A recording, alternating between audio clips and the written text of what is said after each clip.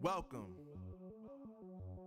to the place where dreams come true, where everything you want can be yours, if and only if you're willing to work for them, you're willing to hurt for them, but most of all, you're willing to be first for them. Ha! Look, I'm going straight to the top. I don't know how I would stop, like it or not. I got some goals that I'm hitting. You hear what I'm spitting, it's hot. Look what I got, whole lot of passion and pain. The road to success is insane. Stay out my lane, cause I'm on a mission. I'm getting what stands in my way. Yeah, I'm a beast, I wouldn't play with me, baby. The way that I'm training is crazy and I do it daily. You wanna talk about drive? I got more drive than Mercedes. I never been lazy. I'm in the room, it's a red alert. You wanna compete? Well, get better first. I got 10 toes in the dirt, push through the hurt just to show them my worth. I'm the best. Yeah, I'm the best. I never stress. I know what's next. I'm who they test, like we playing chess. But I'm unimpressed, so now let me flex. Ha. Yeah, I'ma work through the struggle and hurt, cause I know my worth, and I gotta be first. Ha. Yeah, I gotta be first. Look, I don't want anyone's sympathy. I understand what it's meant for me. I give my focus and energy. If it's meant to be, then it's meant to be. But mentally, I'm undefeated. They hear that and say I'm conceited. Like there's no reason. Like I don't beat them and come back again just to teach them that when you work under pressure, you reach higher measures. They'll try and bring you down, but you cannot let them, and only get better and focus on cheddar. Eye on the prize and you'll become a legend. Like when I'm in the room, it's a red alert. You wanna compete? Well, get better first. I got 10 toes in the dirt, push through the hurt just to show them my worth. I'm the best. Yeah, I'm the best. I never stress. I know what's next. I'm who they test, like we playing chess. But I'm unimpressed, so now let me flex. Ha. Yeah, I'ma work through the struggle and hurt, cause I know my worth, and I gotta be first. Ha. Yeah, I gotta be first. They don't know what's gotten into me, how'd I turn pain into energy. Through all the struggle and hurt, remember my worth, and that's why I gotta be first.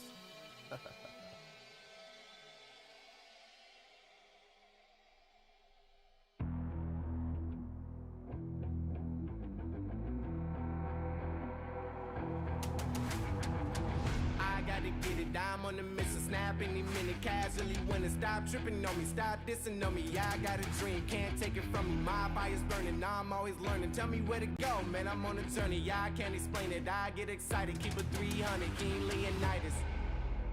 Strap in, cause it's gonna be a long ride. Working on me every single day and night. There comes a time when your worlds will collide. If it's holding you back, push it right to the side. Ain't got no time for no fear. I work too hard to get here. Ain't got no time for no fear. I work too hard to get here. I don't got the time, put me in, coach. I've been going hard, time to let it show. Everything raw, give it to me now. Let me have the spot, man, it's going down. Gotta get it here, I don't wanna wait. Take what I want, then I go train. Gotta get a win, I won't lose the game. This is my year, I ain't gonna break. Strap in, cause it's gonna be a long ride. We've been preparing for this day for more than a month, the beginning of the Snapdragon Mobile Challenge. The best North American Clash of Clans teams we have to offer have already been through so much, but their journey's not over. In fact, it's just starting. That's right, F. Because tonight is just the first step in these teams' ultimate goal, qualifying for Challenge Finals at PAX West in Seattle. What a better setting than one of the biggest gaming and culture festivals in North America. One of the teams that seems like a shoo-in for Seattle is our returning champions. Although they are flying under a new name this season, United Gaming, Nick and the boys were able to skip the Open Finals, so tonight we'll see them for the first time in Season 3 once again in action. And the other team that got to skip the Open Finals is Empire Gaming. They're on a redemption tour this season after the disappointing way their Season 2 run ended. Our community correspondent Erica sat down with Smokey to talk about how this season represents a fresh start for a veteran team. The players are ready. The crew is ready. You know I'm ready. And heck, I know you guys in chat are all ready. You know the vibes. This is the Snapdragon Pro Series.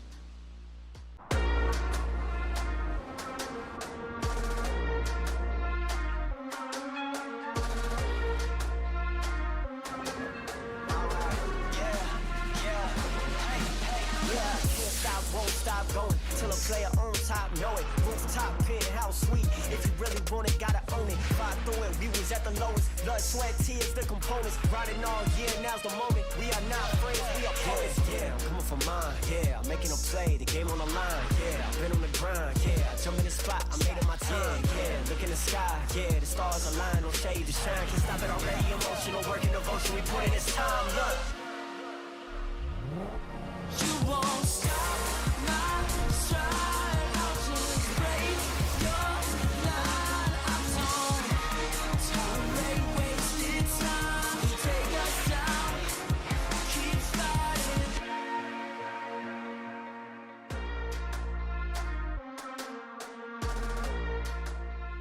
Hello, what's good, and welcome. It is Season 3, baby, and we are starting off strong. Clash of Clans rocking here, challenge stage, and you know what it is. It's F-Dot, it's Bash, and of course we got Eric along for the ride, too. Good to see you guys. Not you, but also you. How you been, Bash?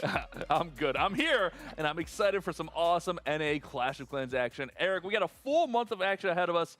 Can't wait for it, man. We got some really good teams, really good wars. I'm definitely excited to see what they got for us today, and I'm also excited to see how they have adapted to this new meta. Yeah, like you said, we've got a bunch of squads out here. We've been doing this for 3 seasons now. Clash has its own world. So when we take a look at our 8 teams that are here to contend, you'll see some familiar names like Empire and United, and you'll see some new names as well. 50 Shades of Hog, We Stay Active, a whole bunch of like interesting squads. I think a nice mix of the old and the new. Oh yeah, for sure. Some veteran teams, and this is week 1 of our challenge phase, which is a round robin. That means that each team will play every other team for a total of 7 matches. And then from there, our top 4 teams will go on to play live in our challenge finals at PAX West Seattle. Absolutely. So 6 of the teams there, you saw them play through the open finals. But the top 2, Empire Gaming and United Gaming, actually got to skip the open finals, and they, being at the top of the ladder, got to play right through the challenge. So I'm excited to see what they have for us tonight. But I mean, speaking of the top teams that were playing through the open finals, Aphelion was one of the highest scoring teams as they played through there. They put out dominant, like 14-star wars. They were the team to beat, and of course they made it through. There were no surprises there, Bash. They were right there at the end of the ladder. They kind of just got knocked out last second, so they're definitely a contender. But we have a fun team here. 50 Shades of Hog, new level to the Hog, super Hog Riders as well. Maybe this will play as their strong suits here, Eric.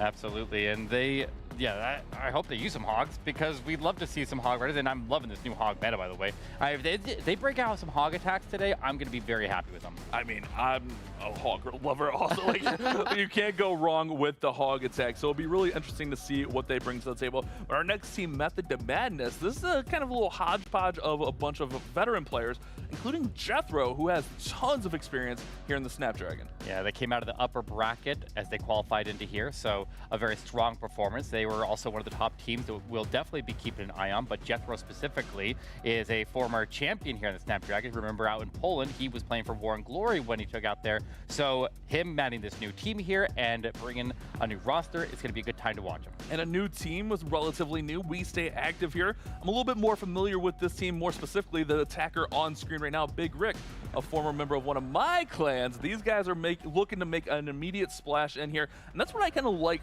with these teams. I feel like we have our top 2, maybe top 3, but those other 5 teams, anything could happen with them, and any wrenches could be thrown into the gears. Oh yeah, love to see the wild card teams mixed in. But here's a team that you are probably familiar with, but played under a new name today. They were playing under Fuzzy Wuzzy Wuzzy, but they are now United Gaming Nebula. As today, just a couple of hours ago, Right. they actually announced it. Yeah, right before our show started, you told me, hey, Bash, look, they changed their name. They got a new org. Congrats to them. That's awesome. Whenever you get signed to a new org, that is massive. But these guys, they are really, really good players. A super solid lineup. And another veteran team here, Golden X. I get to meet with these guys in DreamHack and just talk football all day. So, personal favorite of mine. Oh, yeah. I mean, everybody in the Clash community are very competitive in all things. That's like the mindset that you have to be able to compete at this level. Is you got to be players who are competitively mindseted. Right. And these guys kind of surprised people at DreamHack, so we could see that here throughout the challenge phase. But man, we got some awesome competition ahead of us here, FDUP. I mean, that's the fun part of doing what we do up here. We dive deep into what the Clash guys do. We see the competitive side, but there's also the human side, the community side. That's a big part of what makes this train keep chugging. And standing by, we actually have community correspondent Erica, who's talking to Smokey Bear and showing us that side of the world of Clash. Thanks, FDOT, and hello everyone, and welcome back to another rundown of the Community Spotlight. I'm Erica, and I'm so glad to be back for another season of getting to know the players outside of Clash of Clans. Today we have someone who is back from last season, Season 2, after a heartbreaking disqualification right before the San Diego LAN event. With that same team, but with a new sponsor, this guy and his team has grinded their way through the ladder phase by playing over 76 wars in just 1 month. He has a lot of fans and the people who are watching every move him and his team makes. So without further ado, let's go get a hold of Mr. Smokey Bear, the leader of Empire Gaming.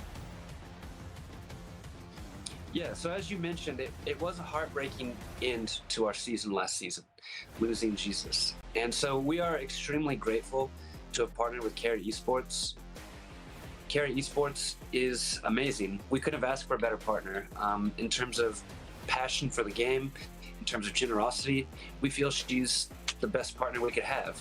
We are also grateful to have LT with us. LT has been our manager now since the start. I don't have the patience to do what she does, to negotiate with all the teams, to schedule all the events. We wouldn't be here without LT. Well, we decided, and I'm glad you mentioned that, we felt like that might be an ESL record. So I'm glad that was one of record. I think that would be one of multiple records we would have set this year. I think the first was being total wars, maybe that we've ever had in ESL history. The second was, I think, maybe the largest point swing in the last day or two. Would we have like a 200-point swing in the last couple days? We came in here not just focused on this event and the outcome of the ladder. We came in with aspirations beyond even this competition. This is a tough meta. We aren't focused on any one team or any one outcome. We felt confident in our abilities. We've come in second place in the challenge in each of the last 2 seasons. So it wasn't our ability that we were questioning, but the meta's changed. So we wanted to come in here because this is unique. No other event allows you to come in here and just spin and spin and spin. So that's what we said we're going to do coming into this. It doesn't matter where we end up. We're just going to keep spinning until you guys want to puke, and then we're going to spin some more. We're excited to show this is our year. Wow, this is what we expect and why we love Smokey Bear. He's controversial and loves putting the spice within the Clash of Clans community. The competition tonight is going to be fierce, so let's get the show on the road and get you guys back to the boys. Thanks a lot, Erica, killing it over there. And Smokey Bear doing what Smokey does, you know, just kind of, listen, he knows his stuff, but the way he presents it is always, I like it. Yeah, he's very intense and one of the more prolific figures here in our tournament, but very well known. Interesting to hear from him. Absolutely, and the fact that they played as many wars as they did, setting a record, like they have definitely gone out there and got tons of extra practice, probably more than a lot of other teams there, to get ready for this competition, and I think that is going to play to their favor here. I think so too. You know, competition is really what we're all about. We're here focusing on some hardcore competition, and so we want to jump right into it. But first, of course, let's take a review of how the competition went last time around. And so here it is. It's guess the percent. Gotcha. Wait, I thought we were getting into the wars. No.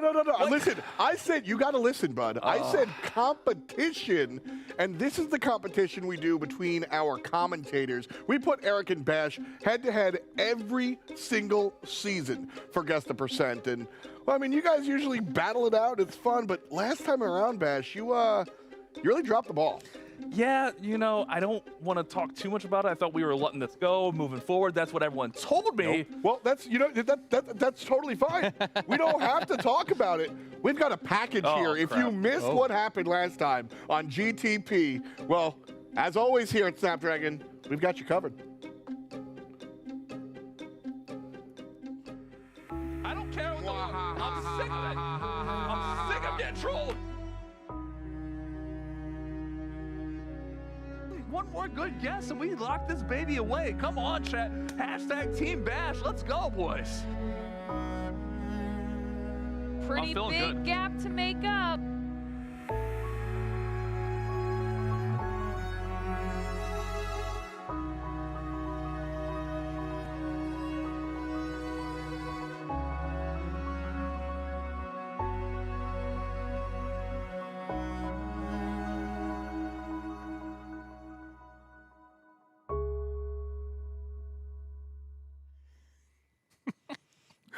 Guys, I thought we were moving on and not showing that again.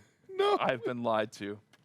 Listen, the squad put way too much work into that. We're not going to let it go. I love the music, the slow, sad music. It was sad, but it's going to happen again, Bash, because I'm not going to let you win this season. The worst part was how confident I was and that I threw so hard.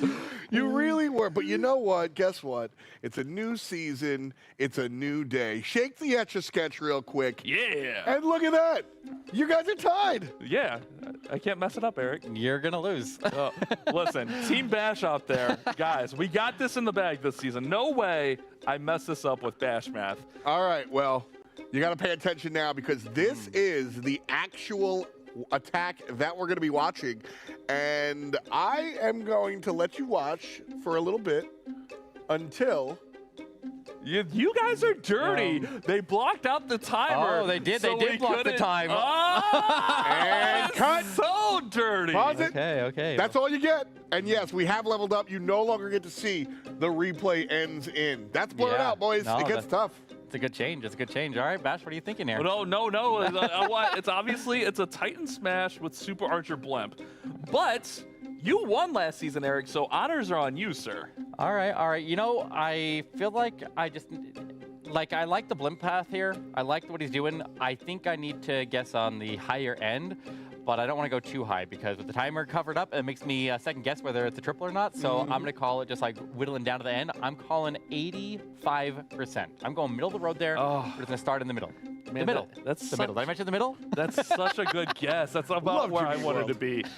Oh, so like, what if I big brain here and I just copy you every week? That'd be- Would that no, wouldn't be okay, fun. no, we're not gonna do that. Yeah, you gotta so do my that. thought here is Blimp lands, clears out a lot.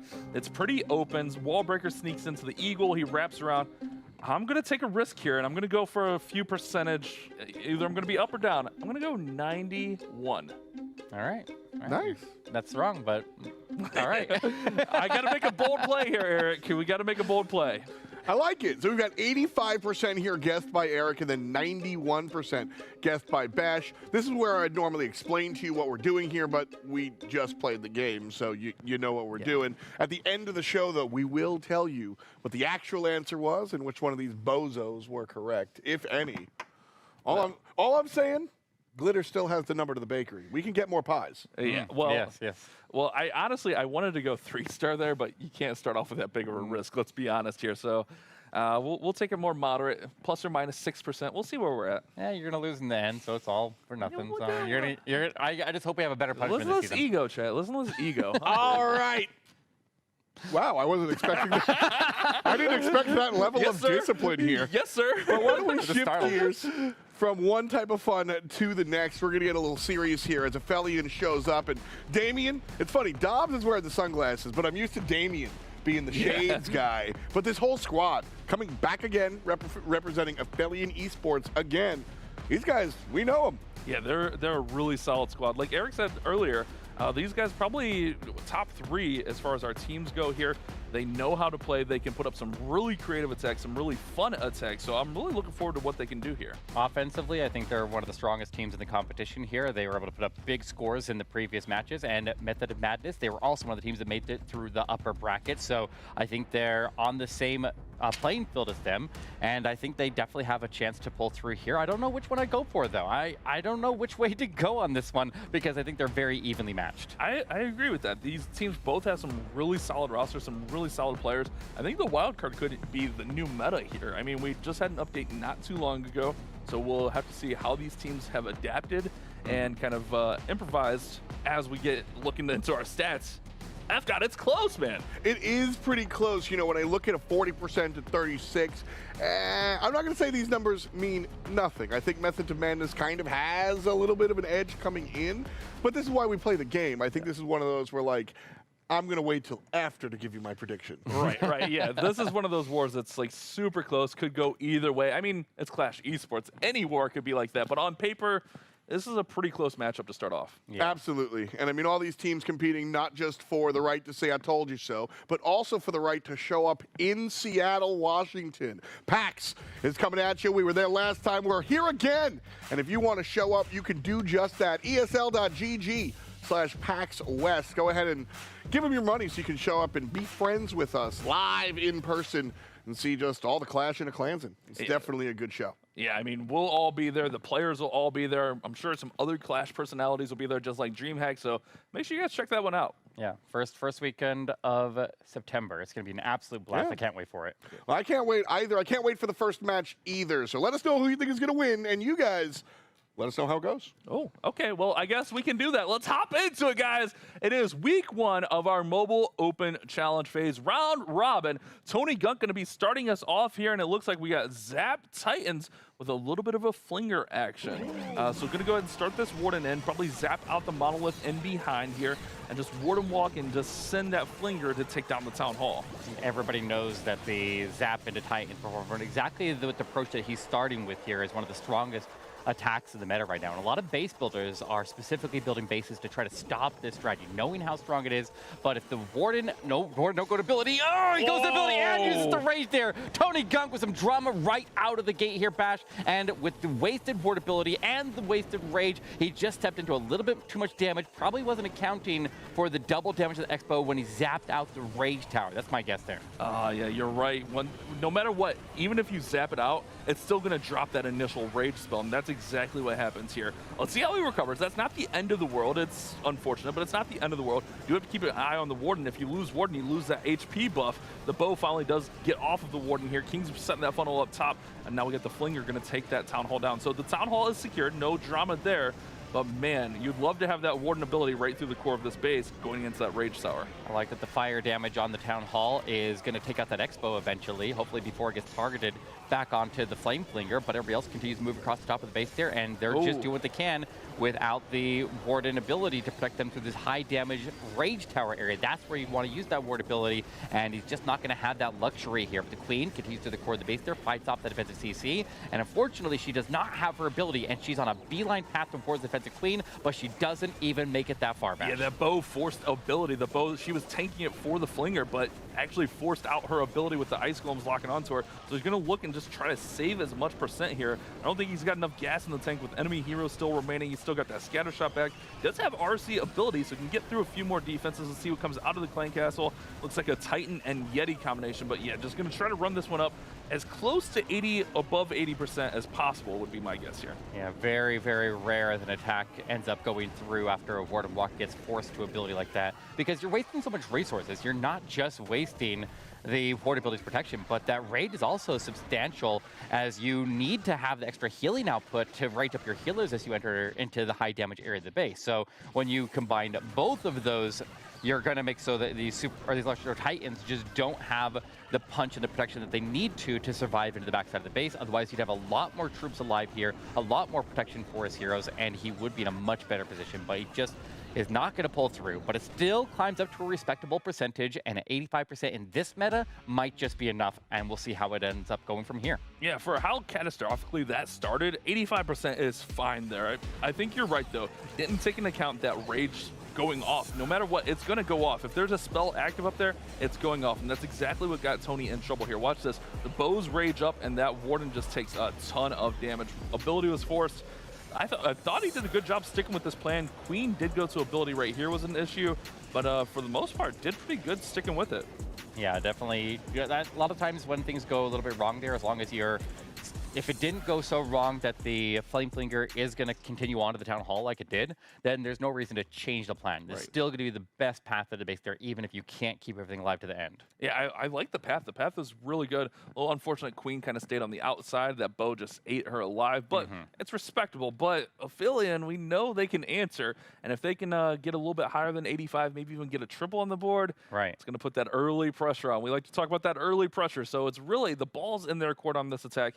You definitely want to match or be as close to that attack as possible, and it's going to be Dobbs with a Queen charge Lalo attack, starting us right off. Queen's going to go right in here towards the enemy Queen, it looks like. Now, let's remember that Aphelion Esports, when they were playing through the Open Finals, they actually made it through with 2 14-star wars. In fact, their first war that night was actually a 499%, nearly a perfect war. So this team definitely knows exactly what they're doing, and that's why I've been saying they are one of the top teams to beat in the competition here, and I would expect them to make it all the way through, but I guess we'll see. And the Queen's charging in here. She dealt with that enemy Queen, and while she's getting this charge underway, let's take a quick moment to thank our sponsors over at Snapdragon Elite Gaming. Guys, when winning matters, make sure you thank Snapdragon Elite Gaming. Huge shout out to them for putting on this awesome tournament for us.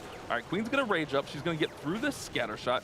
This wall breaker going really far in. He actually opened it up, but I think he was trying to open this little gap right between there.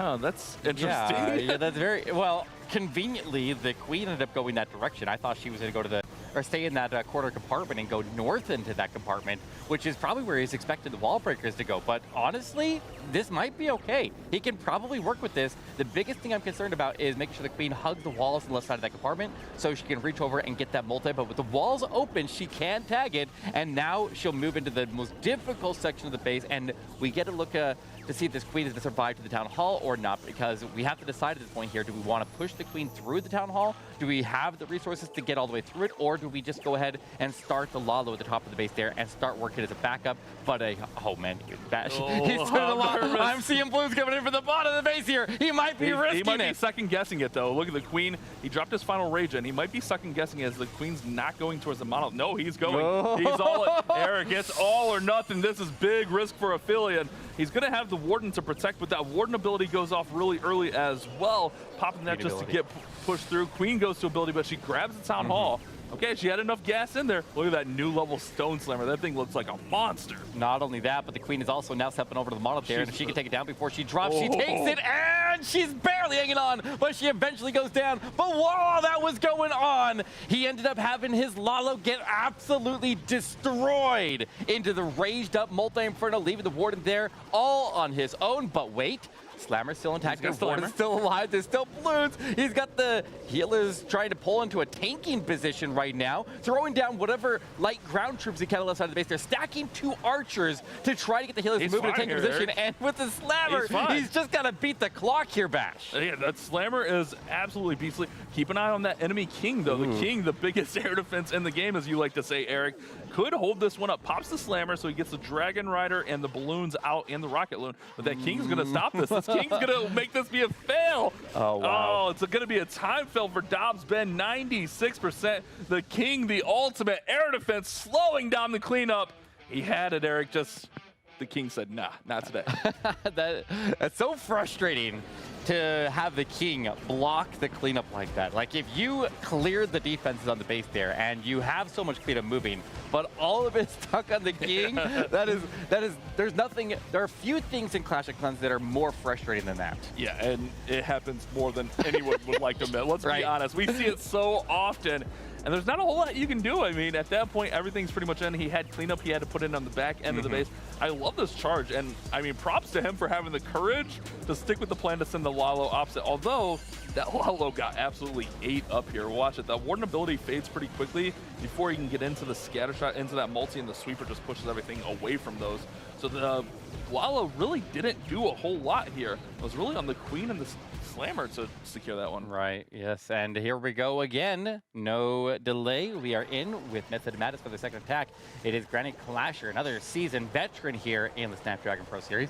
But it looks like he's coming in with a Electro Titan and Super Bowler Smash. I like this attack as an approach to go in opposite of the Town Hall. Now the question is how, oh wait, is this, I'm not sure whether the main push is going to the right or left here, but at the moment, typically we would charge Super Bowlers through the Eagle Artillery and cross the base. But this setup is actually looking like he's getting ready to go to the right instead. Yeah, it's a little bit confusing. So I'm not much of a Smash player here. Why do you mix the Titans with the Bowlers? Is that just to mix that range with the damage, the aura damage of the Titans? Usually you like to get 3 or 4 Super Bowlers can do a lot of firepower, but you need to get them protected initially. So Electro Titans are great for fighting off the CC, okay.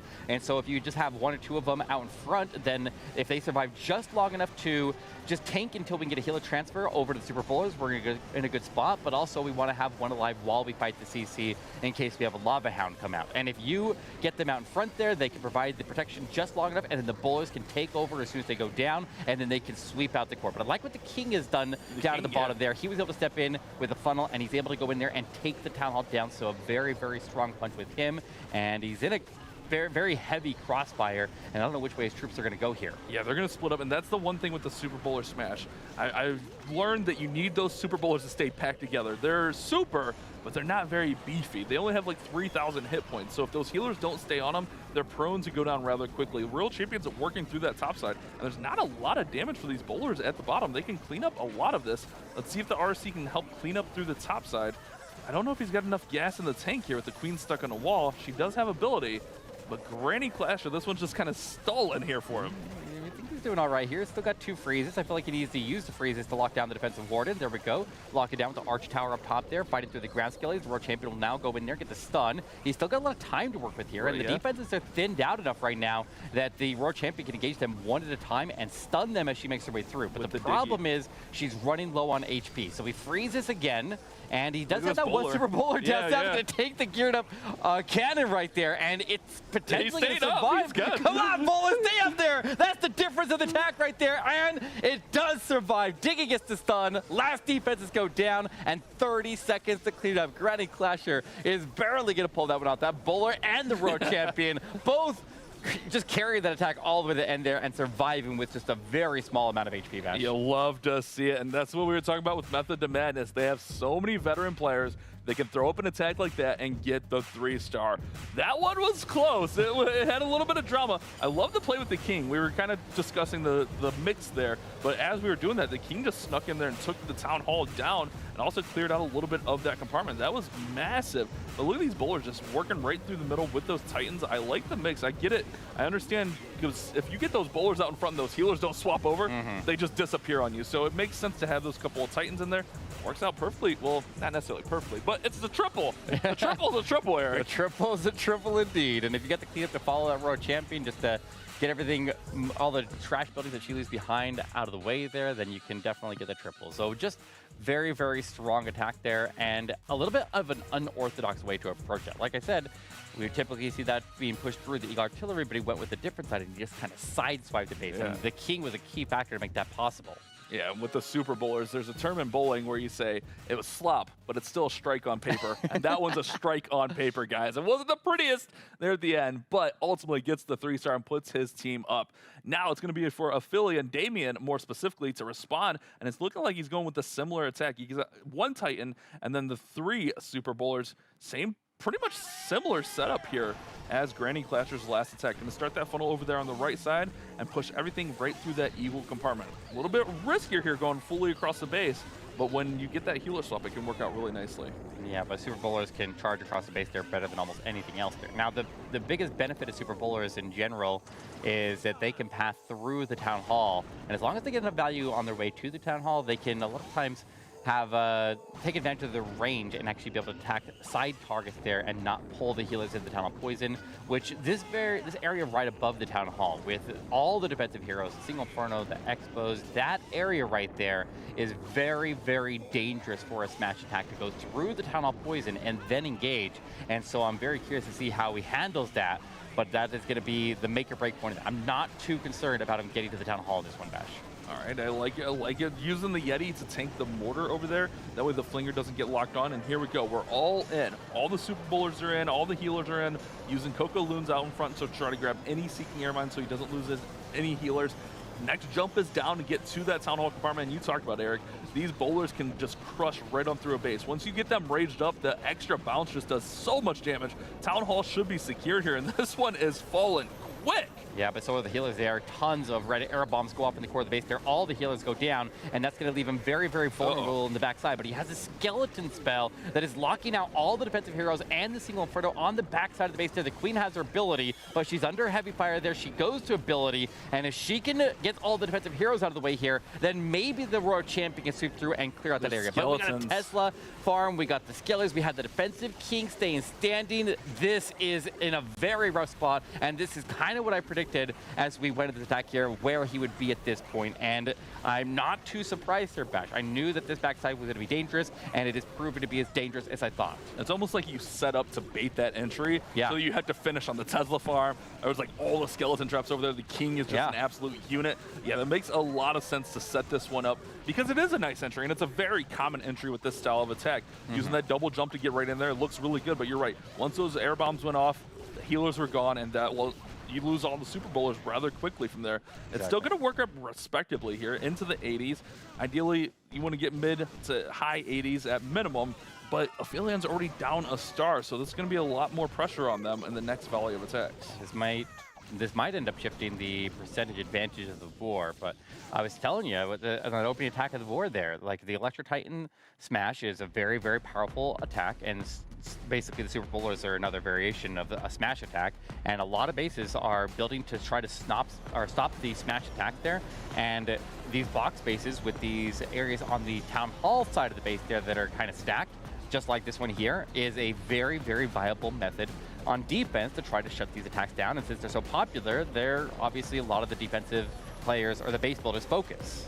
And you're right, Eric. That attack with the 85% does shift the percent advantage, not only the star advantage, but the percent advantage over to Method to Madness. So they are up on percent, they're up on stars, and they can look to push that even further with this next attack. Another 3-star, and I mean, you can't get better than 100% 3-star. Exactly. So the ball's in their court here. They can really, you know, show or put the foot on the gas and put the pressure on Aphelion here. Right, but they're also it's still very, very close here, because with a match on the 85%, we're literally only looking at a 4-building split here. So if we have one team triple, we can see a full reverse there with only 4 buildings left on the board. Like, it could easily turn around very, very rapidly. So we'll move over to Method of Madness and see if they can sustain their lead here, or if they give them an opportunity to get ahead. But it is going to be a dragon attack here. Drags. Zaps with dragons, baby dragons, inferno dragons, dragon riders, lots and lots of air troops here.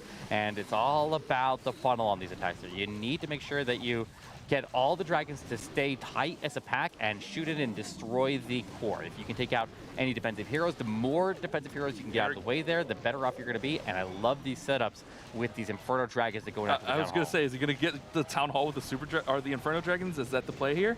It looks like it. Yeah. Because he's got the funnel set. He just got to get through the storages, and then the Inferno Dragons should be able to lock onto the Town Hall. Ooh, lost one there, but that's still fine. He still got one, as long as there's no traps in here. I think Balloon swept through this area. We'll see here. There goes the Lightning. Did miss the Monolith. Freeze goes off. Oh, missing the Monolith kills it.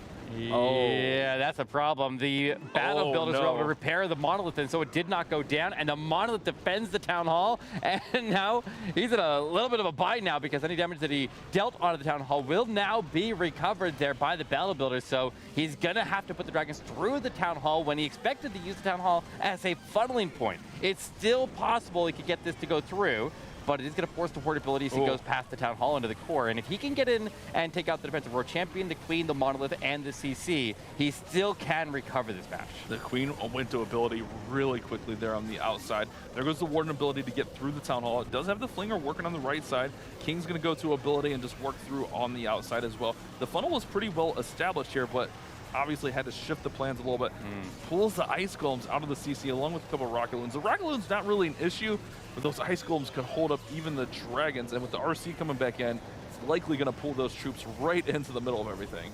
Unfortunately, the RC immediately gets targeted onto by the Monolith and the defensive Queen there, so she quickly goes to ability. She does pop her ability and get the Monolith off of her, and with a little bit of spell support there, she was able to get the defensive Queen down, but at the cost of her own HP, and it is going to be a big, big defense here for Method of Madness. And It only need to hold at 96% or less to have a potential swing of the war. So this is a big opportunity, and Affiliate Esports, we know that they have the offensive power to be able to take advantage of this. They just need to clutch it right now, and they can take control of this war. This is a massive swing here.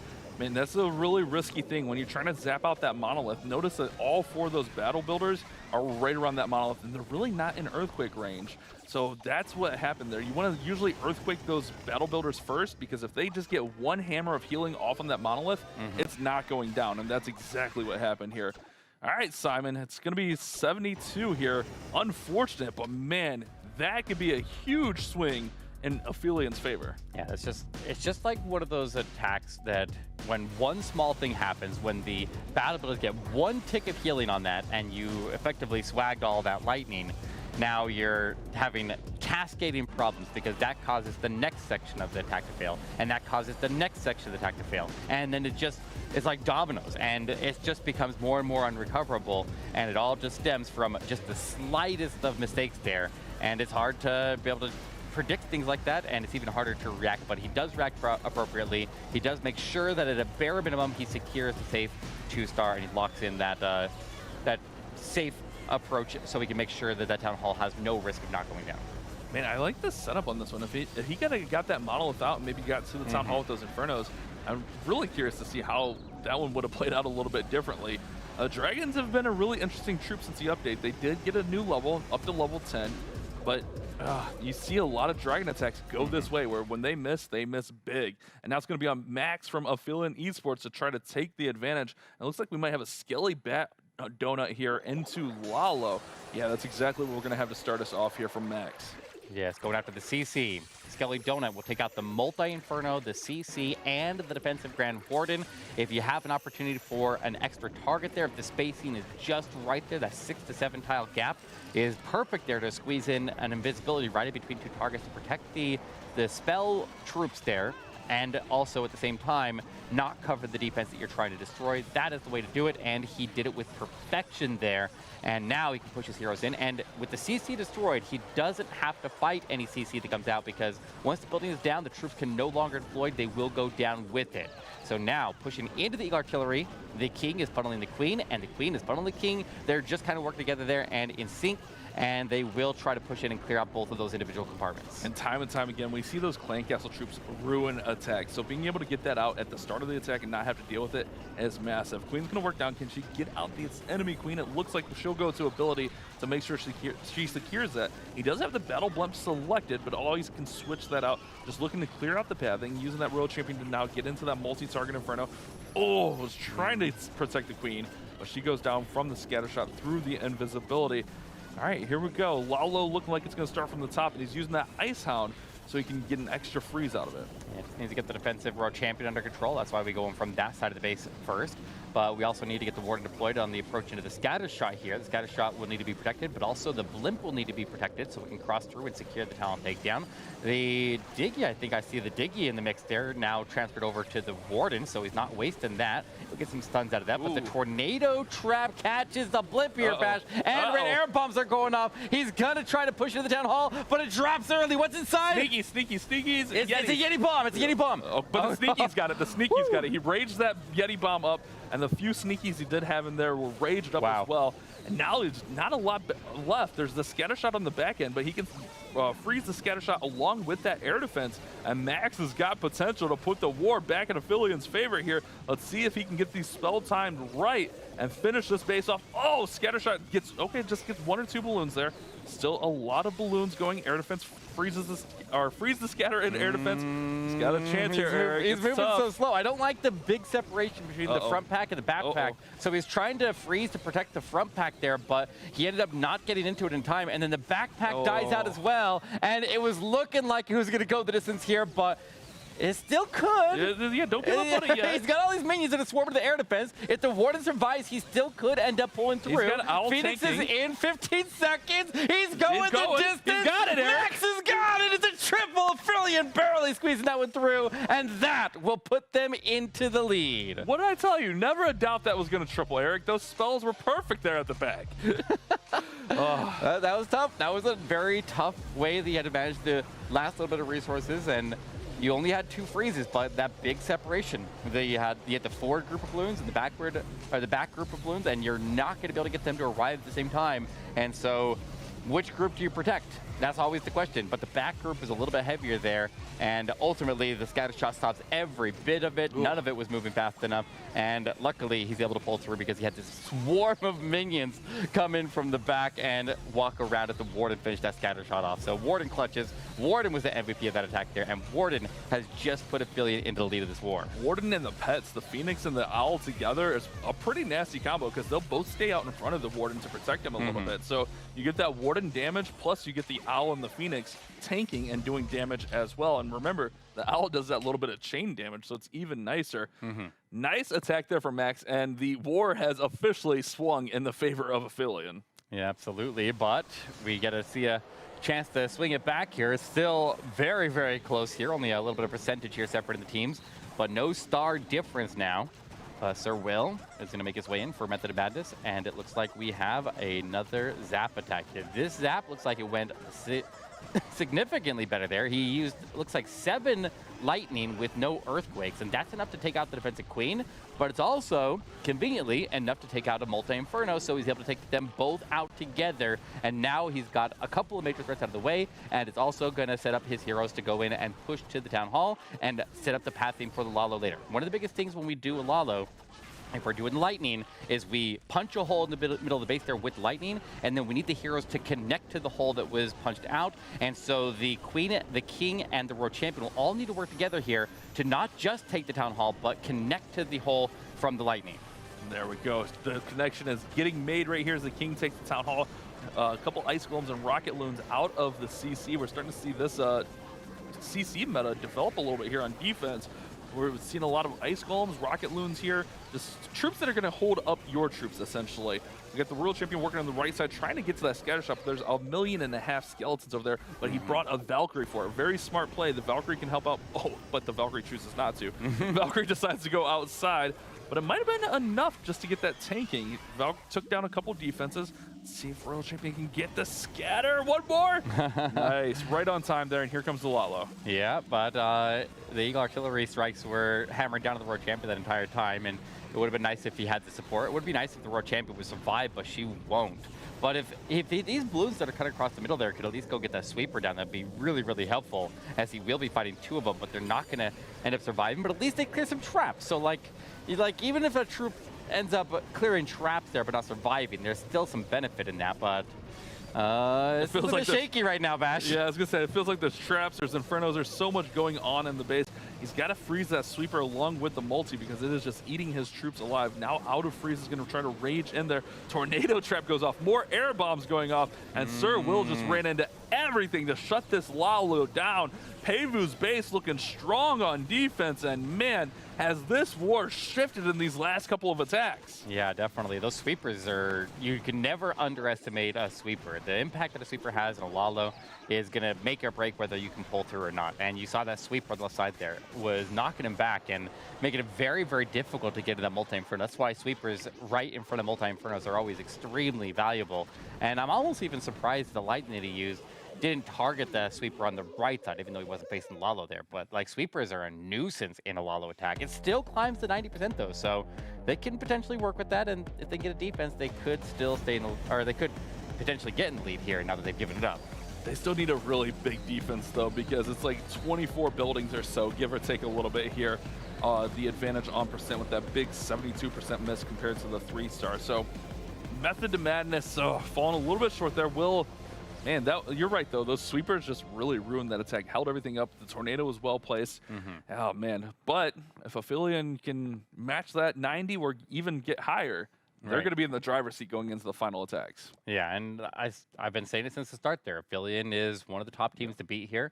They performed absolutely phenomenal in the open final stages, and they earned their spot here as one of the highest offensive rating teams. Like, they had a very high hit rate there, and I think their like on the board rating for our head-to-heads was like a little bit low from the earlier stages of the tournament, from like ladder and stuff like that. But like, they have definitely proven themselves here, and they are going to be a force to be reckoned with here as we go to the final attacks. But now we'll see if they can sustain their lead as we see a Dragon attack. And we saw that other Dragon attack there earlier from Method of Madness fail very, very badly. So this does always concern me when I see an attack fail. But it's also interesting if we can see the other team take a very similar attack to what we've already seen and then make it actually perform the way that it's supposed to. I think this is going to be a little bit different, though. I think this is going to be the clone bomb. What we used to see push play a lot, where they would clone up the balloons. He's got one clone here. I don't see any invisibility, so that doesn't lead me to believe he's going to try, cloning minions or super archers. I think it's just going to be a straight up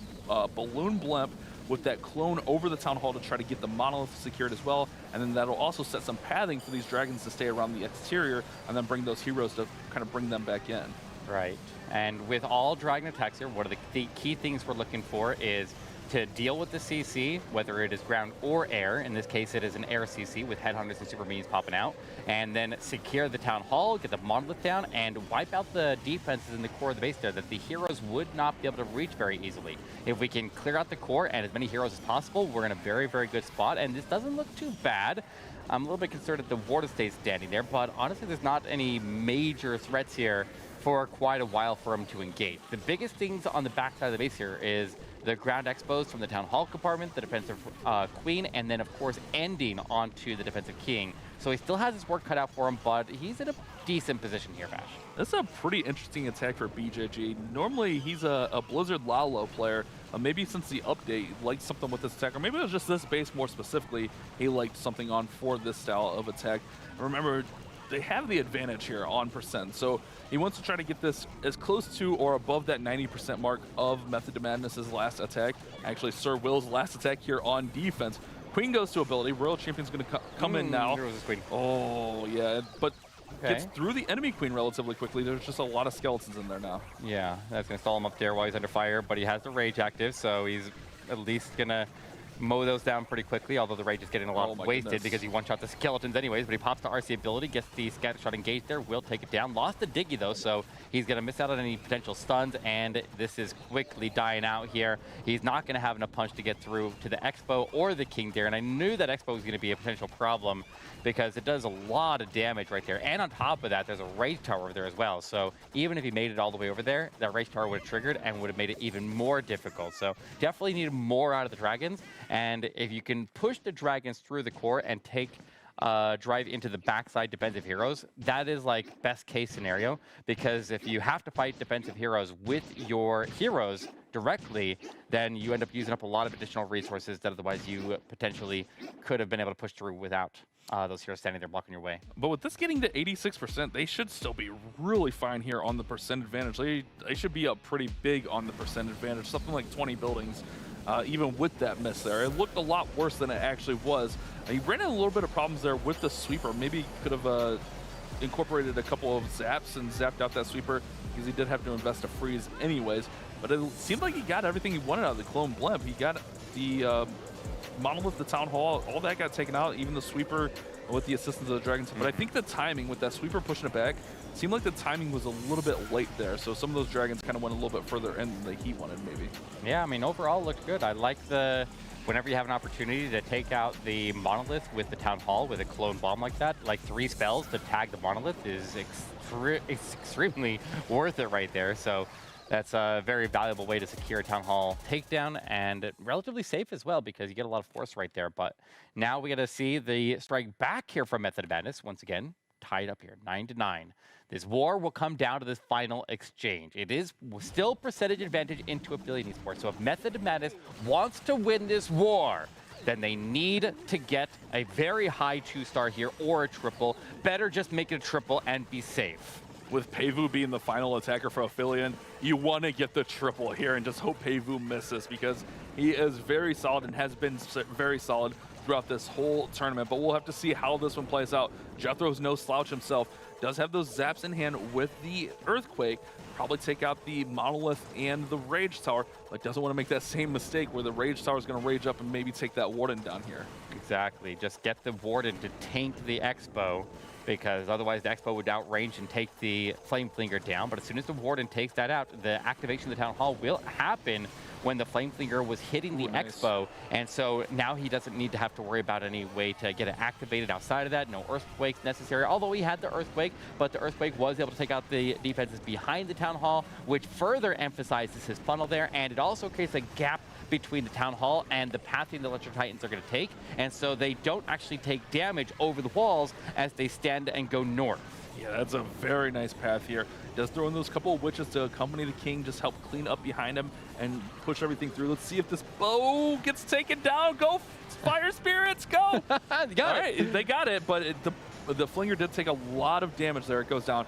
Warden ability goes off in the middle, and I see some Ice Golems going to hold all these troops up in that Rage Core. Look at all these Rages going off, Eric. Bows are double damage. The multis are double damage. A lot of damage being output onto these Titans right now. Yes, but he does get the healers to finally step up into the Rage Spell. He gets another Rage Spell down, and he is sustaining that area right now. The King is out in front of the pack there. He's gone to Phoenix there. He's providing an additional line of protection up there. The Queen's a step over to get the Multi-Inferno, and she still has her ability, so she can use that ability, or maybe she doesn't even need it to get the defensive row champion now because she's still inside of the rage there. She survives, and her Unicorn will top her back off. This is looking very, very good here for Jethro, and I was saying, Jethro is a champion here in the prior seasons of the Snapdragon. Remember, he won with War and Glory when they played out in Poland. So he's definitely a seasoned player here. He's definitely proving his worth in gold. He's got his push going all the way to the backside of the base there. Road Champion still alive. Road Champion is stripped off the healers, and Bash, they are going to put the pressure on here. Go to the final attack. Jethro with the clutch attack, and we know that's what he's capable of here. That Titan Smash was executed perfectly there. Great patience to wait on the zaps so that he didn't rage up that Expo and cause some drama for his Warden, which we saw a little bit earlier from Tony Gunk, and gets the 3-star that Method to Madness needs. Now, Aphelion has to 3-star. Percent doesn't matter. If they 3-star, they win.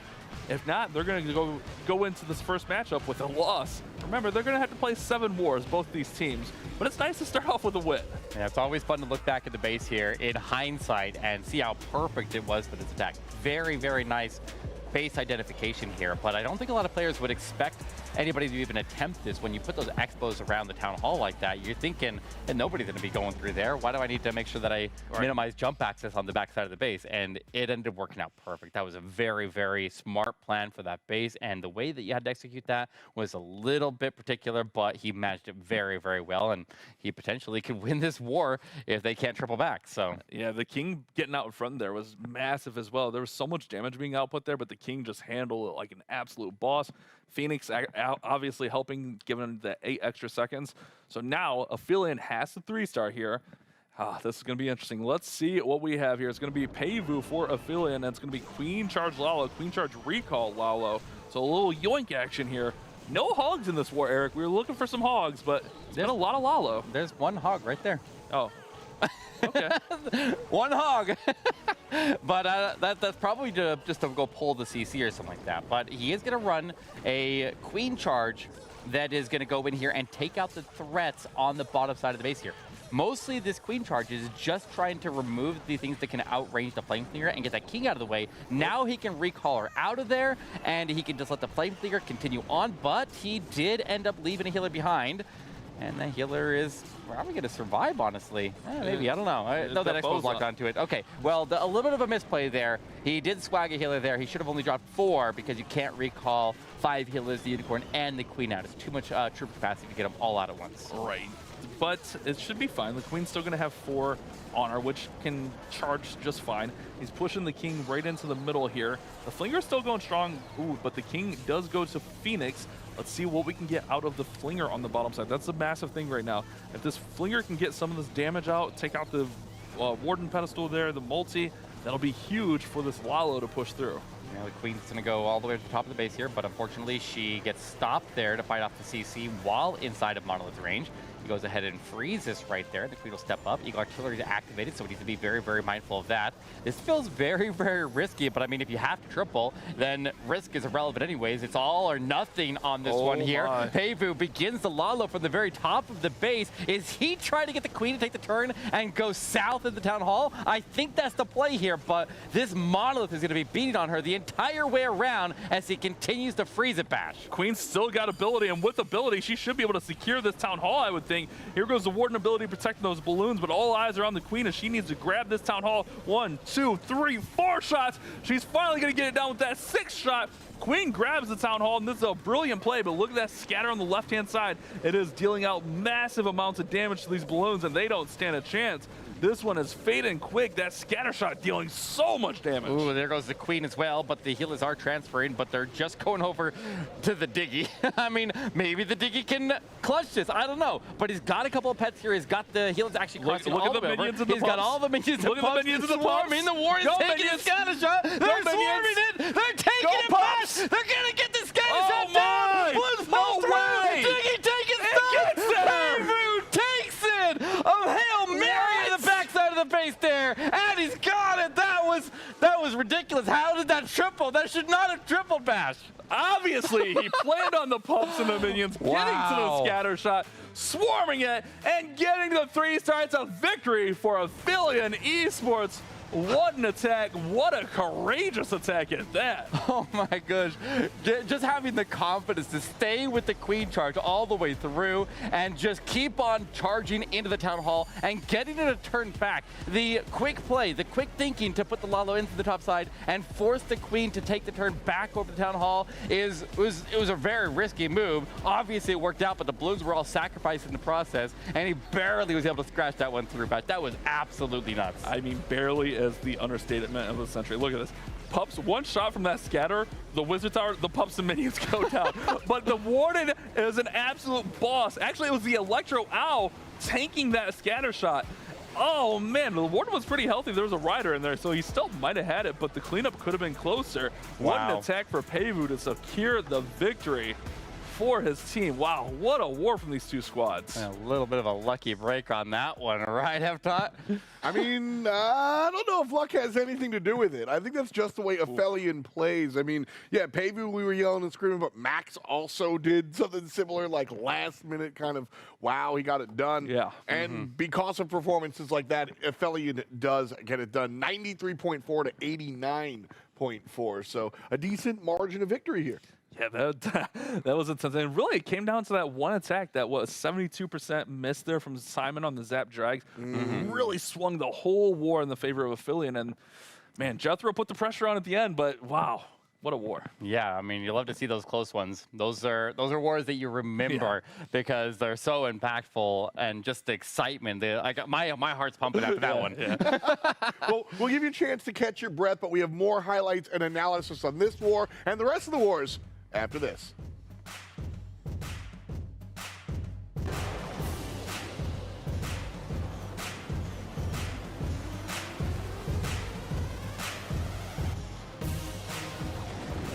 The Snapdragon Pro Series powered by Samsung Galaxy is brought to you by Snapdragon Elite Gaming, Samsung Galaxy S23 Ultra, Monster Energy, DHL, and the U.S. Air Force.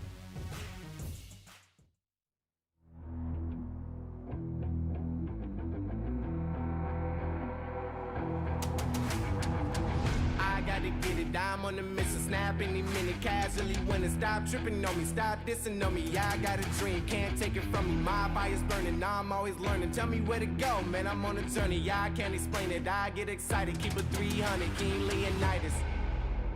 Strap in, cause it's gonna be a long ride. Working on me every single day and night. There comes a time when your worlds will collide. If it's holding you back, push it right to the side. Ain't got no time for no fear. I work too hard to get here. Ain't got no time for no fear. I work too hard to get here. I don't got the time, put me in, coach, I've been going hard, time to let it show. Everything raw, give it to me now. Let me have the spot, man, it's going down. Gotta get it here, I don't wanna wait. Take what I want, then I go train. Gotta get a win, I won't lose the game. This is my year, I ain't gonna break. Strap in, cause it's gonna be a long ride. Working on me every single day and night. There comes a time when your worlds will collide. If it's holding you back, push it right to the side. On another level, I will never settle. Mind over matter, get the gold medal. On another level, I will never settle. Mind over matter, get the gold medal. Ain't got no time for no fear. I work too hard to get here. Ain't got no time for no fear. I work too hard to get here. On another level, I will never settle. Mind over matter, get the gold medal. On another level, I will never settle. Mind over matter, get the gold medal. On another level, I will never settle. Mind over matter, get the gold medal. On another level, I will never settle. Mind over matter, get the gold medal.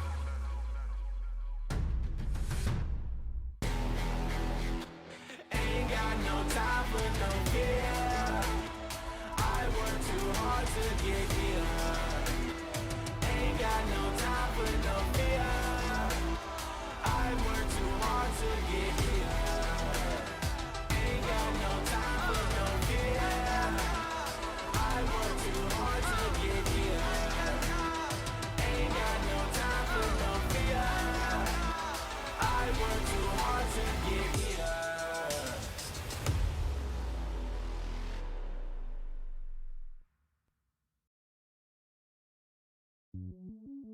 Welcome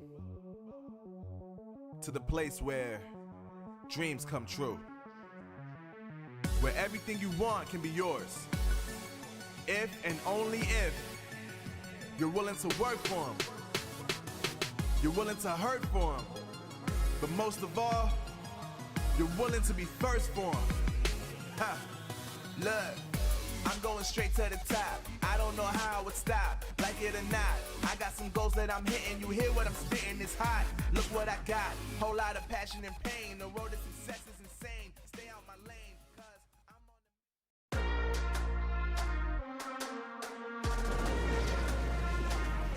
on Welcome back, Clash Nation. One down, and Aphelion are the ones that win it. They win it on percent. It was pretty close, both big picture and little picture, honestly. We had a couple of kind of nail-biting wars coming out here. Great attacks, but definitely cutting it down to the wire. We're over here on the analyst couch. It's F-Dot, and it's Eric. And Eric, you've got something to break down, huh? I did. I want to take a look back at that Skelly Donut Lalo that was one of the key factors in pulling off the win there. And that was such an insane war. We could go over that other attack that won it, but we literally just came off of it. It was also a very brilliant attack. But the Skelly Donut, I think, is one of those attacks that I think are one of the more challenging attacks to perform in the meta.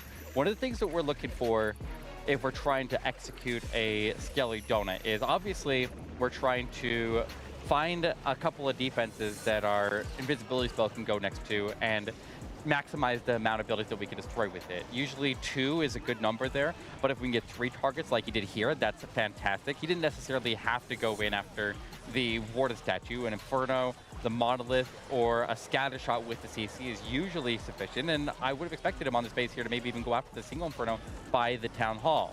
But then, to have the heroes go in, you'll notice that every time we set up a Lalo attack, we punch a hole, whether we use Lightning, a Skelly Donut, or we just take a natural void space in the base there. But we're always trying to connect the punch in with the heroes to go connect to the hole that was created on the base and take a big chunk out of the base there so that we have all defenses cleared on that side of the base there up there connecting to the Skelly Donut, which is why we call it a Skelly Donut, right?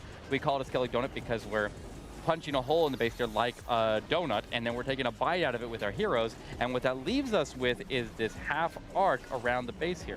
So we have the hole out, and then we have this half arc or crescent, and now once we are into that position, regardless of what town hall level you're playing at, what we're trying to do is try to find the best path for the Lalo. If we have a long Lalo path to get to the town hall that gives us quick access to defensive heroes, where we would dive in headhunters to go take them out, then we want to use a blimp to go in and secure the town hall. If we're going to make the close approach and the defensive heroes that we need to take out are nearby where we're entering at the town hall, then we could just go with the Stone Slammer and we could have the balloons take it down directly. But you have to weigh those options. In this case, the blimp was caught by the tornado trap. Luckily, Yetis and it looks like Sneaky Goblins came out and they were able to take it down. And that's also an interesting choice there to use Yetis and Sneaky Goblins, because I think a lot of people would just kind of think Lalo and they think I need to go with an air CC to support it. But since I already destroyed the CC and I don't have to worry about CC troops coming out, and I have already wiped the area of any potential threats there on the ground, then I can just drop in the Yeti bomb. But this is where it got a little bit shaky here at the end of the attack, where he had his balloons moving through, but he was down to 2 freezes. And that makes it very difficult when the packs are arriving in separate groups, because you have to choose which pack you want to protect. And he was in a very, very tough situation. There probably wasn't a way to save the Lalo there.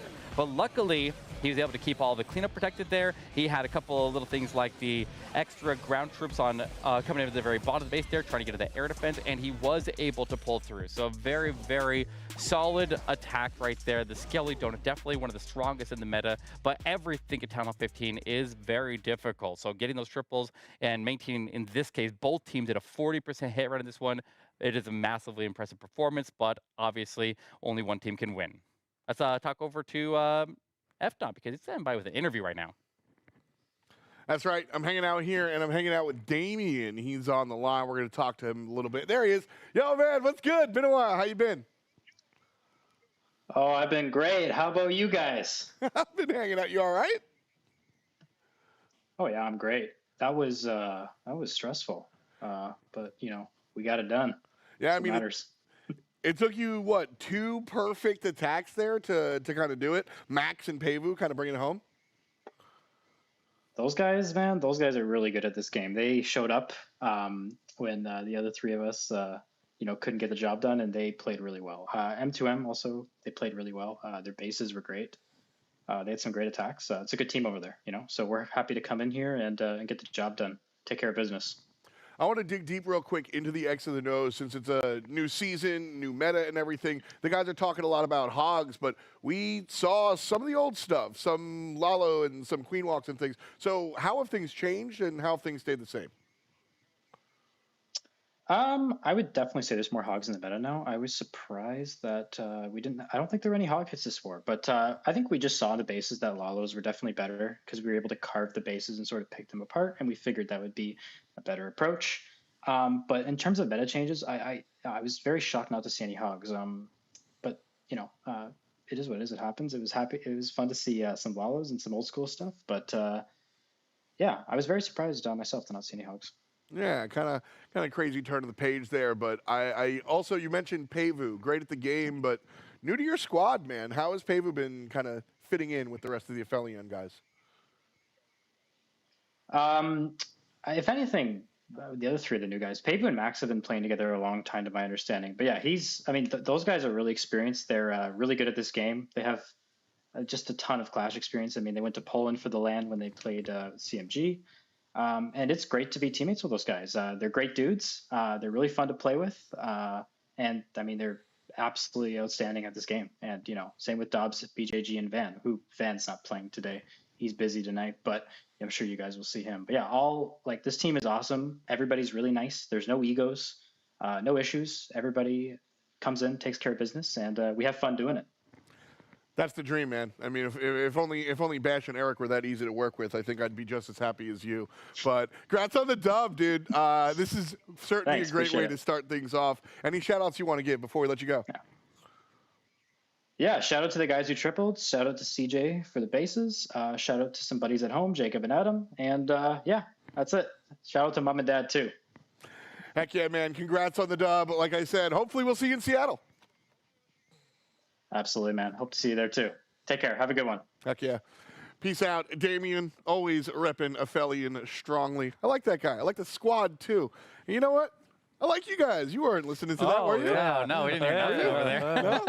I got my eyes on you. I was too busy over here thinking about my ego. Well, we know that's not actually like a misstatement. That's actually true.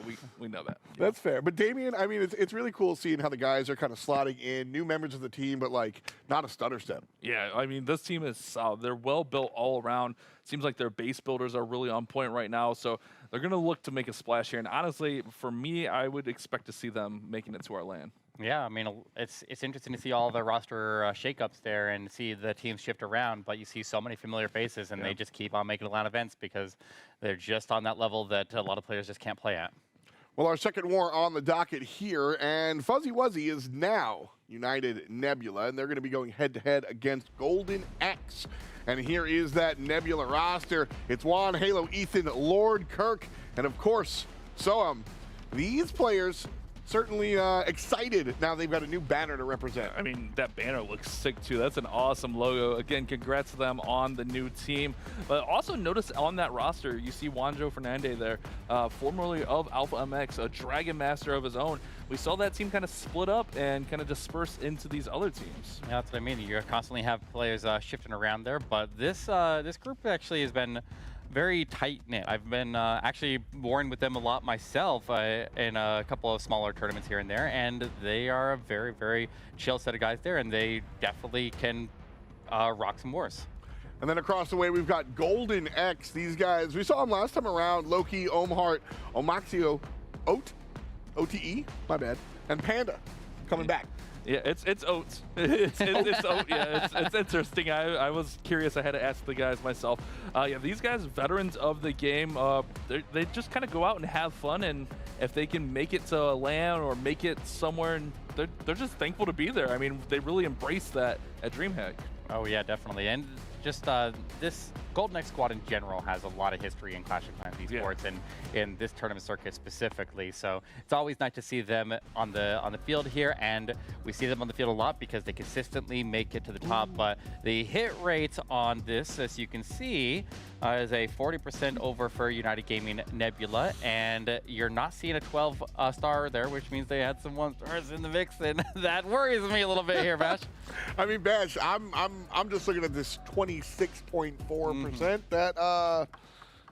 That's not good. I mean, like, I'm not having a knock against Golden X, but for me, that's what I expect for them, because those stats, like on paper, they looked at, but these guys know when they need to show up. We've seen that time and time again. They came up the gate of DreamHack and surprised a lot of teams. They almost took down our champion in one of the closest wars I've ever seen. So these guys could get it done. Stats might be deceiving for this one. That's fair. I mean, stats can just be lopsided sometimes. 1 or 2 missed attacks, and boom, down goes the percent. But up goes your opportunity to see us live in person up in Seattle. Go ahead and find your own tickets to PAX. That's where the culmination, our top teams will wind up there at the end of this performance. ESL.gg/PAX West. And you can see all your favorite Clashers live in person. And right now, you can let us know who you think is going to win. And I'm taking notes. I'm actually not, but you know, it's real important to let us know how you're feeling, whether it's going to be Golden X or the artist formerly known as Fuzzy Wuzzy. I've got front row seats, and well, you guys do too. We're just watching on the same screen. So Bash and Eric, take us away to war number 2.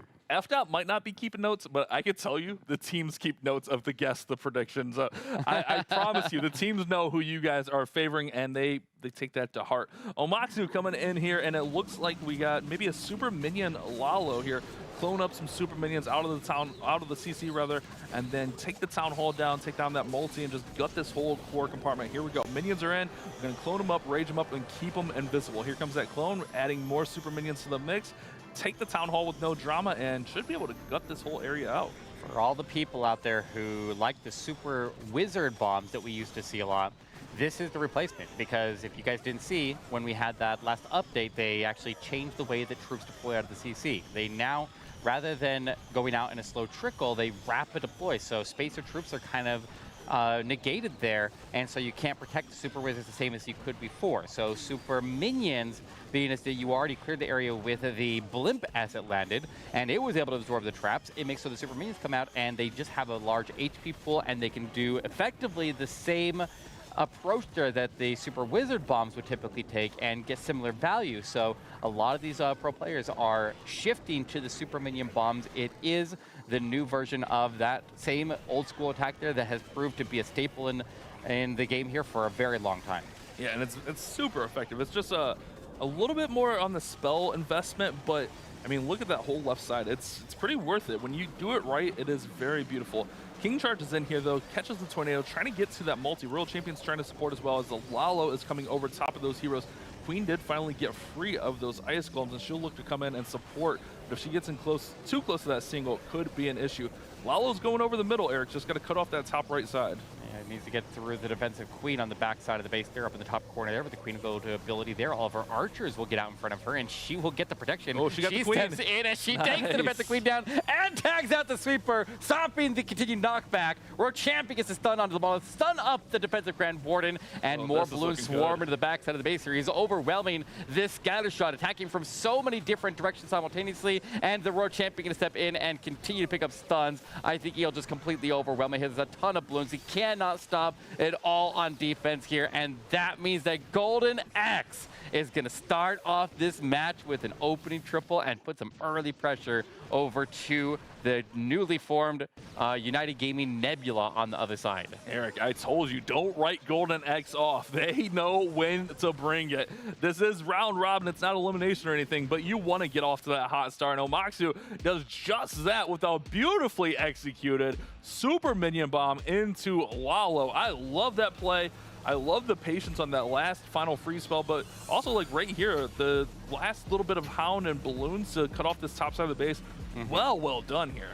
Oh yeah, and it's always intricate strategy with the setup there, because like you have the option to use the clone or not use the clone, and it's a big investment if you want to use it, but if you're going to get extra value around the Town Hall on that initial setup and give yourself this chance, you're taking away from the back end of your attack, but if you remove any threats there that could cause problems in the backside, you're really setting yourself up for success, and you can just see you just completely overwhelmed it. So there's definitely some ways that you can customize that plan specifically to the base that you're fighting, and if you can customize it right, you can take the base down just like that. Yeah, I'm taking a little bit more notes on how to use that new Legends Army. Yeah, right. I solid. It's solid. It is very solid. It's very fun, but it is tough to execute, especially on that short of a fly. I mean, that was the first attack of the war. He only had 8 minutes to plan that bad boy out and planned it perfectly. It was good. So now it's going to be up to United Gaming Nebula to respond. I mean, the pressure is all on them from this point forward. Yeah, and it sounds like from what I'm hearing, United Gaming Nebula is the team that the polls are predicting are going to end up taking this here. So I guess we'll see if that ends up coming to fruition here. But here we go, a veteran in the scene here, former Alpha MXC esports player there, Juanjo Fernandez coming in for United Gaming Nebula. And it looks like, of course, as expected, we love to see him use his dragon attacks. He's very, very good with dragons. He's always had an eye for this attack, and he finds a way to take out a base that most people would even dare to approach with dragons, and he just makes it look so easy. But he's got 5 super dragons. He's got the clone. He's got all the invisibilities here. So I'm guessing that he's going for the Super Minion Bomb, and if he lands right on top of that sweeper by the Town Hall, there is an enormous amount of value right there, and I can see exactly what he's aiming for. You got to be careful of the tornado. I mean, that area is screaming tornado trap, but if he can get this through here, I mean, they don't even have to get all the way there. If they can get close, the Super Minion Bomb can still get it. That's what nice. Oh, there's no tornado, and he's going to be able to drop that in, invisibility, rage up, and clone up those minions and take that Town Hall down. Meanwhile, the dragons are working through the backside. Eric, this Town Hall area is going to be crushed.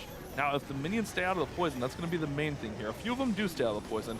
Got Dragon still working, King goes to ability, and Royal Champion yet to be deployed. There's that tornado trap. It was there, but it didn't stop him. However, he did not get the CC down. He's working on it now, and he will have the troops break off and go to the Monolith. But the Monolith was supposed to go down to the initial Super Minion Bomb as it dropped in there. And so it's staying standing because the tornado trap went off and was able to catch some of those troops there. He might be in a little bit of a tough spot, but he'll go and freeze it up there and keep his Royal Champion going into that area. She'll go ahead and sweep it out, and now we'll have to see how much these Super Dragons can do on the backside there with, is there any heroes down on the ground there supporting them? I don't know. No, they got taken Yeah, out. it looks like they're gone.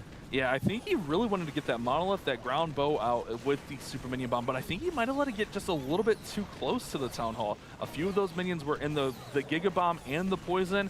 He's still got Super Dragons working here. There's, what, 3 total Super Dragons up? But with that air defense, it's going to be a tough finish because the King is going to distract these Dragons. The Warden goes to Phoenix. That's an interesting play. I like the Warden with Phoenix on these Dragon attacks here. You don't expect the Dragons to be still alive at this point of the attack here. Usually the heroes end up coasted around the edge of the base there after the Dragons wipe out the core, but it's kind of backwards on this one. However, there's just a little bit too much to the backside there. He lost some value there with the Super Minions, and it ultimately cost him in the end. I think it was a pretty solid plan here for the base. He almost was able to pull through, but he just needed that little tiny bit more with the Super Minions to take that Monolith down specifically, and that probably would have made the difference to swing this to a triple. Yeah, I think if Monolith goes down, there's no question about this one getting through there.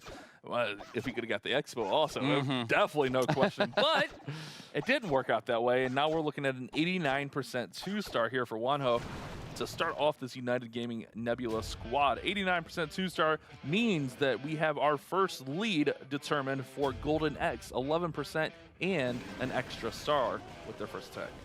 Yeah, and like Golden X, we saw what they could do. Like the last big time that we saw Golden X play before the Open Finals was out on stage in at DreamHack San Diego, and they performed very, very well there. They almost had some of the biggest upsets, and they almost took out the team that ended up winning it. It was, like you said, it was one of the craziest, closest wars you've ever seen, and it was unexpected. We didn't expect them to go out there and hammer away as they did, but this team has definitely stepped into this meta here, and we'll see what they can do on the other side here, because now they have the lead in this war, and this is a big war to take down because we already know that United Gaming Nebula is a very tough team to beat. And it seems like Omaksu is their new pickup for this season. So we'll have to see with these next 4 attacks what some of the OGs of Golden X can do. Some of these guys do some really fun things. I remember a lot of the smash attacks. They were really proficient in those. But also, I was just going to say it, some dragon attacks as well. So we'll have to see. This is a Queen Charge Recall Dragon attack here. Are we going to see the Queen try to go in for the Town Hall? I feel like that's a bit aggressive with no wall breakers or anything there. Maybe just try to set some pathing here, then recall her, deploy her on the opposite side, and just set some funneling. Maybe deploy her up at 12 o'clock. Yeah, definitely going after the Multi-Inferno, though. I would imagine once that Expo is going to get her down to low HP, just get her out of there. But he's only deployed 4 healers here, 4 healers, plus the Unicorn, plus the Queen is inside the capacity of the recall spell to get them all out of there. After he takes the Multi-Inferno out, yoinks them out of there, and redeploys at the top of the base. And we can see if the Queen takes out this other air defense up there, we now have a lane created to go in on the backside of the sweepers and push to the core of the base. We have multiple defensive heroes on the side of the base there, which is always a good sign for any dragon attack. And with a blimp to go secure the Town Hall, he can keep the dragons together even tighter by having the blimp kind of funnel on the fly and keep everything pushing towards the CC and towards Maul. We got to pay attention to what comes out of the CC, though. We see archers, archers, archers, archers, archers, archers, archers. Oh, and Electro Titan. Interesting right there. But that means a full CC pull, so he's now safe to put his heroes into the CC range if he needs to. A lot of archers coming out there, as Eric said there. The dragons are starting to fade, but the Queen's still having healers up. She's going to be fine. The biggest thing here is watch the healers on here. The World Champion's going to come in and take that multi-target Inferno out so he doesn't lose too many healers. 1, 2 healers do drop, but still having 3 healers up is going to be massive with Queen with ability. Also has that skeleton spell into support, maybe support right there at the Queen. Yep, goes right in to distract this Queen as the World Champion's coming in. If he can support these heroes, he's got a strong push. Yeah, the defensive hero is always the most difficult thing to get through on the backside of these bases. But he does have his World Champion targeted onto by that defensive Queen. She never really fights back much there, so the defensive Queen absolutely wrecked her. But at least the healers transfer back over, and he will lose both of them as he has his Queen sacrifice the healers to stay safe herself. But he's down to 2 hero abilities, and there is actually a possibility that his heroes could finish off the base. The King takes the inside path. The Queen takes the outside path. Bash, there's some potential in this. This is exactly what Sam needed. He needed them to split up here with the 2 abilities. The King still has Phoenix. King can tank for the Queen. With her ability, she can get through these heavy-hitting defenses. The Phoenix will come in and help out as well. Uses that the Queen ability to walk right up through the scatter shot. Phoenix grabs a couple Seeking Air Mines. This has got a chance, Eric. It's looking good for Sam. Look at the cleanup at top, though. There's a storage in the middle. It might be time. Yeah, he's got 20 seconds to close it out here, but the Queen can't reach that storage. The Phoenix is surviving. He's got his Archer stayed alive as the Queen picks up the take to the cannon. No. And with 10 seconds, it's going to be very, very close don't here. 99 I him. really It's hope 99. he's got It's enough 99. damage already dealt to that storage there to go in there and one-shot it. no But time to wait, get there. where are these skeletons coming from? Is there something up there? No, 99%. Oh, it's so close here, Bash. I thought he was able to pull it back there. Needed one minion, one baby dragon, needed one something to go tag that, that storage right there. A well-executed plan for Sam here. That was exactly what he was looking for.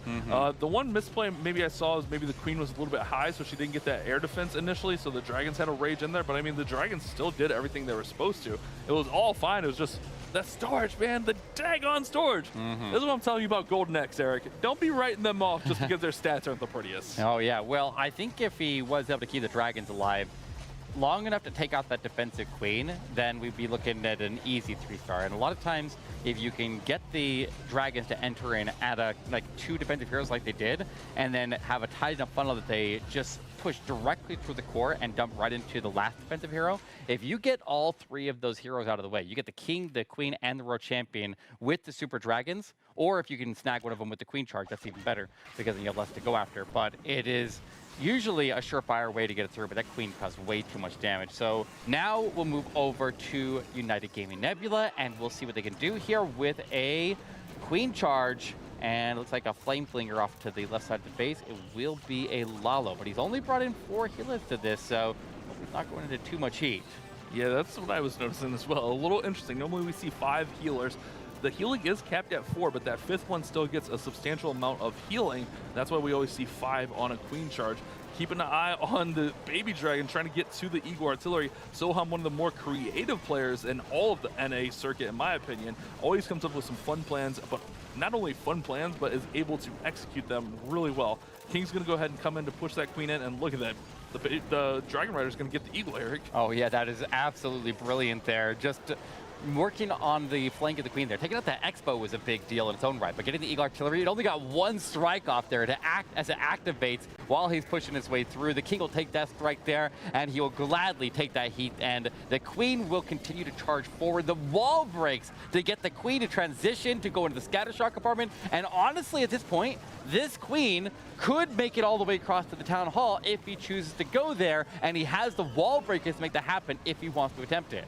Oh, man. That would be a crazy charge. Flinger Pops bringing out some Rocket Loons and another Dragon Rider. And you're right, Eric. There's nothing that's going to slow this Queen down. But actually elects to send the Lalo right over the Town Hall. So maybe Queen will just be able to finish up the back end on her own. There is a lot on the back here. There's the enemy Queen. There's a Scatter. There's a Rage Tower. There's a lot to go through here. Electing to send the Lalo to get this Town Hall right now. Yeah, he uses the Rage onto the Town Hall. Only a couple balloons were right there on position, but he did get the Hound to clear all the traps. So nice spot for the Hound to pop and just give a nice little landing for everybody else to continue to travel through. His Queen, unfortunately, is going to be stuck in the trash on the backside, so took her out of commission, but it was deliberate. So he still has a pretty solid chance to pull through. RC is going to push through with the invisibility to give her protection, and she's taking the scatter shot, gets the stuns. Rage Tower not doing a lot here to slow this down, and the balloon surviving all the way to the finish. Soham will get the triple, but it is still going to be a percentage advantage into Golden X's favor here. And at least it's going to tie it to stars here, but that makes this war very close, Bash. What an attack for Soham. That was really, really interesting. Really just well thought out. I mean, just seeing that he could get so much out of a Dragon Rider, using that King to push the Queen inside, and then finally the Lalo over top. Just a really well executed attack from Soham. One of the most fun attackers to watch. I mean, he's just always coming up with something unique. Oh yeah, just to be able to spot that weakness of the Dragon Rider and wrapping the Queen around that compartment. Because if the Queen was able to clear all the air targeting defenses around that Eagle Artillery compartment, and then be able to identify that the Dragon Rider would be able to reach in there and clear the compartment basically on his own, there were Teslas there that potentially could have stopped it, but he deployed directly into him, and he had it completely under control the entire time. So very, very smart, a very strong way to set up an attack there, and he's just got an eye for it, and that's what makes him so good. And Eric, I mean, I hate to say it, but could that one storage, that 99% for Sam, come back to haunt Golden Eggs? I know. Still a lot of war to be played. It's hard to say, but they are sitting on a 10% lead right now. Obviously, 99 versus the 89. We're tied up on stars. So these final 3 attacks for both squads are going to be crucial as this war is so close already. Yeah, we'd love to see a close war like this. It always makes it a lot more exciting.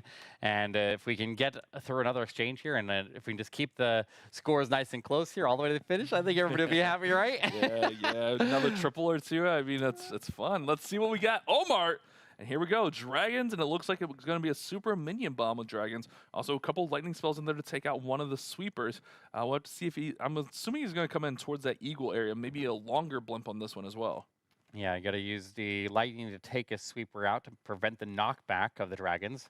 And a lot of times you'll see people either bring in a rage to fight a sweeper or just zap it out there. And a lot of times the lightning is more effective, but he throws in a couple of rocket balloons up at the top of the base there, going after the cannon, more rocket balloons to follow it up there to surge into the air defense, and he'll use that as one side of the funnel. He will go in with more rocket balloons, trying to clear up everything around the Eagle artillery to get more funnel, and that makes me think he's going to approach him from the right side if he's pushing that far off there. But now I see the heroes getting ready to deploy to the left side, yeah. so I get, actually that makes sense because we want the Eagle artillery down early into the attack, and he zapped out the sweeper that's facing that direction. So yeah, I'm digging that here. He just needs to get this blimp value, and that will be the key deciding factor of whether this can go through or not, but also keep the Dragons packed together so they don't all split off and get picked off. Yeah, he needs them to split a little bit to the right to get to that Eagle artillery as soon as possible. Here comes that blimp. It's going to pop down. Ooh, he catches a tornado early, but it's okay because he can clone up the minions, rage them, keep them invisible. Should be able to still get the proper value. You want to try to get that monolith down and then the town hall. And it looks like the minions are doing, well, they're going to the town hall. There goes the monolith going down. Get the Dragon Rider finally working on the Eagle. Town Hall finally falls, but it did deal out quite a bit of damage. Now it's up to the heroes to sweep around with these dragons to finish the space off. Got a full CC pull there. One Electro Titan is chasing down his Dragon Rider up top, and Ice Golem is under the Dragons right now. It's passing directly under them, so it's going to distract the Dragons, and it will freeze them up there while they're still taking damage under the Rage Tower. But did he get enough value out of the Dragons here to make this work? We're looking at two defensive heroes here. We got the King and the Queen still up ahead here. I guess the Warden counts as well. He hits very, very hard, but at least he's not wandering around, and at least the Royal Champion actually target onto him a little bit easier and get stuns actually with the Diggy. So like it's all, that's why the other heroes are so dangerous, because the Diggy can't stun them. But the Royal Champion does end up getting sniped off by that defensive Queen and the Expo Warden combination, and this one is quickly dwindling down here. Did not get enough out of the Dragons. Probably need more out of the Super Minion Bomb as well, but you'll notice when that blimp dropped, it actually had a barrage of red air bombs going out, and I wonder if those red air bombs actually killed any of the minions as they popped out of there, because like a lot of times the blimp can soak up a lot of those red air bombs, but then other times you'll see the minions actually get hit by the red air bombs and taken out. So sometimes only the clones survive. You're right. Yeah, those two did. Yeah, the main pack, only the clones survived, and they were only surviving because they were spawned off to the side. So it was only the there was only the clone minions striking away there, so we lost a lot of value there. So it was specifically trapped to counter that, and it countered it perfectly. Yeah, I mean, that base was specifically baited for a Super Minion Bomb in that exact spot.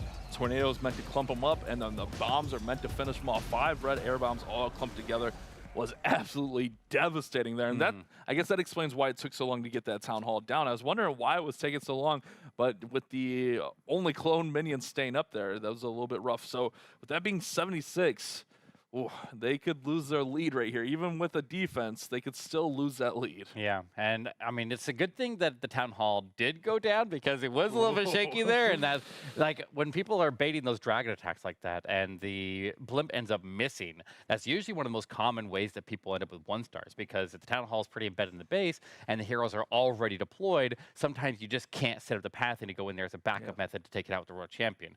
Maybe he could have on that one. It's hard to say right there, but you're always running that risk there whenever you use that attack, but it's high risk, high reward, and it's a relatively simple attack. So a lot of players like to prefer that if they see it as a potential weakness. I remember at DreamHack, Golden X used a lot of dragon attacks, so maybe United Gaming Nebula remembering that and kind of playing that to their strong suit here on defense. Lord Kirk is in next, and we got us a Lalo attack, a little zap up top. Took out a multi-target Inferno and a couple other defenses as well, just setting up some pathing for those heroes to push in towards that Eagle artillery. This attack right here is the attack that almost all of the top Legend League pushers are using. This is a very, very powerful attack with Lightning to take out one Multi-Inferno. Usually use the Log Launcher to run down another Multi-Inferno, and he does need to get the King to take the turn into the top Multi-Inferno. But if he can get the King to move along there and then get the Log Launcher to just run down some of those defenses while the King is providing tanking, then the Queen can come in down the line and he can try to take out everything around the race tower. If he gets all three Multi-Infernos and either the Road Champion or the Queen, then he's generally going to be set up for Lalo. And this attack being so powerful is also very, very consistent, and also it is very adjustable if things don't go exactly right. So a lot of players are preferring this, and obviously it's a surefire way to lock in a potential triple here. Heroes working in Royal Champion's going to come in for the Eagle. He's trying to keep an eye on this Queen. It looks like the Yetis are in there, but okay, the first Headhunter got taken out. The second Headhunter trying to get this Queen down and doesn't. The CC Archers actually going to stop that from happening. So the Queen is going to stay up top. And look at this. We got a bunch of Archers, Headhunter, and finally a couple Super Minions coming out of the Clan Castle. So the Queen and Royal Champion will be held up just a little bit. Trying to get to that scatter shot. I don't know if he can. He's not going to get the Multi-Inferno either. The CC is a hard stop there, and that was a very it's a fast-moving CC there. You had all the Headhunters, you had all the Archers, you had all the Super Minions, and that's the time that you're kind of hoping that you run into like some Ice Golems or an Electro Titan and an Ice Golem so that your troops that come out of the Log Launcher can go deal with them. So now he misses one of the key targets that I said he was after, and that's going to be very difficult to go back for it later on the attack. And Golden Eggs needs a defense here bad. They need this one to stay really in the low to mid 80s at best. That's what they're hoping for here after that big miss from Omar. Let's see what Kirk can do here. Warden ability going to protect these balloons through the Town Hall. Poison spell does get thrown here from the spell tower. The balloons just kind of working all around, using the haste, using the freeze. I mean, this is still looking strong. It's just the buildings on the right that he missed are going to be the big issue, not to mention the Queen that he missed. Yeah, you got to go back after that Queen here, but does he have any Headhunters to even go after her? No, he doesn't, so it'll be down to Electric Owl to reach over there and take it. Electric Owl has, it can't be bothered. Electric Owl is over there going to go down at the Warden, and he's going to end up losing out on this chance for a triple, and it didn't even have to do with the multi. The multi was just a separate problem, and he just didn't even make it through the Town Hall area. So I mean, it had a chance, but he also would have been facing time issues on top of all that. As you see, we are just now reaching the timer expiring, and he just had the balloons go down. So, like, there wasn't a lot of room on either side there. So maybe back to the drawing board on that one. Yeah, but the key thing here is he gets to 87, which is going to give them a 1% advantage now. What? 1% advantage. Because remember, right, we had the two triples, we had the 89.99, now we got 76.87. So it's a 1% advantage for United Gaming Nebula now. Wow. Well, that drama. Again, mind you, bash math, that's always a thing. But I'm pretty sure those numbers speak for themselves there. Kirk, I mean, honestly, there for a little bit. I forgot that the Queen stayed up. I thought he had enough to maybe wrap around here, but you see that Queen just doing some absolute damage there. He sent the Headhunters in for it. It's just the CC came out and those Archers took down the Headhunter. I mean, just what, 1 or 2 shots from a Headhunter takes that Queen down. Yeah. All right, here we go, guys. We talked about this fourth attack, and this one is massive. Powerade, this is what I was looking for from Powerade. An Electro Titan smash attack with the lightning spells.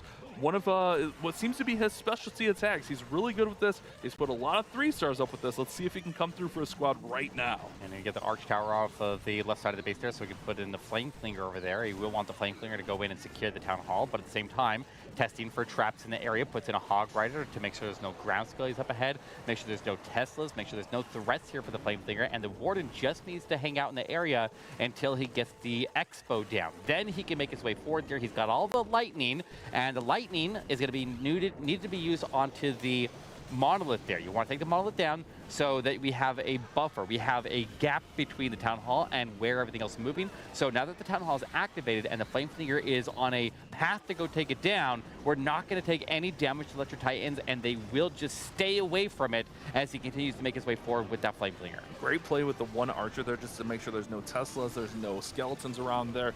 That way his Flinger wouldn't get any issues. Clan Castles coming out. We're seeing a lot of these Archer Clan Castles this war. Archers along with Super Minions. I guess it makes sense if Nebula is expecting dragon attacks, archers and super minions counters that really well. You don't really want an ice golem or lava hound CC in there, so it makes sense why we see that. But this smash attack is looking strong. He's going to be able to jump right in through the middle. Oh wait, wall break. He doesn't need to jump. Eric, that wall breaker was clutch. Yeah, sneaking it through as soon as he had the tanking in position, and this flame flinger is going to go pick up that multi inferno as well as still about half HP. You get that. You get the jump at the backside of the base there. There's huge value with the jump to give access to everything. Get it down. There They're it is. Walk. Yeah, He was late. Oh, you're right. No, you're right. Yeah, he was a split second late there, so the Titans and Queen are going to go inside. If he had that jump down earlier, they're going to go outside. They were right there. It might be okay. He might still be able to save it. We got Royal Champion coming in with the King over there. King does finally fade. There's one Titan over there tanking. Queen still has a couple Titans with her as well. It might still be fine, but he could have definitely had that down seconds earlier and helped himself out a little bit. Yeah, definitely improve the pathing there and prevent going to the town hall that was already planned for, but it just took a long time. That flame flinger is still moving. He's got so much time here. Golden Axe has come to play today, and with one building disadvantage, they will put the pressure on, but remember, you feel, over in Nebula, they actually have that one building advantage. So if they match this triple with a triple of their own, then they could maintain their lead. So Juanjo Fernandez goes down, and Powerade X gets it done here, Pash. My bad, Powerade. I will never question your jump timing again. It worked out just fine.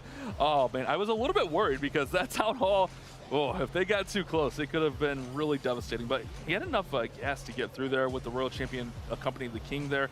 I was a little bit worried because also the enemy King was up, but I mean, with Phoenix still up, no problem for Powerade.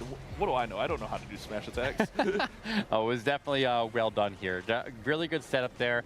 Very, very good protection of that flame flinger, and good identification that the flame flinger was able to reach in there and get that value. And often when you can take a base by surprise by going in after the Warden walk to tank defenses that would otherwise guard that entry, like, you're definitely setting yourself up for success there. I'd love to see that. Look, all I'm saying is if he had that jump down, it's like super Yeah, you're right. I got to justify my complaining a little bit. I mean, you're not wrong. You're not wrong. I mean, look at this scoreboard, though, It was Eric. late, but they're one building away from a 13 on paper right now. I mean, Golden X, man, they're showing up when they need to. This new meta kind of playing into their strong suits. They're really good at the smash. They're really good at dragons, and it seems like their new pickup, Omaxu, really good Lalo player. Yeah, and I love this new meta in general. Like, we see such a big variety of different attacks here. We're seeing a lot of different things working, and here is our first Super Witch attack. I love Super Witches with the new Apprentice Warden. I think when you combine them together, you are, you're not just boosting the Super Witches, but you're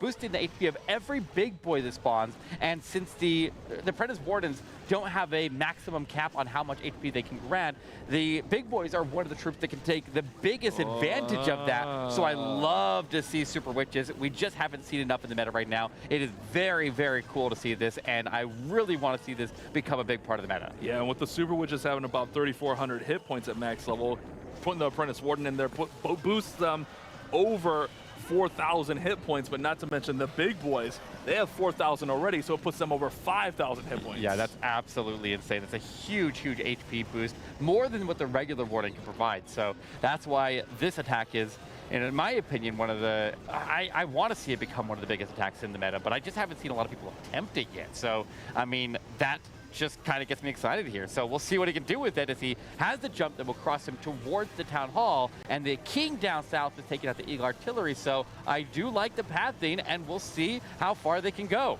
And you've talked about this in previous seasons where those Super Witches are really good at getting through and getting to the town hall because they stay back. That means the healers stay back, and they're just so strong. Those big boys boosted up there, they're going to have no problem. They're going to have no drama. I love this Stone Slammer play here. Look at this. Not too much damage on it. That bow's on ground, so the Stone Slammer with the new level is going to be able to come in and sweep through the backside of this base. Rage is going to go in and just take that town hall down without issue. Eric, this is looking strong for Ethan. Oh, and I like, witches are slow, but their slow speed actually works to their advantage when you combine that with their long range, because they can sit at the town hall after taking it down, and they can wait out the poison and not drag the healers into the poison as they continue to spawn more and more over to the right side of the base there. The Royal Champion gets the support of the Slammer open up, and then Skeleton Spells drop down. He was able to get past the defensive Queen, but he does need to clear that area of the base there. The world champion pops their ability, able to get the scatter shot down. He still has the Skelly spawn in there, and he's looking pretty solid here with Witches pushing out the back. And do we still have that apprentice board in there somewhere? Did Yeah, he's in there. He's in there. Yeah, buddy. You go. You go. He's got this. It's a triple in the bag, and Ethan will get it done here. And the one thing to note here, the Apprentice Warden and the Grand Warden, they don't stack. It's going to take whatever is higher. Whatever's going to grant more HP, that's what your troops are going to get. And that's why you throw the Apprentice Warden in there, because it's 30% uncapped. The Warden is capped. And Ethan responds with a 3-star.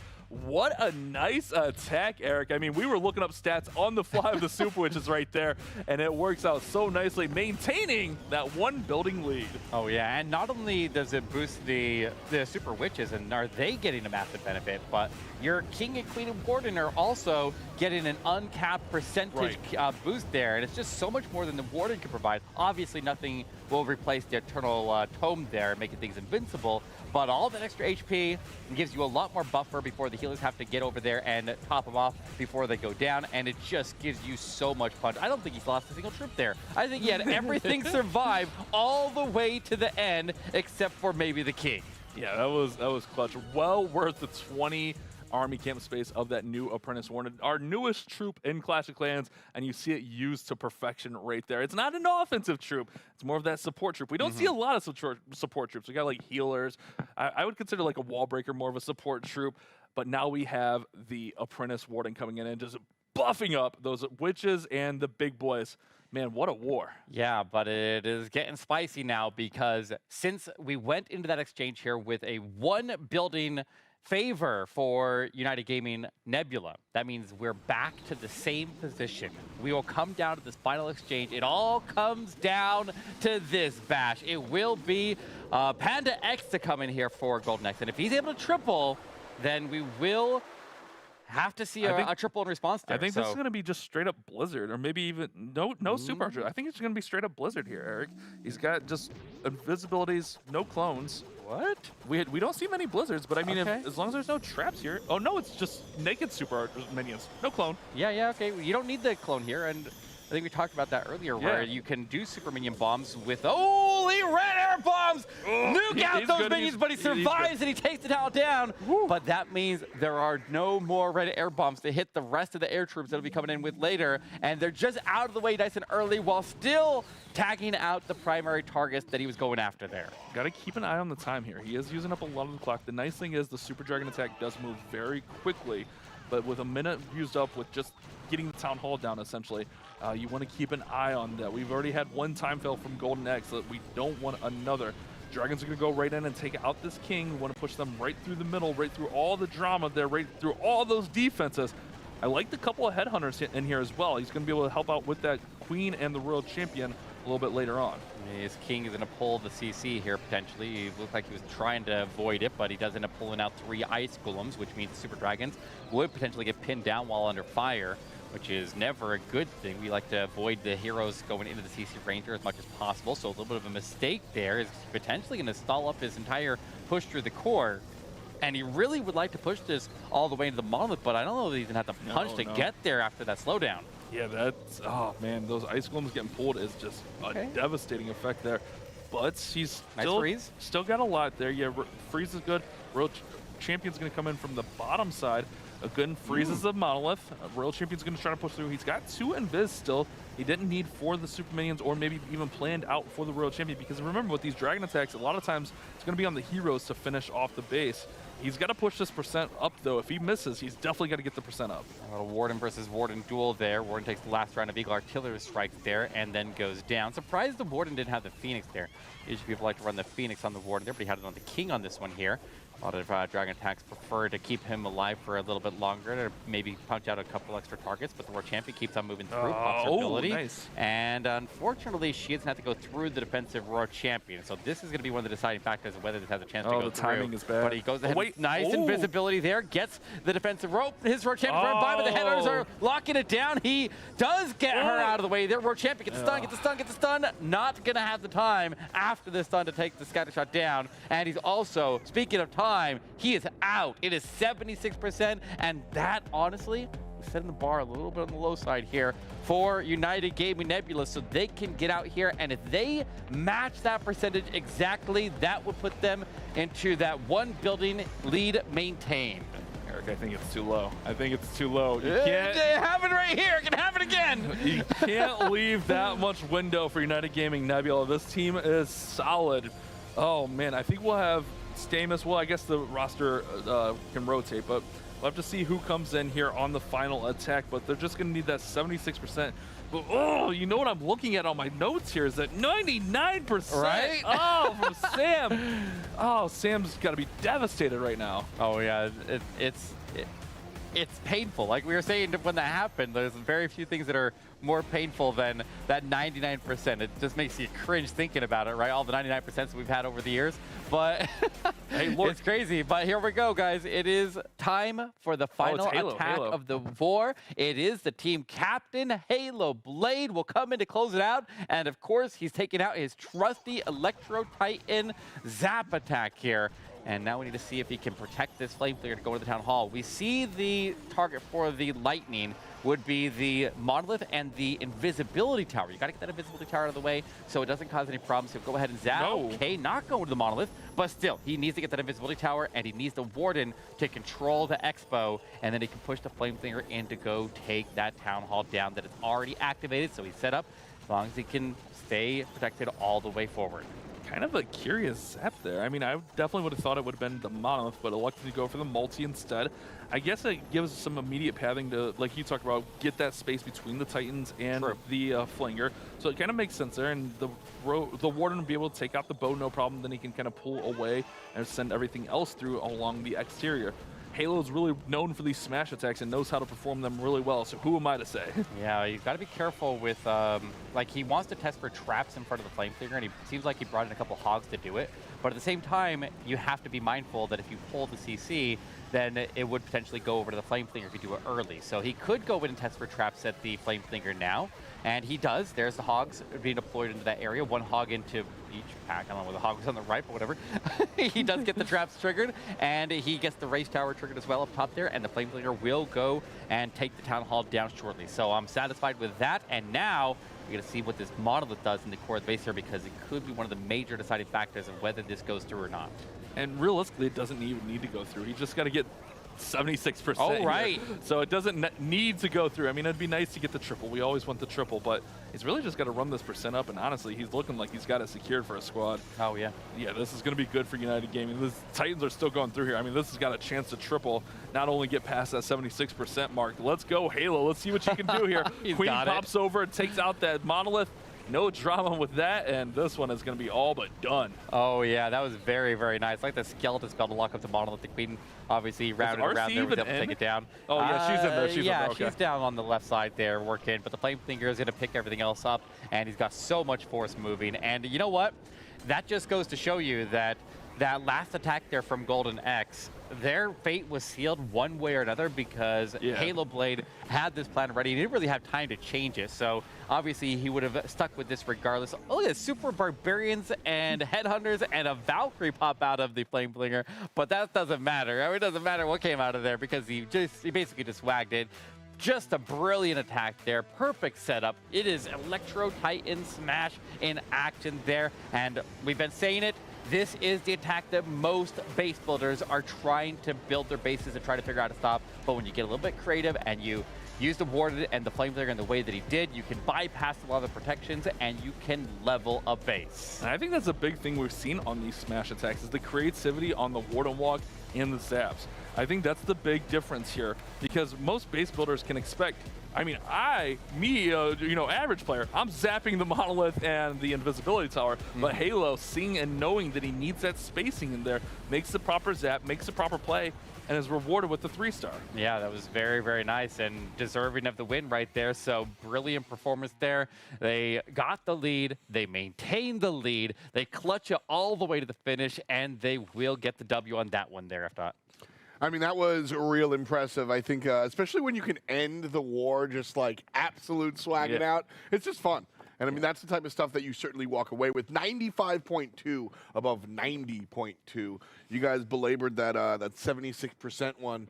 But at the end of the day, you know, yeah, Golden X kind of struck out a little bit, but I think this was about Nebula kind of standing up. Yeah, I mean, Nebula is a very solid team to begin with. And Golden X, I like them a lot in this competition, don't get me wrong, but they can be very hit or miss. We saw that this war. They had the 3 stars, but they also had 2 76%. And I think that's kind of one of the downsides. It's real...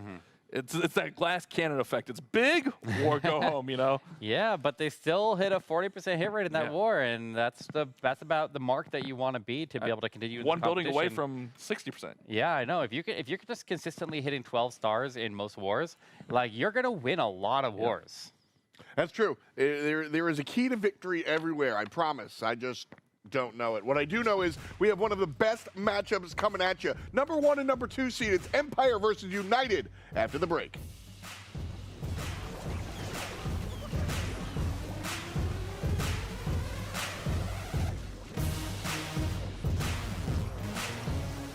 The Snapdragon Pro Series powered by Samsung Galaxy is brought to you by Snapdragon Elite Gaming, Samsung Galaxy S23 Ultra, Monster Energy, DHL, and the U.S. Air Force. Welcome to the place where dreams come true, where everything you want can be yours, if and only if you're willing to work for them, you're willing to hurt for them, but most of all, you're willing to be first for them. Ha! Look, I'm going straight to the top. I don't know how I would stop, like it or not. I got some goals that I'm hitting. You hear what I'm spitting? It's hot. Look what I got. Whole lot of passion and pain. The road to success is insane. Stay out my lane, cause I'm on a mission. I'm getting what stands in my way. Yeah, I'm a beast. I wouldn't play with me, baby. The way that I'm training is crazy, and I do it daily. You wanna talk about drive? I got more drive than Mercedes. I've never been lazy. I'm in the room, it's a red alert. You wanna compete? Well, get better first. I got 10 toes in the dirt, push through the hurt just to show them my worth. I'm the best. Yeah, I'm the best. I never stress. I know what's next. I'm who they test, like we playing chess. But I'm unimpressed, so now let me flex. Yeah, I'ma work through the struggle and hurt, cause I know my worth, and I gotta be first. Yeah, I gotta be first. Look, I don't want anyone's sympathy. I understand what it's meant for me. I give my focus and energy. If it's meant to be, then it's meant to be. But mentally, I'm undefeated. They hear that and say I'm conceited. Like there's no reason. Like I don't beat them and come back again just to teach them that when you work under pressure, you reach higher measures. They'll try and bring you down, but you cannot let them, and only get better and focus on cheddar. Eye on the prize and you'll become a legend. Like, when I'm in the room, it's a red alert. You wanna compete, well, get better first. I got 10 toes in the dirt, push through the hurt just to show them my worth. I'm the best. Yeah, I'm the best. I never stress. I know what's next. I'm who they test, like we playing chess. But I'm unimpressed, so now let me flex. Yeah, I'ma work through the struggle and hurt, cause I know my worth, and I gotta be first. Yeah, I gotta be first. They don't know what's gotten into me, how'd I turn pain into energy. Through all the struggle and hurt, remember my worth, and that's why I gotta be first.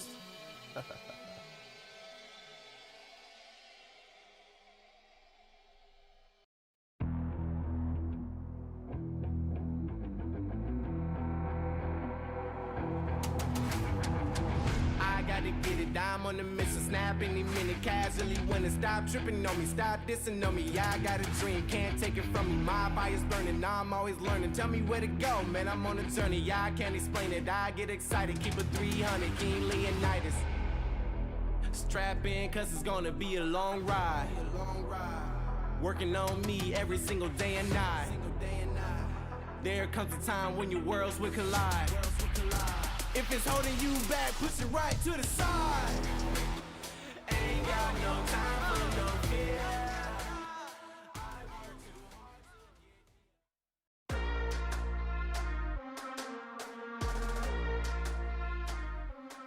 And new team, win this. Yeah, we won this one. Nice job here. That's how you represent a new banner, IMO. You know, Fuzzy Wuzzy comes through, they get a new name, they get a new logo, they got some people behind them, and they bring home a dub. That's the way you do it. Yeah, I like that. I mean, it's a really strong showing from them in their first war. It's I mean, that's how you want to start a round robin tournament, right?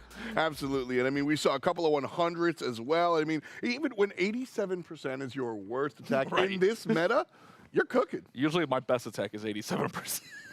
Yeah, we know. Wow. The abuse I get, guys. The abuse I get. Well, it's because you're a hard worker. And you've worked hard to kind of bring us... Don't lie to the audience. Yeah, no, not at all. But you sometimes kind of strike lightning, and you've got a really cool Super Witch play to show us. Yeah, we do. I mean, Ethan came out with an attack that was very unique and very fun to watch. I mean, I literally pulled up Clash on my phone mid-attack so we could get those Super Witch stats for you, because Eric and I were curious how much the Super Witches and how much those big boys were going to be boosted. So like I mentioned, the Super Witches have 4,300 hit points. The big boys at 5,100 hit points.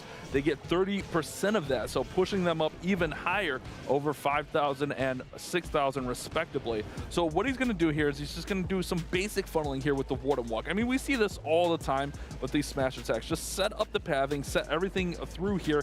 Just get this all cleared out with the Warden Walk.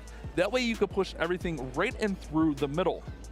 And what Ethan does here, I liked a lot. He also set some pathing so that his king, while everything's working there, his king can go down and grab the eagle. And that's massive. When the king can go in there and solo the eagle, that is huge. Now notice all of the balloons are just going to tank for any seeking air mines, any red air bombs, anything like that. But we're going to have all of the witches, all of the big boys bouncing in there with the warden and the queen and that apprentice warden. That's what we wanted to talk about, was that apprentice warden being the big X factor, boosting up all the hit points. And Eric said it while the attack was going on. I don't think he lost a single troop. He's going to make that jump and just get right into this compartment. The witches do move a little bit slower, but it's fine because they stay back, and that means the healers stay back as well. For me, I love the Stone Slammer play. Stone Slammer is going to come in here with this bow right here on ground. It's not a big issue. This bow might get raged up from the spell tower there, but since the Stone Slammer is an area unit, it's not going to target it. Now on the Town Hall, we're able to go ahead and get that cleared out with the big boys bouncing through there. The Super Witches are going to push in, but again, they stay far enough back that our healers stay back as well, and that was the key to success here. The Super Witch attack is a slower attack, and right here was where everything kind of stalled out. But notice, all he's really got is this stuff along the exterior of the base, and he's able to bring that Royal Champion in and start sweeping through the exterior of the base with all the witches, all the big boys still bouncing. It's not an attack we're going to see a ton of, but when done right and when executed against the right base, it is a beautiful attack. I mean, it's a classic attack. We've seen Super Witch smashes be very successful in the past, and using that Apprentice Warden, I love it. It's a really good play.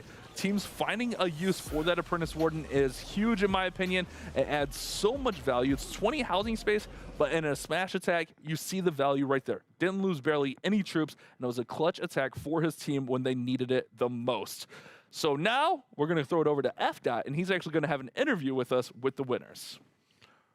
Thanks a lot, Bash. Yeah, we're over here, and it's time to talk to the players. One of my favorite spots. And Juan, nice to meet you. How you doing? Hello, nice to meet you. I'm doing well, thank you. Glad to hear it. Congratulations on the win. Before we talk about the game, I want to talk about your new banner, now representing Nebula. You guys have an org. What's that like? Yeah, well, I think it's amazing because all of us are like old friends, but we never played together, many of us. So it's nice to be like playing as a team now. And we got a nice sponsor as well. So I think we're going to try to go for everything this time. Well, you guys played really well, but you guys also played kind of your own brand of Clash. Whatever the meta is, people are still talking. But, I mean, Soham was creative. We saw Ethan pull out the witches. You brought your usual dragons. I mean, what's that sort of like as you guys kind of tackle how you want to approach the game? Yeah, I mean, to be honest, we have like all kind of attackers, which is like very nice. We do not have like all spammers or all queen walk attacks. So it's nice. We have some skills. Everybody has like different kind of armies, but it is nice to to put it all together and do great things as a team. Yeah, I think that's really when you can kind of find your stride, is when your team has an idea of what they want to bring and it works out. And as far as you're concerned, like I said, we know you as a Dragons player, and Dragons recently got a new level. How are you feeling about how Dragons fit in the current meta today? Yeah, I mean, to be honest, it was maybe easier to do a 3-star before because bases were not prepared for dragon attacks, you know. So the good dragon attackers were doing pretty well. Now bases are not prepared for Lalo, for example, or Blizzard or this kind of stuff. So, for example, I got bited today. So that's pretty much difficult for some dragon attackers, I guess. Yeah, it's always fun watching the kind of like the cycle of what's good, what's bad, what's beat, what's good, etc. But hey, man, congrats on the win. It's really fun to see you guys rep the new org. Any shout-outs you want to give before we let you go? Thank you very much. I want to say un saludo para toda la gente de México, de habla hispana, que nos está viendo y que nos sigue apoyando. Estamos Troy y yo en este equipo, Doom en otro, Rigo en otro. Esperemos que alguno de nosotros pueda llevarse el trofeo. Y saludos para todos. Awesome, man. Congratulations again. Great to talk to you. Thank you very much. Same. See you. Heck yeah. Hasta luego.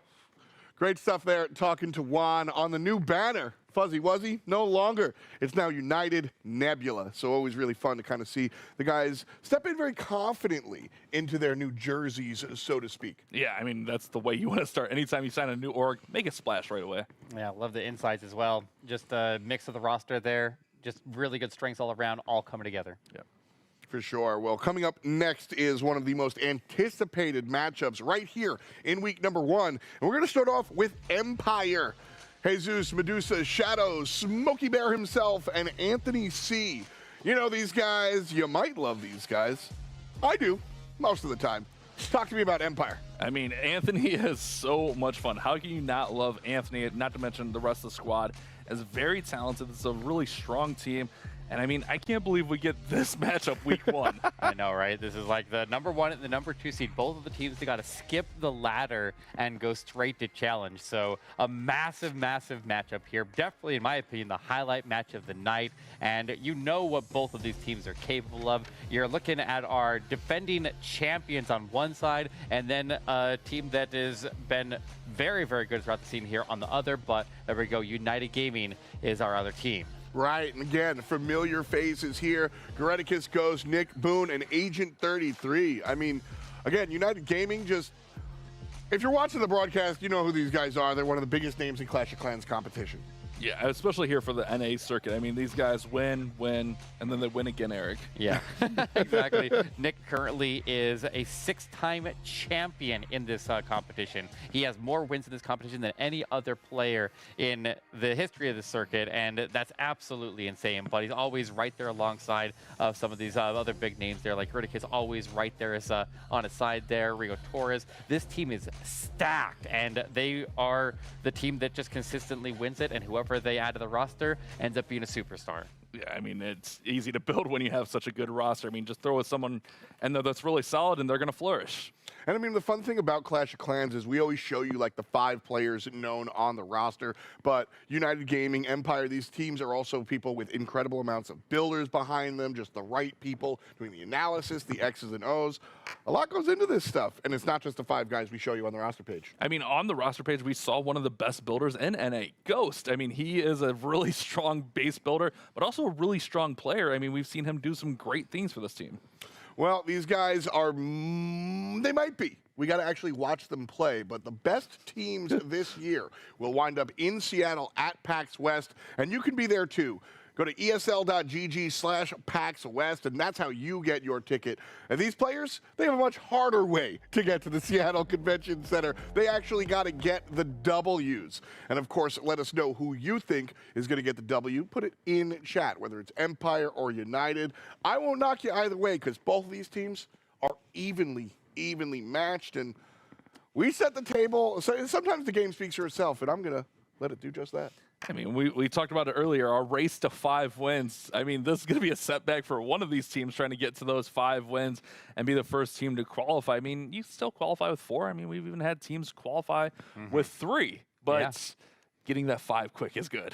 Yeah, you got to play through 7 matches over the course of these next couple of weeks here. And once you finish up there, the teams who are in the top 4 end up advancing to into PAX West up in Seattle. So here we go, guys. Our number 1 seed versus our number 2 seed, our 6-time champion on one side, and one of the biggest competitors in the North American region on the other. We are kicking off here with Nick himself as he dives in with a clone bomb. It looks like a Super Minion clone bomb into a Lalo.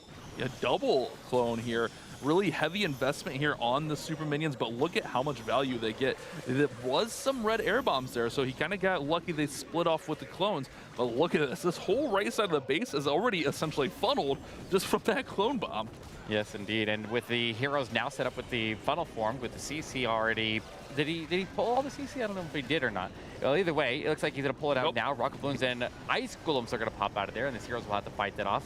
But he's got the Electro Titan there, so Electro Titan can burn through the CC troops there and knock those rocket balloons out of the sky there very, very rapidly. And the Queen can't reach the multi-inferno over the wall here, but if she can just move past that area and the King provide the tanking, then the World Champion go in there and sweep out the inside. And now it's a race for his King and Queen to get over there and engage the defensive King before his Royal Champion arrives there, because if he gets him out of the way, this Royal Champion is going to pick up some good value, pick up the scatter shot, and then it would be an easy Lalo through this last multi-inferno up at the top of the base. This base has been already gutted out, and just a few key buildings remaining.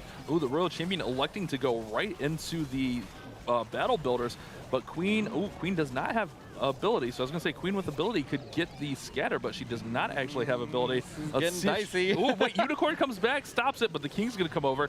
He's going to start the Lalo over top. Remember, he did commit that Warden ability early. Oh, this could be a tough finish here, actually, Eric. Yeah, the scatter shot staying standing there. The Phoenix will at least pick up that Wizard Tower before it goes down, but he definitely needs to use the spells to get past the Multi-Inferno and get the Headhunters in to go after the defensive World Champion at the same time. But remember, he already used the Warden at the start of the attack here, so he's just going to have to take this damage on the approach here. The Multi-Inferno doing tons of damage there. Balloons are dropping out of the sky there. It is too much to handle as he takes the multi, but at the cost of every single balloon that stepped into that area. So Nick is going to fall short here as Anthony picks up the defense. It was very close, but it is not going to be enough to close it out. A very uncharacteristic miss from Nick. Usually when he misses, it's in the 90s. It's high. It's this one's a little bit low for his standards. I think he wanted that Queen and King to get all the way over to that scatter, but ultimately it didn't matter. The balloons didn't have enough beef to get through the multi and the Royal Champion there. And it's going to fall really short here, leaving that door open for Empire. And it's a little bit of time for the pathing to get into that Multi-Inferno. A little bit more time than he would have liked there. You have only 2 spells to rush into it to have a chance to take it down. And then if you don't take it, then you're sitting there with a raised up Multi-Inferno dealing double damage onto you, and that's an enormous amount of damage and will quickly mow down these low HP balloons. With no Warden support there, they're even more vulnerable than they otherwise would be. So you end up taking so much damage right there if you leave that standing for any extended period of time. But that's a pretty significant miss there, and we'll obviously have to see what Empire does in response there to see if they can take advantage of it. Yeah, that raged up Inferno with no support is brutal. Man, that was tough. I mean, it was looking good there for a moment, and then just all of a sudden it didn't. It was just gone. And that's what those Rage Towers can do to you. I mean, double output multi-target Infernos just crush the balloons. Oh yeah, it's an insane amount of damage there, and that's why you only can rely on the balloons to take out a very, very small portion of the base. And that means that the Super Minion Bomb has to get a lot of value, the heroes have to get a lot of value, and you're just left with a very, very small segment of base there with a very small amount of spell support, and they have to take it to give yourself a chance to pull through. And obviously they got shut down. The Queen obviously missed a scatter shot there that she was one strike off of taking down. So that was literally on the verge of that whole base going down if you just got a little bit faster pathing with the Lalo, and the Queen got the final strike. But now let's dive in. It is Swifty for Empire Gaming's first attack. And Swifty's going to get us started here with a Titan smash, but let's go ahead and take a quick moment to thank our sponsors at Snapdragon Elite Gaming. When winning matters, make sure you think Snapdragon Elite Gaming. Huge shout out to them for putting on this awesome tournament for us. You're going to see some of the best teams, some of the best players in all of NA come together and play Clash of Clans, one of my favorite events of the season.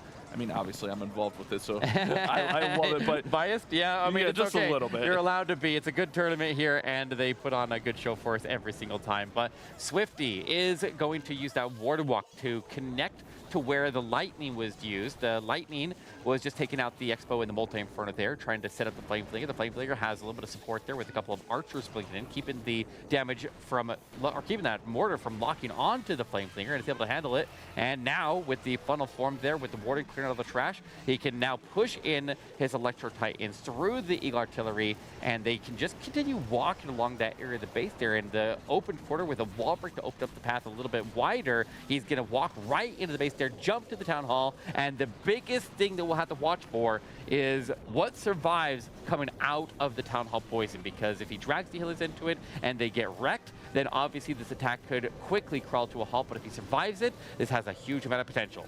And we've seen these style bases be smash attacked a lot, whether it be Super Bowlers or Electro Titans.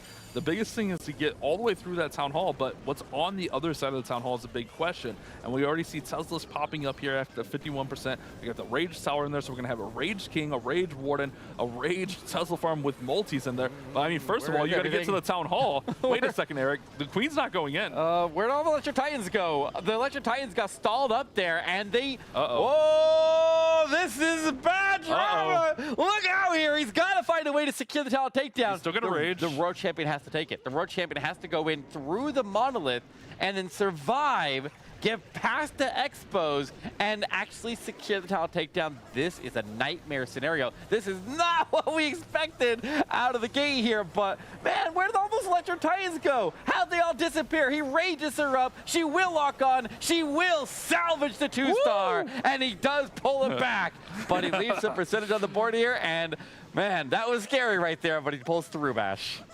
Yeah, like you said it, like Titans just disappeared. I mean, the Hound stalled everything up there long enough that the Hound, or the Titans just got crushed. This one's going to fail to get to 70%, and with the 81 from Nick, that is already a huge percentage advantage for United Gaming. Wow, I was not expecting that miss. No, especially, I mean, that pathing was good. The Electro Titans made a direct path in the base there. The funnel was pretty solid there with the King pushing him in.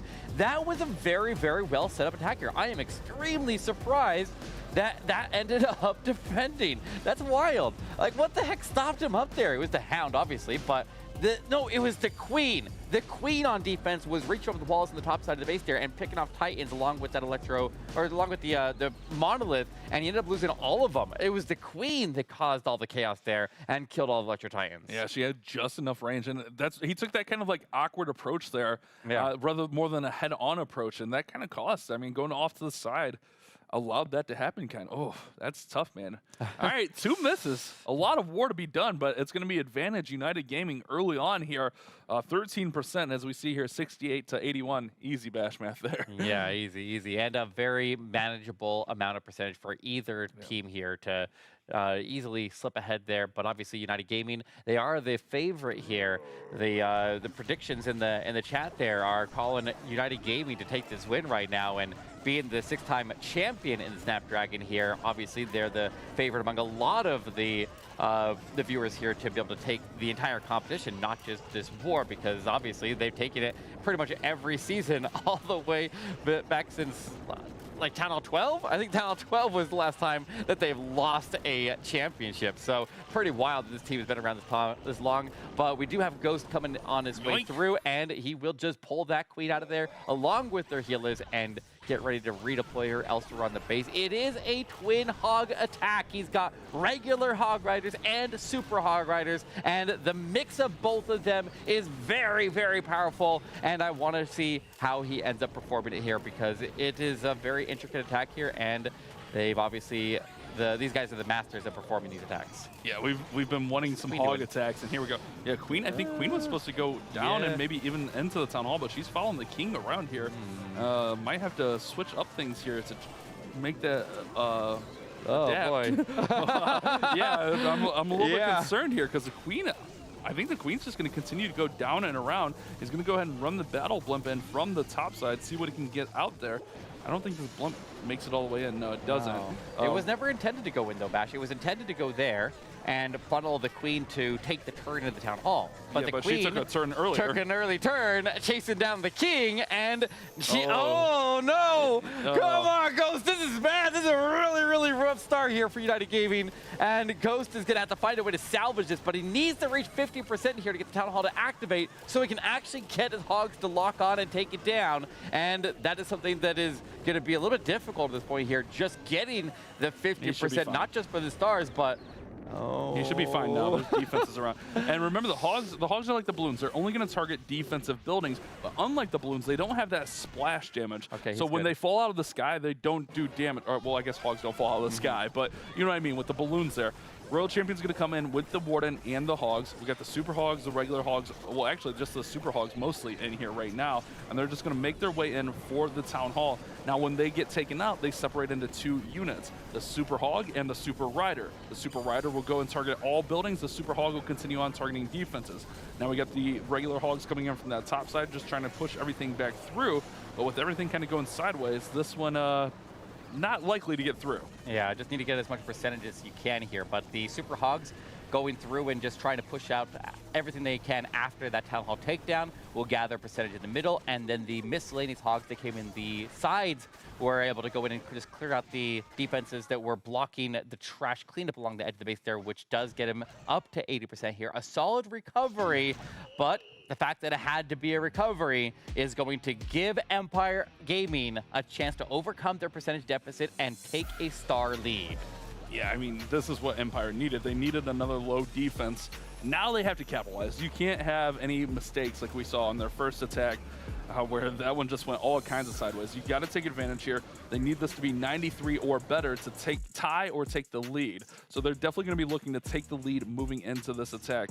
Oh man, that Queen did not cooperate for Ghost, and normally he's a pretty solid Queen charge player. Oh yeah, and when you're investing the recall into it, like you're deliberately just letting the Queen go handle a different target. Like she got some good value down south there. Like what, she get the Eagle Artillery down there? Yeah. And so just reaching in there and grabbing that Eagle Artillery and then letting the King set up her pathing. That was just extremely unlucky there that the Queen ended up following the King into the base there. That was just, you just can't plan for that sometimes. But sometimes you have to react to it, and he did react to it appropriately considering the mess that he had to deal with. But now over to the side here, Anthony will try to get it done for Empire Gaming. Looks like we have a Warden walk starting at the very top corner of the base. Going to try to form out the funnel over there. Flameflinger going to funnel out the left side of the base, and we get to see the long push here for the Super Bowlers, which honestly, of all troops to cross the entire base, if they start at the Eagle Artillery, they can definitely push across the back of the base there and get all the way through the core to the Town Hall. So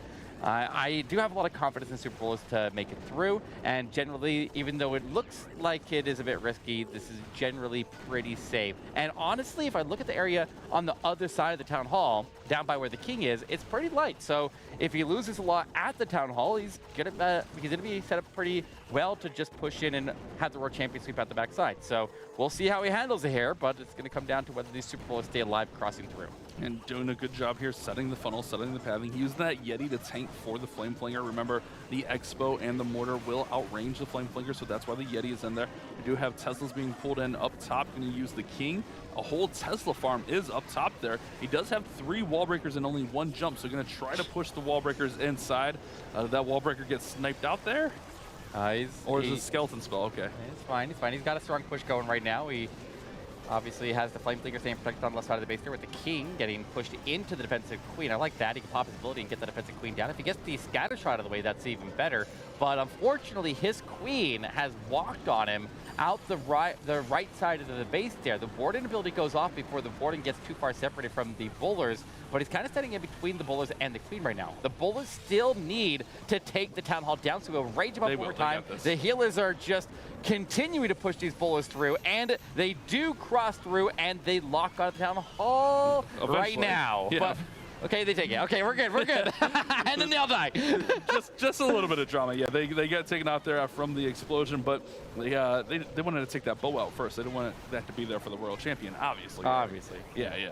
Now, Queen is really low on health and did lose her ability, so she'll go down right here. It's going to be on the Royal Champion to sweep through here and finish things off. Rocket Loon going to go take out the Expo.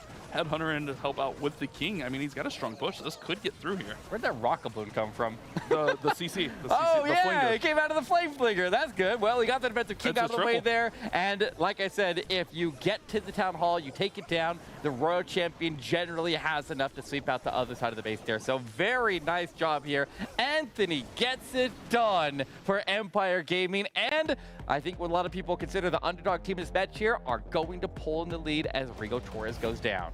I can already see Anthony doing a dance right now. I can see it in my head. He's dancing. He's having a good time after that attack. That's exactly what Empire Gaming needed. Take advantage of the couple of missteps from United and push that lead. Now they're up on Star. They're going to be up on Percent as well. A very nice attack from Anthony. It was a little bit of drama there for a split second, but really ultimately nothing he couldn't handle. Yeah, and I think the team that can't afford any more drama is United Gaming right now. They've had a very dramatic start to this war here with this just little things, just troops not cooperating, but they've managed it well. But they will have their percentage advantage, even though they're down on stars. So this war could swing in an instant here if we see a mistake out of Empire Gaming, and they'll just be fighting to maintain their lead. And obviously, United Gaming will be hot on their tails the entire time. Yeah, I mean, Empire, from now on, you just got to keep your foot on the gas, keep playing as hard as you can. You know what United is capable of. We've all seen it. And we got one of the best Queen Charge players right here. It's going to be Rigo Torres coming in with the Queen Charge Hogs. I love this attack personally. Just Queen Charge Mass Hogs is a really fun, really strong attack. And I'd love to see what Rigo can do with it here. Yeah, Rigo has been typically, for a long time, he was a Queen Charge Lalo attacker, but he really likes his Queen Charge, and he's been adapting his playstyle to the Hogs. And you'll notice that he could have gone in potentially with a Hog and Super Hog mixer, which is what a lot of people are preferring, but he wants extra Super Troops, and sometimes the utility of the Super Goblins, or Sneaky Goblins, I guess I should say, and the Super Wall Breakers is just too much to give up, and they would prefer to have that and just go in with all regular Hogs. Now, the deployment on an all regular Hog attack there is a little bit more difficult, but also he needs to get the Queen to cooperate, and she, once again, is going for a walk when she was supposed to go in, and he's going to take some extra damage there because that Expo is getting skipped right now. Yeah, but it's nothing you can't handle. Watch the Skeletons. He's going to throw Wizard in there. Skeletons on the Flame Flinger. Queen is going to circle back. Flame Flinger does lose a little bit of health here, but still, wait, Queen, come back, Queen. Pops the King's ability, trying to push the Queen back. Oh no, Queen is not coming. Loses a healer. Queen goes invisible. Oh no, Eric. All right, here we go. Nothing is going right on these United Queen charges. He's okay though. He'll freeze up the Town Hall, stop the damage that the Queen's healers would take there, poison up the CC, but unfortunately he does take the Town Hall down before he switches over the Rocket Balloons, and then he'll delay the Ice Golems as he continues to push his way forward there with a freeze of his own as well. Oh man, this one. These charges from the United squad are just not going their way. Now we're going to start seeing those Hog Riders coming in from the top side. We'll have the Royal Champion and the Grand Warden accompany them in. Warden ability goes off early. He does catch the Tornado Trap. Now the Poison Lizard on the Warden can help out with the enemy heroes that are still remaining in the middle of the base, but he does also have a Headhunter in there to help out. And a swag to freeze there, try to get a little bit greedy on how much he could cover with that freeze, and end up putting it right in between two defenses by hitting none of them.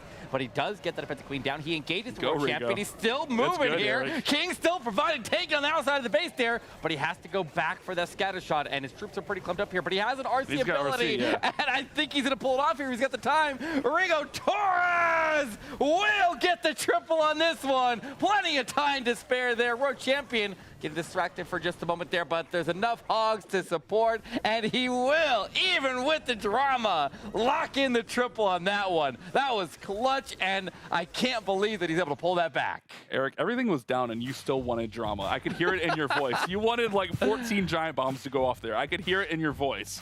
You're living for the drama too much, Eric. Settle down, bud. I live for it. I live for it. That was good. I mean, we had enough drama on this attack alone. I mean, the queen went all the way around her target, eventually does circle back, get the town hall, and just really good patience here to keep that queen in there. And right here, this was good. The freeze on the town hall, using the poison to slow down the rocket loons. Queen's able to grab at the town hall before the rocket loons get to her, pops the ability to finish off those rocket loons, and then the deployment of the hogs was good. A really strong attack here from Rigo Torres. Not 100% to plan, but essentially it's the same plan, just wrapped around the queen. Yeah, just had to make some adjustments there, but overall he sticks to the basics, the main parts of the plan there. Still got their primary targets. The queen got the town hall. Yep. The hogs rushed into the rage tower area, and the eagle artillery down south. The flame flinger was getting some good value. The king picked up some good value. Like overall, he just picked that base apart point by point, and he was able to make some adjustments even when things went a little bit south. Yeah, that was fun to watch. I really liked that one a lot. And I like the option of going with the 2 super troops and going with the mass hogs, going with the sneakies and the wall breakers.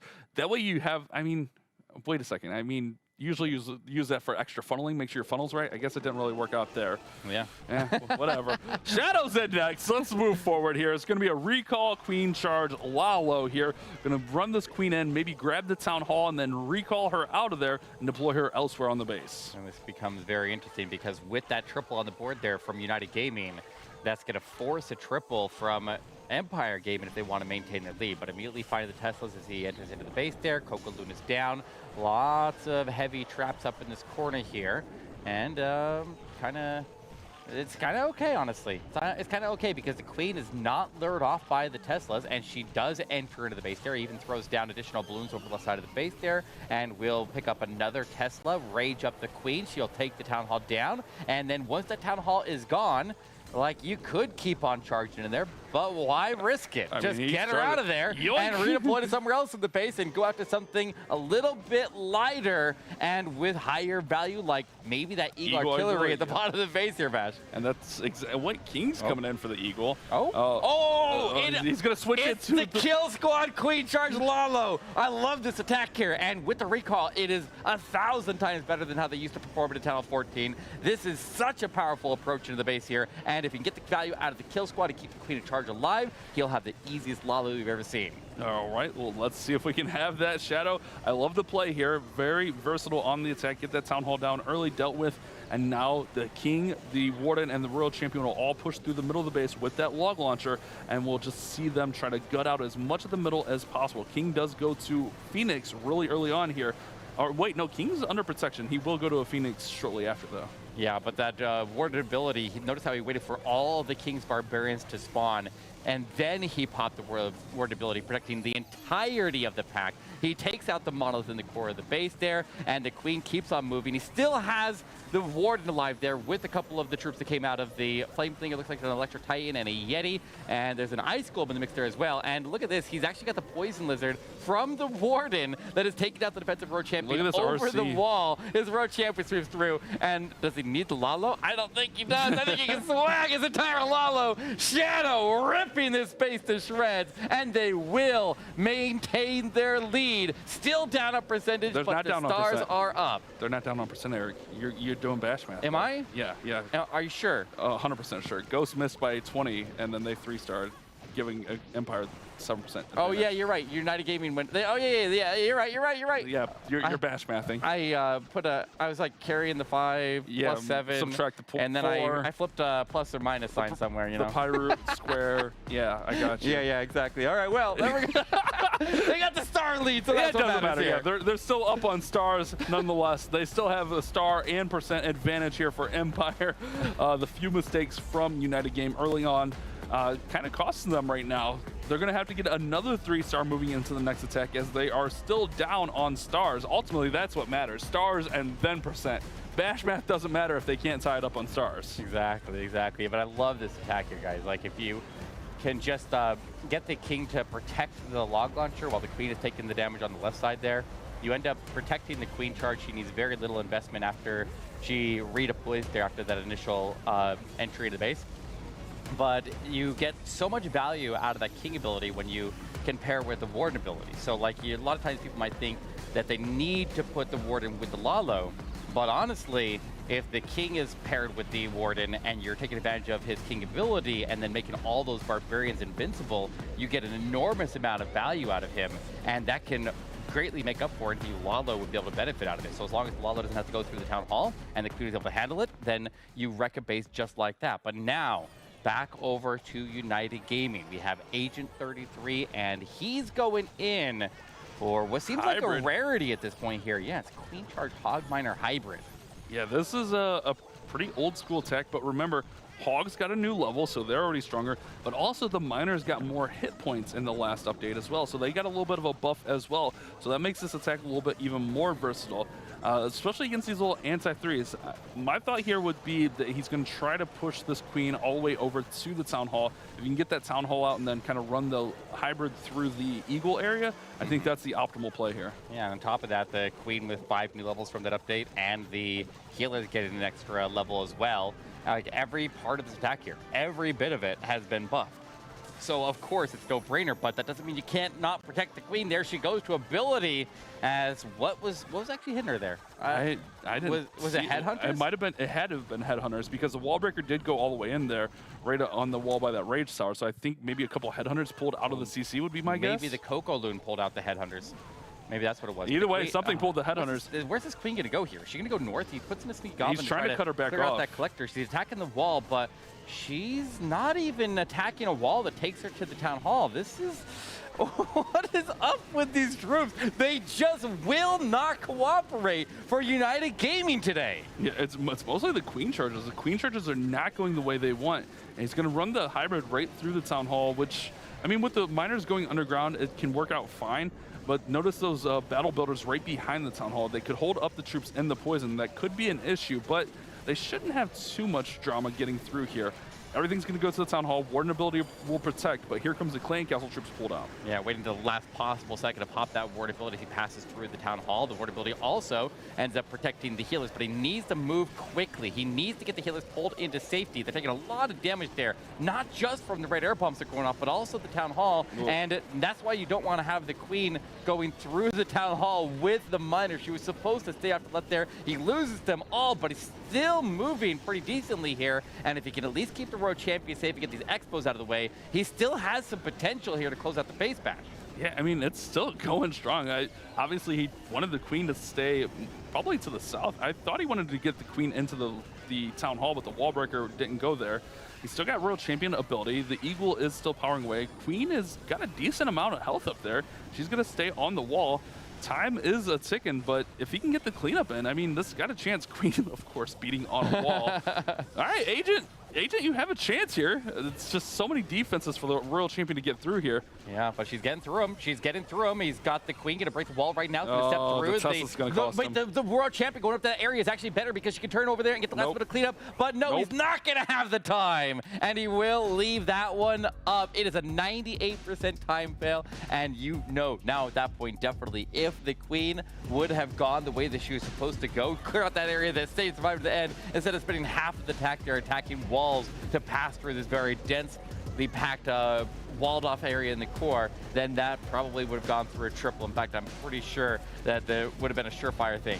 Eric, I'm surprised. Sure, surefire? I don't know. I'm surprised that got that close. I mean, look at this back end. There's rage towers, there's bomb towers, there's multis, there's things that eat up hogs and miners, but he was able to persist and stay through it and almost get the triple. I mean, great persistence there from Agent, one of the better attackers here on this United squad. I mean, the United squad is pretty solid all throughout, but Agent, it seems like whenever he gets in trouble like this, he's able to recover it and still be very close to a 3-star every single time.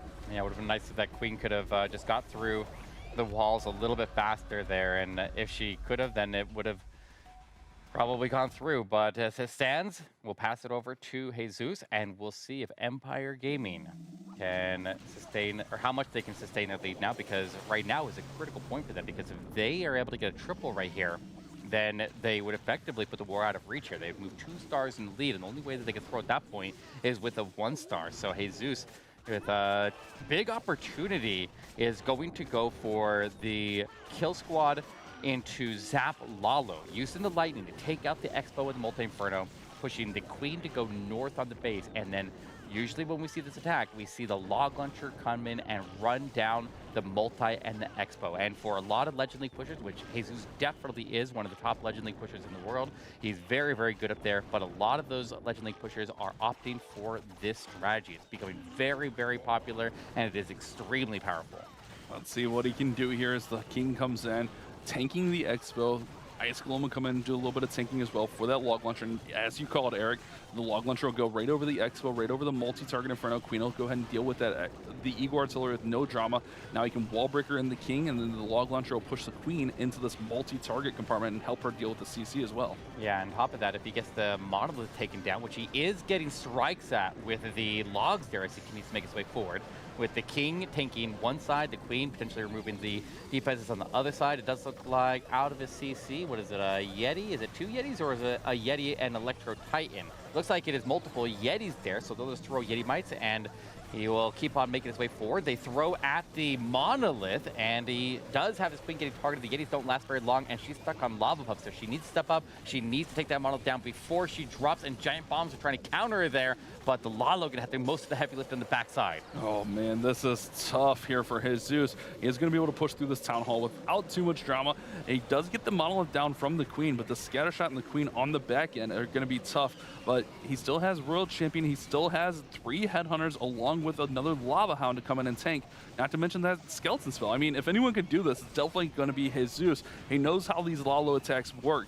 Okay, there we go with the last Lava Hound coming in from that far side, going to help protect for the Royal Champion. Let's see if he can get the Headhunters into the Queen. He's actually got Skeletons in there. He's still got 3 Headhunters. Here come the Headhunters. He's overwhelming. Look, Eric, he's overwhelming the Scatter. I think this is going to have a chance. At minimum, it's turn on him, close. It's turn on him. It's going to turn on him. They're going to take the strikes, but they get inside that minimum range. They're in. And there we go. Wait, he's not out of it yet. RC pops ability. That clears the defenses. Now he's out of it. He can swag his spells. Empire Gaming going to move 2 stars in the lead above United Gaming, and they've got him on the ropes. Jesus swag spells. I would never expect him to swag spells, Eric. I'm pretty sure he goes into every attack expecting to use 2 less spells than he brings. Yeah, that's true. That's true. He's like the swag god of NA. Very nice attack, and that one all but puts this one away for Empire.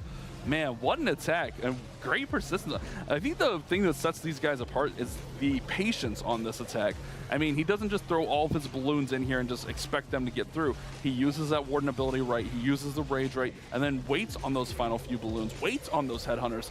The patience is what sets these players apart. Yes, indeed, and just waiting for the Hounds to move into proper positions as he continues to just cascade his way through the base there. Just waiting for that bottom air defense, and then not deploying any balloons over to the right side. Then the Hound survives down there, crosses through, passes up the balloons, and he has additional Hounds, and he was just waiting for the previous Hound to get his value. Then he deploys it up there, and now he's got tanking for the Royal Champion to take some damage off of her, while at the same time continuing to dump all these lava puffs in the area, keeping the scatter shot under control. You can see it trying to decide whether it wants to attack the air troops or the ground troops, but it is completely overwhelmed there. And now we begin our final exchange. And this is going to be Ninja for United Gaming, who is actually making his SPS debut here on broadcast. The youngest player just turned of age to enter the competition, so a very exciting moment for him, making this Electro Titan Zap attack here. Let's see if he can make a debut with a 3-star. It's like, you know, making that first plate appearance in the MLB. See if he can knock it out of the park here. Oh yeah, he's been a very, very good attacker.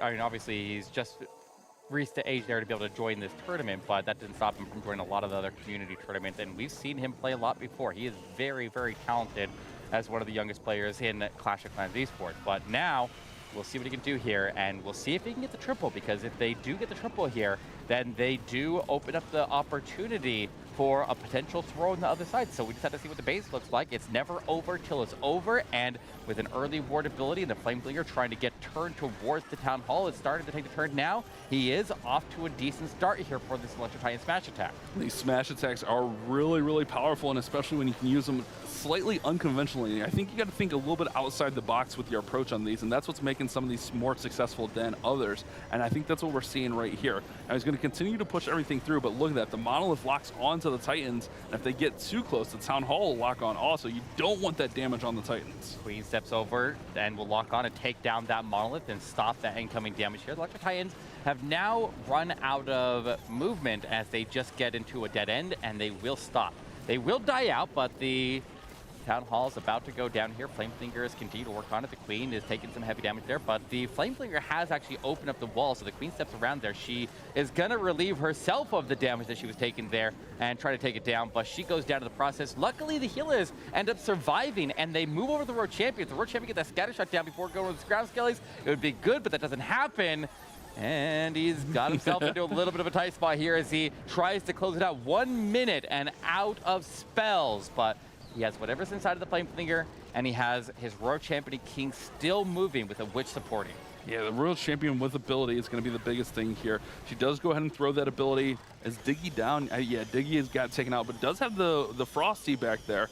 But it's not close enough to help out Super Minions out of the CC to deal with the King. They actually just ate that King alive. Wait a second, can the Super Minion play get through here? I mean, oh, the air defense. Oh, the air defense and the multi going to be too much. It was close for Ninja making his debut. Wait a second, King's still going. Wait, let's not write it off yet. Yeah, he's still moving here. Sneak Goblins are going to come down and get that storage down, and then they can start attacking defenses. The King is overwhelming in the multi-inferno. He's finally going to step into it. The healer barely keeping him up here. He's surviving. He's got 11 seconds. Hold the front door. He still might be able to pull this off. He's going Wizard. Come on, go, close it, close it. 4 seconds, 4 seconds. Everyone Come on, on, take this throw. Oh, no. No, Ninja, 99%. Not bad for a debut attack right there, but it's not a triple. And now Empire definitely just needs to get in here and close out this war because they basically got it locked in at this point.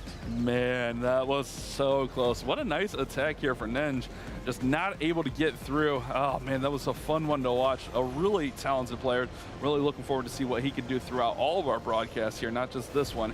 As United Gaming looks like they're going to fall to Empire. Anything could happen. You know, we've seen weirder things, but this one looks to be all but done. But still a pretty decent performance for both these squads. Just seemed like the heroes, more the Queens, did not want to cooperate for United here today. Seriously. Yeah, I think the Queen threw on like almost every single attack there. You hate to see it, but it's just part of the game there. You got to just account for all those little things that the Queen could end up going off path to go chase down or whatever she wants to do. It's just Queen doing Queen things. You know, we're all used to it at this point here, and sometimes you just have to manage with it. But here we go, the final attack of the war. Smokey Bear will lock in the win after he scores 1 star, but 1 star would not be the victory that he wants. He's going for the triple, and he'll just go ahead and start in a Queen charge at this Eagle. And it's an interesting attack here, using dragons with clone and a Queen charge all in the same attack. I've seen this a lot with Recall, but Clone is a little bit out of the ordinary for this patch. I want to say he's just going to do a safe, like, Clone Bomb, just clone up some balloons to grab the Town Hall. That would be my thought process here. You know, you pretty much have it in the bag, so just make sure you secure the victory. It would be the thought process here. I mean, even if Empire or United would have got the 2-star there, or a 3-star, excuse me, a 2-star would win the war for them. So in my opinion, this is a safe 2-star plan.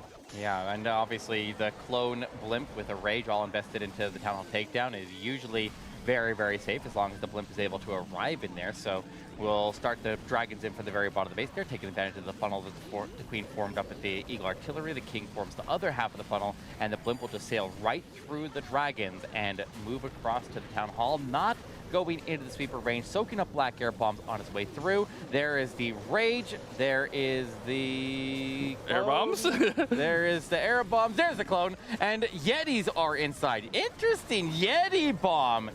in a dragon attack there. I like it. I like it a lot because it just nuked out a big chunk of the base there, and now the dragons will get a little bit of a regrouping along on that right side. Everything going to the middle is going to die out, though. It was really nice. A little bit of risk there, but with the sneaky goblins in there, works out really well. Cuts out that core. Now he's got the queen working up top, beating on a wall. Of course, the queen's beating on a wall there, but she's got to get out. Let's be honest here. There's no way for her to get out besides go all the way around. That doesn't make sense for AI, so she's going to do that.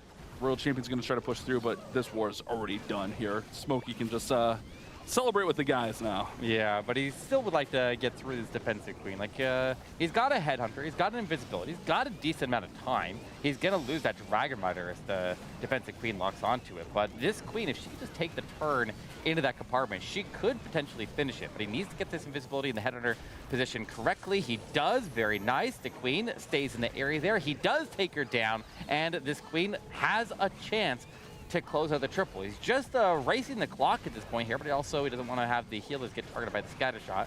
That would probably stop this in its tracks, but he's honestly very, very close here. Healers. You said it there. You said it. It might be okay, though. Yeah, it might be okay because it's saving other troops there. Time. Yeah, it's going to be close. It's going to be close here. 5 seconds to close it out. Queen steps through. Everybody stepping in. Warden taking strikes. Black air bombs going off, and no, 99%, but it is still enough for the win. Empire Gaming coming back with this big return after they didn't make it out to DreamHack San Diego last season, and that was very disappointing. I'm sure that they were looking to regroup here and come out swinging this season, and come out swinging they have. Man, we saw some trading of 3 stars, trading of 99%. This war lived up to the hype here. I think this one could have went a little bit different for United. Things definitely didn't go 100% their way, but this isn't going to slow them down. You know they're going to come out. They're going to play their hearts out and look to qualify for our LAN. But with this victory, Empire Gaming will move to 1-0 on the night and day 1 of our round robin of challenge. Yeah, after 7 wars there, we'll tally up the scores and we'll see who ends up on top. But we would expect both of these teams being our number 1 and number 2 seed to ultimately make it through. So I'm sure, hopefully, they'll get a rematch once they get out there if they both qualify out to Seattle. I mean, you talk about number 1 and number 2 teams, but this still was kind of an upset, right? Like, a lot of people at home thought United was going to take this. Yeah, I mean, it could have gone really either way. Both these teams, I was watching it unfold the last few hours of the ladder. I mean, these 2 teams were spinning right up to the last minute to try to get that 1 and 2 spot. And the other team, I believe was Aphelion, was that 3rd team in the mix. Right. They actually took an upset loss there at the last minute, which just allowed these 2 teams to be number 1 and number 2. We talked about it at the opener. Empire Gaming spun the most wars in SBS history. They've been grinding, and we see that work paying off. Oh, yeah, definitely. You see the proficiency with the attacks there, and they just have a very good grasp on it right now, and I am not too surprised that they put up a 60% hit rate, 13 stars, a phenomenal performance there. 80%. Definitely at the top end of North America, and definitely championship material.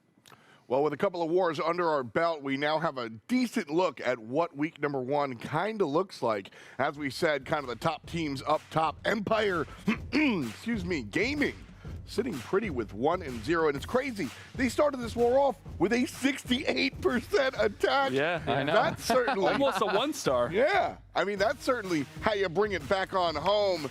And that's what we're going to do. We've got one more war on the other side. We'll bring you right back home. You're watching the Snapdragon Pro Series.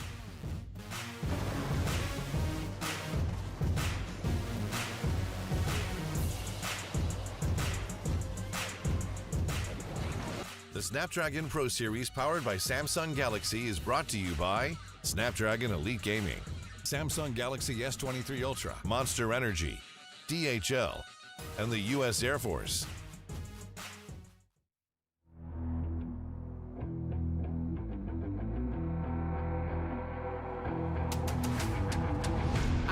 Get it, I'm on the mission, snap any minute, casually winning. Stop tripping on me, stop dissing on me. Yeah, I got a dream, can't take it from me. My fire's burning, I'm always learning. Tell me where to go, man, I'm on a journey. Yeah, I can't explain it, I get excited. Keep it 300, King Leonidas. Strap in, cause it's gonna be a long ride. Working on me every single day and night.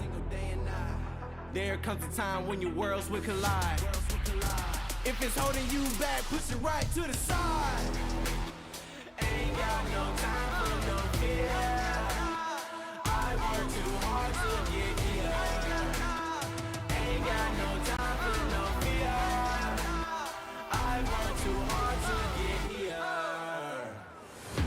got the time, put me in, coach. I've been going hard, time to let it show. Everything raw, give it to me now. Let me have the spot, man, it's going down. Gotta get it here, I don't wanna wait. Take what I want, then I go train. Gotta get a win, I won't lose the game. This is my year, I ain't gonna break.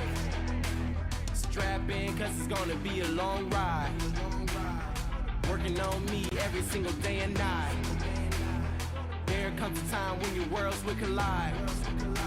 If it's holding you back, push it right to the side. On another level, I will never settle. Mind over matter, get the gold medal. On another level, I will never settle. Mind over matter, get the gold medal. Ain't got no time for no fear. I work too hard to get here. Ain't got no time for no fear. I work too hard to get here. On another level, I will never settle. Mind over matter, get the gold medal. On another level, I will never settle. Mind over matter, get the gold medal. On another level, I will never settle. Mind over matter, get the gold medal. On another level, I will never settle. Mind over matter, get the gold medal.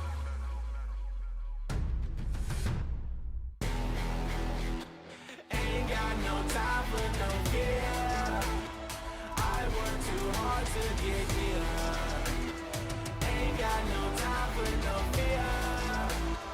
I work too hard to get here. Ain't got no time for no fear. I work too hard to get here. Ain't got no time for no fear. I work too hard to get here.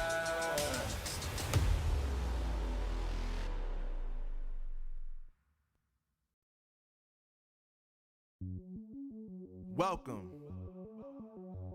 to the place where dreams come true.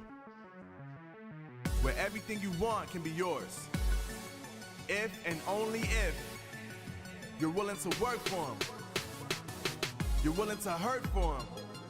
But most of all, you're willing to be first for them. Ha! Look, I'm going straight to the top. I don't know how I would stop, like it or not. I got some goals that I'm hitting. You hear what I'm spitting? It's hot. Look what I got. Whole lot of passion and pain. The road to success is insane. Stay out my lane, 'cause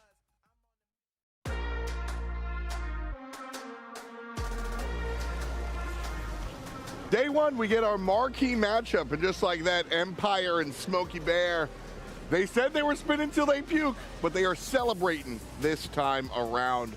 Congrats to them. As we said, United was where a lot of the fans expected this one to go. But it's Empire that wind up with the W because of that. It's early here, so it's just ones and zeros, but nothing binary about the way Empire was playing here. A lot of different approaches that got them their victory. Absolutely. A little bit of an upset there. But then you never really know with when the 1 and 2 seed face each other. You knew it was going to be a good matchup there. And I think it's not too big of a surprise there because Empire is a very, very strong team.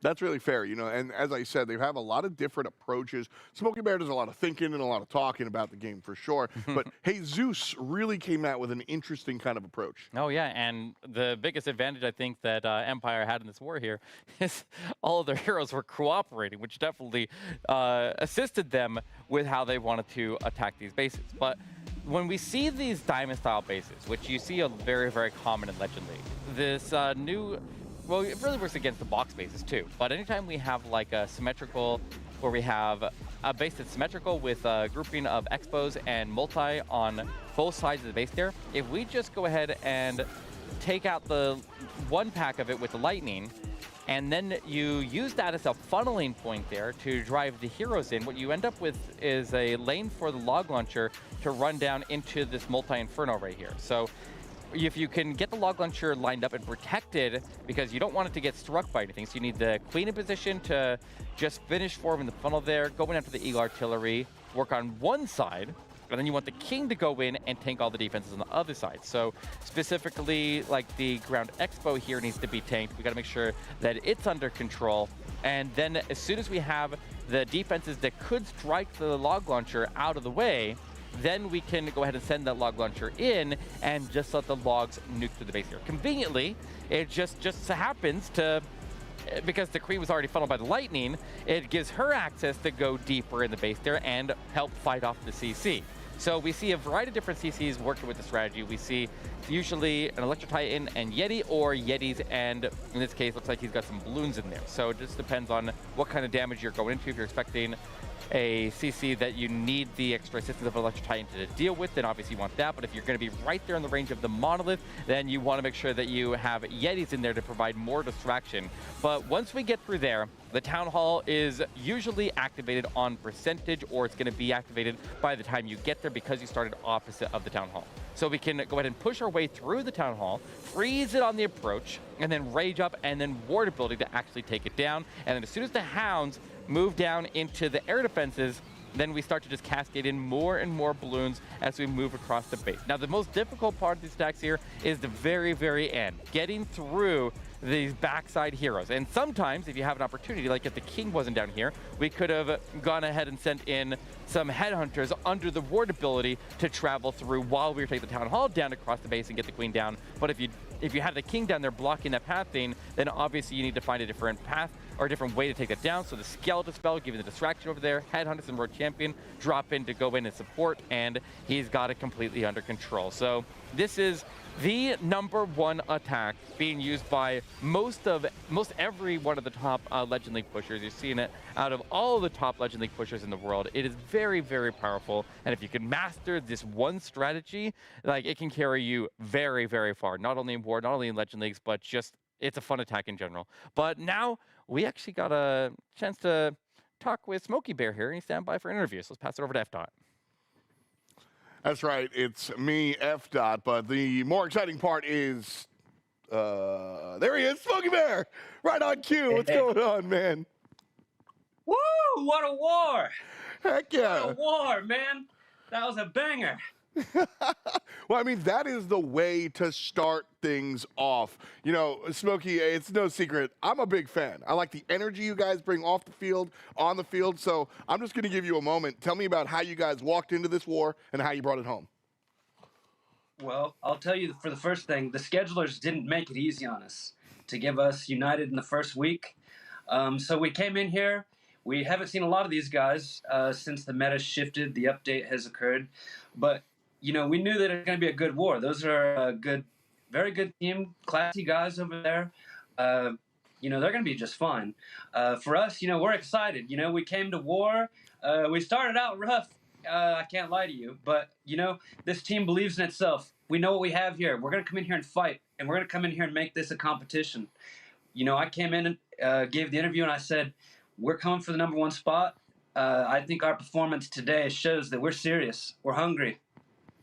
I mean, absolutely. There is no question about hunger or how serious you guys are. Obviously, #1 and #2, but not comfortable with that, just #2. And I want to talk about, you know, how you guys come through. Jesus here had a phenomenal sort of textbook approach, which is kind of what I have started to associate you guys with, just doing the meta, doing what's right very, very well. Would you agree or disagree?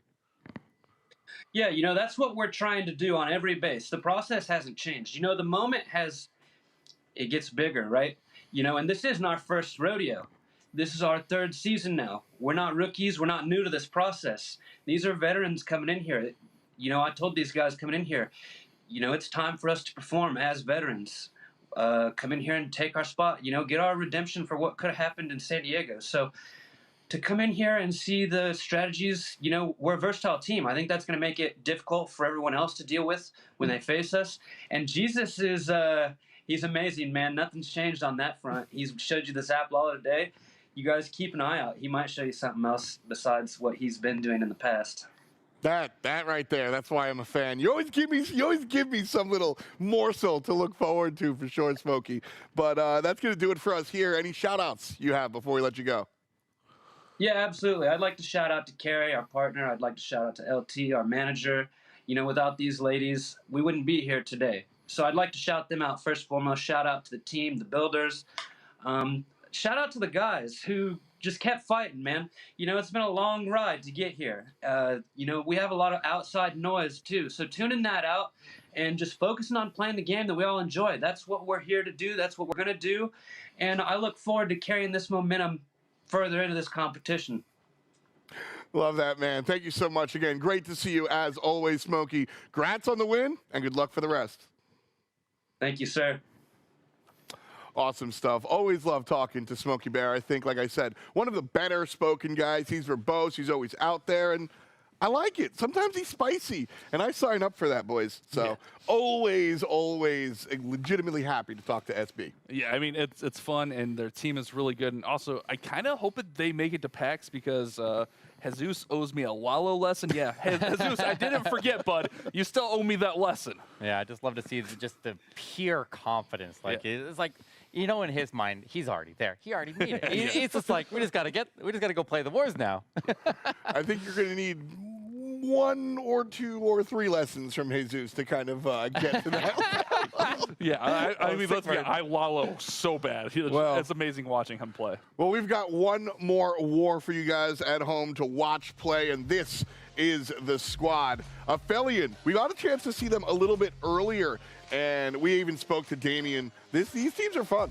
Yeah, I mean, they had a really nice performance against Method Madness earlier. They had a couple really close attacks. Their triples were not gimme triples. They were down to the wire and just got across the finish line. Yeah, but in the end, they were able to clutch when they needed a clutch there, and they snuck by that win earlier, 12-12. But on the other side, we have a team that's also on their second match there of the latter phase here. We are looking at a 1-0 on both teams.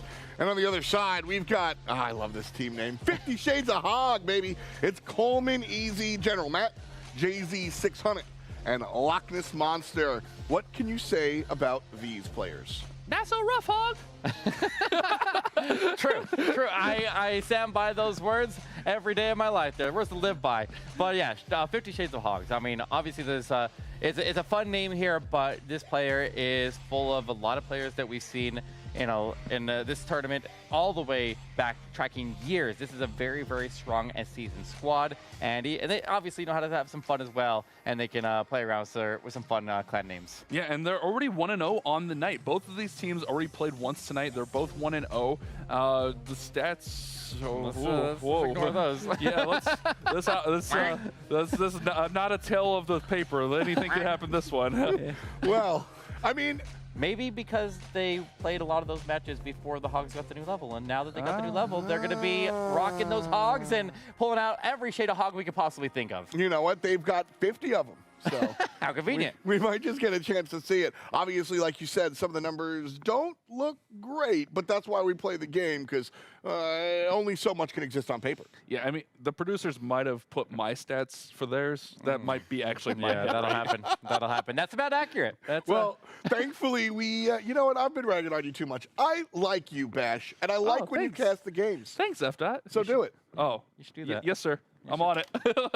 Let's go, guys. It's our 4th and final war of the night. I hope you guys have been enjoying it. Shout out to all the teams for giving us these amazing wars. And Nick is up first, and we do have some Hogs. Here is one shade of Hogs. It's going to be a Queen Charge Hog hybrid. You got me saying it like that. I normally just say Queen Charge hybrid. Yeah, I love a Queen Charge hybrid. It is very, very strong, and performed by Nick, who, by the way, when he used to play in Volume 0, they actually won one of the previous seasons of the Snapdragon here. So did he yoink her out of there? He sure did. Yeah, he just pushed right in there, grabbed out that Eagle Artillery, quick and easy, get on out of there, and then redeploy her at the bottom of the base here. Still hasn't deployed that 5th healer, but he will now as he drops into Coco Loon and will search for some black air bombs right there, but he probably needs another one. He's only got 2 more Coco Loons, so he needs to utilize those to keep the Queen protected, but as soon as that Tesla goes down and he can get these Coco Loons to go a little bit deeper in the base there, like it would be a good time to drop one in. Okay, he will search regardless off to the left, does catch some traps. 1 trap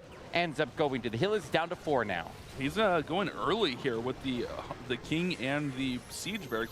Going to go ahead and take down the Town Hall, and we should see the hybrid. Yeah, here it comes. It usually comes in shortly after the King and Barracks is deployed. And you want that King to stay on the exterior to keep that funneling, but the King pushes inside. Not ideal here for this push.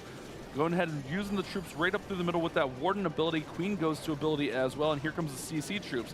ice golems and a couple of rocket loons. I'm a little bit concerned because the king didn't stay to the outside there. Now he's got to fight off the defensive king there, so those wizards on the outside of the base there become vulnerable. The P.E.K.K.A goes down. The Hog's going to pass him up, and he gets a headhunter, but the Hog's going right into heat up at the top of the base there as they end up going into that multi-inferno and instantly get evaporated along with all the wizards. I mean, this is a little bit of a tough spot for him as he keeps on charging through, but on the bright side, Queen's still alive here, and unfortunately all these miners are getting stalled up in the core of the base there, and then they get mowed down while they were stuck on ground skellies. So he's kind of winding down here, and I don't think is going to end up having enough to get through here. Yeah, I think he needed to get the hybrid in, like, once he put that king and barracks in. Allowing that king to work in a little bit just allowed him to push inside the base and really hurt that funnel. If the king stays on the exterior, not only is he going to help funnel and create pathing, but he's also going to get up there and tank the bow. He's going to tank the enemy king. You can throw the headhunter in there. Right. So a little bit of a misstep there, but it's still early in the war. We saw this last war.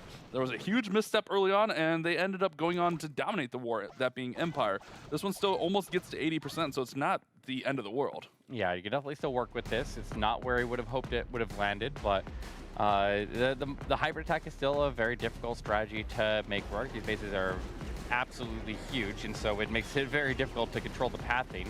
And so if you don't cut the pathing very deep in the base there, then you leave up a lot of opportunities. And he did have a pretty strong push into the core, but as soon as he ended up having these rage tower, this rage tower up top here specifically, boosting up all the damage of these multi-infernos, it's just an insane amount of damage. Then when you pile on top of that and you have all the ground skellies and the defensive queen in the core of the base, you're just making the push through the core of the base to slow down so much that it's hard to recover the momentum. Yeah, it was a tough one there for Nick, but did his best to keep running up the percent. 79 is respectable. Anything can happen here, but against this Aphelion squad, 79 is a little low in my opinion. Anything can happen. We saw that happen with United and Empire. Two teams we both hold in very high regard. They both had some low attacks in there, so anything could happen as we wait for our next attack to come in for Aphelion Esports. They're going to look to grab a lead and push it further, obviously, in this war. Oh, man. Heartbreaker there for Nick to start off, though. Yeah, a little bit rough, though, but it was a 2-star. It was a moderate percentage. They can work with it, and now we'll pass it over to Damien on the other side, and he's going to be making his way in with a Zap into Electro Titan Smash attack. Now, if you're looking at the base here, what would we zap out? With the entry that he's going for right now, I would assume it would be the Expo and the multi-inferno on the left side of the base there. He has the Warden working in, and with the mortar out of the way and the Expo removed, the Flame Flinger will take out that scatter shot and will start to work along the bottom of the base there along the left side. So definitely has some potential to pick up some good value with it, and he's even testing for traps there, but that does mean we have a long push across the base here for the Town Hall takedown, and I think if he gets there and takes it, he doesn't have too much threats on the other side because all those heroes will just kind of step up and he can just hit them without pulling his healers into the Town Hall poison. So I do have high hopes for this. I'm a little bit worried about this little right side funnel. If these troops don't take the jump early on, they could easily push to the right side there. This style of attack, we usually see a lot of super bowlers being used where they can bounce in and get that splash and create their own funneling. And here we go. Some of the Titans are going outside, some are going inside. They will eventually come back because it is closed off, so not a huge issue there. But, oh wait, they're stuck on the wall there. A couple stuck on the wall. Queen turns back. She might be able to grab this Town Hall with the couple that are in there, though. Yeah, I think she's okay unless the defensive heroes distract her off of the Town Hall, but she locks on the Royal Champion first. She pops her ability, goes to the Queen second. Now she locks on the Town Hall, but we got ground skellies distracting her. She takes one strike at them, goes back to the Town Hall, and she will secure it. But now his ground skelly is going to open up his Flame Flinger to the side of the base there, and he lost his main force. Man, it almost feels like Super Bowlers would have been a better play for that approach. I mean, I'm not a great smash attacker, but just those Super Bowlers having that little extra reach and that extra splash, I think might have helped the funneling a little bit on this one. It's hard to say, obviously. You know, it's easy for me to sit here and say that. You never know how things are actually going to play out. But obviously, he wants to push this above 79% so he can start his team off with the lead, and he's getting right to that number right now. Well, he's going to get the King to engage onto the defensive King, and under Phoenix, they'll keep on working there. His Royal Champion going to get stalled up on ground skellies up at the Expo there, and with her ability, she will get a little bit more. But yeah, the King is a major roadblock here on the backside of the base, and he needed him out of the way to have a chance to push his World Champion through. So it's quite close here. Yeah, it's It is actually a lot quite closer close. than I thought it was going to be. The Royal Champion actually coming and did a lot of work. I thought this one was going to fade closer to like 80, like maybe 82, 83, but actually pushes up to 92 by the time these troops are done here. So GG's to Damien for sticking with that one and not giving up on it. Things didn't go his way. And I think that's ultimately the lesson we see in a lot of these attacks. Stick with it, make those adjustments, and just go for as high % as you can. Yeah, I don't think that Archer is going to get that storage down in time here, so it'll keep on chipping away for another couple seconds here. 91% is the final, and that means we have a 12 building split between the teams in the favor of Affiliate Esports, and I guess we'll see where we go from here. 50 Shades of Hogs will come in for our next attack, and we'll see if they can put some pressure over and force a high percentage or a triple there from Affiliate. Man, if those couple of Titans would have went back inside, they would have brought the healers with them. This one would have had a chance to get through there, but those 2 Titans staying up on the wall. The healers stay up there, and then he doesn't have the support to finish the attack out, obviously. King did a great job tanking over there. It's just not enough gas to get through the back of this base, unfortunately, for Damien. 91, though, still very respectable. We still got a lot of war to be played. Spizik there on defense. Let's see what they can bring to the table here with the next attack for 50 Shades of Hog. Absolutely, and here we go.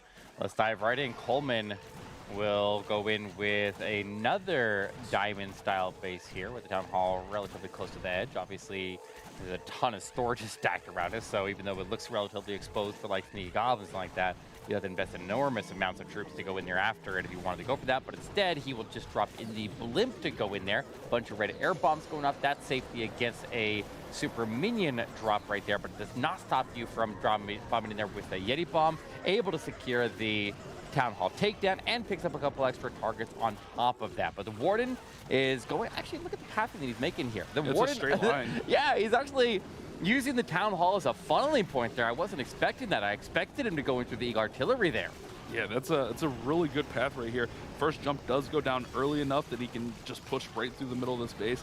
Now he needs those bowlers just to push right straight through towards the Eagle. Like you said, bowlers usually want to start on the Eagle, get to it as soon as possible, but this one actually has a pretty good path to that Eagle Artillery, and if they could stay there and stay clumped together so they stay healed, I think this one's got some good potential. Yeah, which is working on the right side of the base there with the King. The Skeleton spell coming down onto the defensive Warden and defensive King, and prevent them from locking onto anything important. And he does need to get the Eagle Artillery down soon, but in the meantime, he is at a bare minimum keeping the healers under rage, and they are keeping these super polars under control and topped off here as much as possible. So they're surviving. No, they're not. No, they're not. Well, that didn't age very well. Yeah, that aged all of -2 seconds there, Eric. Yeah, they fade out really quickly here, and oh man, the whole attack is pretty much faded out at this point. They just kind of got stuck there in the middle, and it seemed like him opening that left compartment just kind of hurt things a little bit. If you would have moved that jump just a full tile over to the right and maybe had that more of a straight line to the back of the Eagle, could have maybe had more potential, but they end up getting stuck in there. And man, that just really held everything up, and ultimately that's what cost the bowlers their lives, I guess. Yeah, it'd be interesting to see exactly what that Eagle Artillery was able to claim, because there's a reason why most Super Bowler attacks typically charge through the Eagle Artillery. And that's why I was kind of surprised when he decided to go to the Eagle Artillery so late in the attack, because Super Bowlers are a very vulnerable troop in general. So if you are continuously taking Eagle Artillery strikes there for half the attack, on top of all the other damage, you're kind of playing with fire right there. And I wonder if that was the difference of why the Super Bowlers end up going down, because if they're engaging like a scatter shot, the defensive heroes, and taking an Eagle Artillery strike all at the same time, they can quickly get overwhelmed. Yeah, unfortunate here for Coleman. Doesn't work out in his favor. 71% is going to be the final number. Man, 50 Shades of Hog are faltering a little bit here earlier. BJG there on defense, and that base held strong. The bowlers, man, yeah, just get stuck in there. And we'll see. I mean, they jump over that wall to grab the monolith, but I think that could have been a little bit of strike. Yeah, Eagle strike there right as they were going into the Expo World Champion Multi-Inferno, 2 Expos, and actually the Expos were under rage on top of that. Yeah. So like, I think the Eagle, no, the Eagle was not under rage, so he wasn't taking like raged up Eagle Artillery strikes there, but still, yeah, that's a lot of incoming damage there that came in very, very rapidly against relatively light troops, and it just overwhelmed them. Yeah. That one was a tough one to watch there for Coleman. Unfortunate, but you got to stick with it. You got to keep going. You got to pursue the victory still. I don't know what I just said there. That doesn't make any sense. It was awesome, though. They're down on percent big, and they left themselves even more vulnerable. And our poll showing in favor of 50 Shades of Hog. I'm kind of surprised by that. I would think that they would be the underdog in this one. Yeah, I mean, they came out of the lower bracket out of the Open Finals, and Aphelion was the top performing team in the Open Finals. So I would think that Aphelion would be the team to win it here, and 50 Shades of Hog would be the underdog. But people probably just like their name a lot because it's awesome. That is true. I mean, we know our chats, and they like memes. Let's be honest. They're memey. All right, but it's going to be Dobbs Ben, and he's going to show you some 50 Shades of Balloons right here. It's a Queen Charge Lalo. Looks like a pretty standard army composition, going with the Flame Flinger to start off. And that Flame Flinger should get some pretty nice value as long as he can keep that Expo, Queen, and Mortar under control.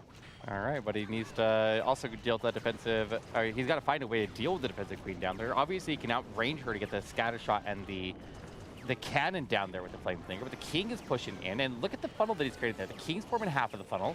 The Flame Flinger, just with that early start there, gets the other half of the funnel. As long as the healers and the Queen don't throw on him here, he's in a pretty good spot, and I like that wall break positioning to get the Queen to go deeper into the base there. And on top of that, the defensive Queen is going to be taken out there by his Queen, and so he's got an answer for it. And she'll take the Expo too, so it's just layers of extra ways to be dealing with these threats down there. So much of this game is all about the timing, and the timing on this attack was beautiful. Getting that Queen into that compartment on time was crucial, and Dobbs Ben executes that well. Keeping out of the Queen, okay, she's... That was invisibility. That was not her ability. I was going to say, I don't think she went to ability because she still got her picture present there. But the Flinger did pop. The enemy Queen stepped up and popped the Flinger, so he's not going to have that support. But he still got a lot of power here with this Queen Charge. Yeah, I mean, he froze the Queen while she was under rage and attacking his Queen, and that just held her at bay for a little while there. But his Queen's going to turn back over the Multi-Inferno, still under... Oh, where's she going? No, where's she going? Watch this wall breaker, Eric. It's going all the way in. I see the wall breaker, but I'm also looking at the healers here, as he needs the healers to survive to be able to get the Town Hall takedown. He's fine. He's fine. Yeah. I'm not panicking. You're panicking, Eric. I'm panicking because I'm worried about red air bombs in the core of this base that are going to hit these healers after the low HP. He's got Queen ability. He just wants Town Hall. It's fine. Okay. You have faith, but I'm a little bit skeptical here. And you're right. She locks on the Town Hall, lose a healer, but she will claim it right there. And why was I was never worried. You were the one that was worried, Bash. You love drama too much, Eric. You might need some help, bud. You are living on the edge of an adrenaline rush right here. All right, Dobbs. I had faith in you the whole time, bud. You heard it.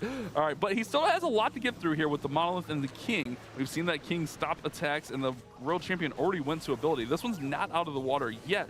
Queen's got to break through here, and he's still got an air defense. These balloons are going to get it. I don't think this gets through still. I mean, I had faith the Queen would get the Town Hall, but I don't think she's got the rest of the base. Yeah, the defensive King here, the Monolith, the Grand Warden, the Tesla Farm. Yeah, she's going to be overwhelmed here. She'll get through the Monolith here, but the defensive King is the biggest roadblock here. But wait, there's some those barbarians up. Oh, those are archers from her ability up top there. I love to see the pixels. From her ability? I think, yeah, from her ability. I don't know how they ended up there. Those are from her ability. Yeah, those are from his army camp. Eric, get it together. Those are army camp archers. Those ones on the far left are the ones from the army camp. Oh, yeah, that's what I was looking at. Oh, okay. You're looking at the wrong archers there. What were you looking at? I was looking at the pixel ones because they're cool, and I love the pixel skin. I think a lot of people, I think the pixel skin gets a lot of hate there, but I think it's one of the best in the game. I love them. I would, whenever I let my kids pick my skin sometimes, and they'll just always pick pixel, and I love it. And the sound effects are great. It's 86 there for Dobbs Ben, which is going to push Aphelions' lead even further up. They're going to be up by 27% now. And really, 50 Shades of Hog are getting to that point where they're going to need a triple. You can't really count on too many mistakes from this Aphelion squad, and you know they got some heavy hitters coming up. So, in my opinion, 50 Shades is going to have to get a triple sooner rather than later. Yeah, you don't want to fall even. I mean, yeah, like you're saying, at this point, the percentage is starting to slip away from them. And if they get too much further away, they're either going to need massive defenses or they're just going to have to win on stars. But at least they're getting defenses. So, like, you can be behind as many percentages you can possibly rack out of there, but they can just win it on stars and it's all irrelevant. Yeah, Spizik is coming in next, and it's an Electro Dragon attack.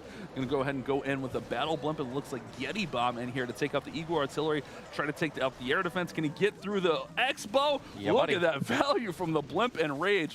Very well done. 7 Electro Dragons, 3 Rocket Loons, going to try to take out this air defense at the bottom, and does just that with the Rocket Loons. Very well executed here from Spizik, one of our more seasoned Electro Dragon players. Yeah, he's just going to use that Baby Dragon to cut off the little, get a funnel at the void space there, taking advantage of that void space. And now you can see a path for the Dragons to enter in right at the bottom right side of the base there and go directly at the Town Hall. And at the same time, he could put the heroes onto the left side of the base, or he could put them on the right side of the base. He actually has a couple of different options on how we could perform this, but either way, he needs to go in here, he needs to deal with the CC. Looks like we see archers, archers, archers, and then nothing. And so that means there's something big and tanky in there that will only come out if ground troops go inside of the CC range. So we need to avoid that at all costs right now and destroy that CC building before they can come out. Oh man, they're right there too. They just need to, they're not going to splash on it, but they'll go to it next. Nice. It's either a Lava Hound or Ice Golems most likely in there, and it's down. So now the heroes can go in and not have to worry about that CC, but there's still a lot of base. There's a Rage Tower up there at the back side of this base, just looking for the future. The King and Queen are going to have to push through the enemy Queen, and a very tough compartment in here with the Scatter Shot, and they don't have much support. The rest of the support is in with that skeleton spell, and then we'll have the Royal Champion to sweep through with these heroes. I like that the Phoenix was able to finish off the Expo there, that ground Expo, and take a lot of damage off of the King and the Queen here, but we need to see what the Royal Champions are deploy. I think she's going to come in from the right side and just start to work backwards from everybody else there, and there she is. Look at the defense over there. They're all like in a line, so we only will engage like one or two at a time max, and so the Diggy will stun them up there, and if you could just follow it up with a little bit of cleanup, he's in a good spot. I feel like the Headhunter needs to be used for cleanup on that right side, but he uses it up at the top of the base, which means he's going to have to go back over to the right-hand side after he clears the defenses, if he can get the defenses down. But he's still moving here with the Queen ability intact. Yeah, the Queen did a great job there. The King got the Scatter Shot down in their middle. There goes the Rage Trap, going off. The Rage Spell Tower goes off. The Royal Champion is going to fall, which means Diggy's going to come over to the Queen. The Queen can reach everything but the Inferno right here. But you're right, that far right side where those two buildings are going to be an issue with only 25 seconds remaining. Yeah, now you got to find a way to trigger her to attack the wall. And even if she attacks the wall, still going to be in a tough spot as far as time goes. Is time, yeah. He's actually gonna go to the Inferno at the very, very last target, and that means he's gonna swing all the way over the right side of the base there. He'll pick up more percentage. Honestly, that's a good thing right here, because I'd rather get more percentage if we're not gonna get the triple, and maybe they can make a comeback on percentage of this one. But as it stands, it is a 95% here for 50 Shades of Hog, and it's their best percentage attack yet, but it's still not the triples that they need. But if they can edge back a few percent here, even if they get 10% back, it still puts it somewhat manageable. If they can get another defense, I mean, because I know who's coming up for this Aphelion lineup, and I'm getting a little nervous for 50 Shades of Hog. Let's be honest here. This Aphelion lineup is very lethal.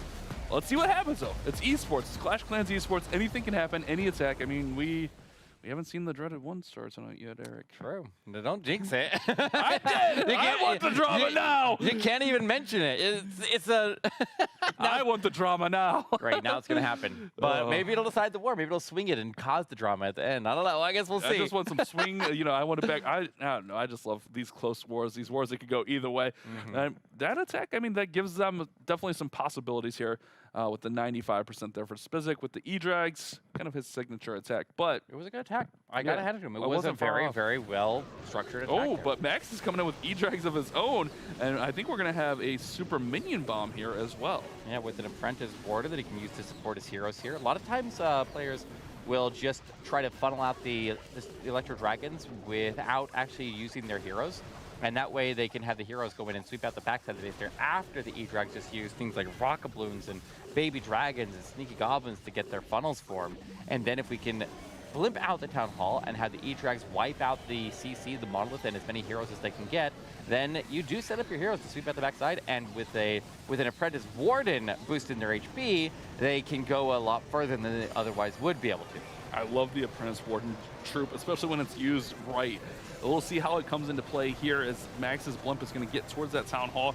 Let's see if there's any traps in there, and it looks pretty clean area for the super minions. No resistance for that drop here, Bash. This could get some huge value. Yeah, they get the Monolith, they get the Town Hall, they get the Bomb Tower, they get pretty much everything in sight. There's nothing to slow the super minions down. By the look of this, Eric, the E-Drags are all but dead here. Yeah, but the super minions are still alive and moving. Queen. There's He still can two support the E-Drags. minions with the heroes here, realistically. There goes the CC. I didn't see much come out of there, so whatever was in there will go down with There, the this is CC. looking The good. Phoenix takes that Black Air Bomb, and he'll get the Multi-Inferno down. He's got the push of the defensive Queen, and with the Apprentice Warden waiting for the Electro Dragons to die out, now the Apprentice Warden will definitely stick right there with the King and the Queen, and they can get some good work done here.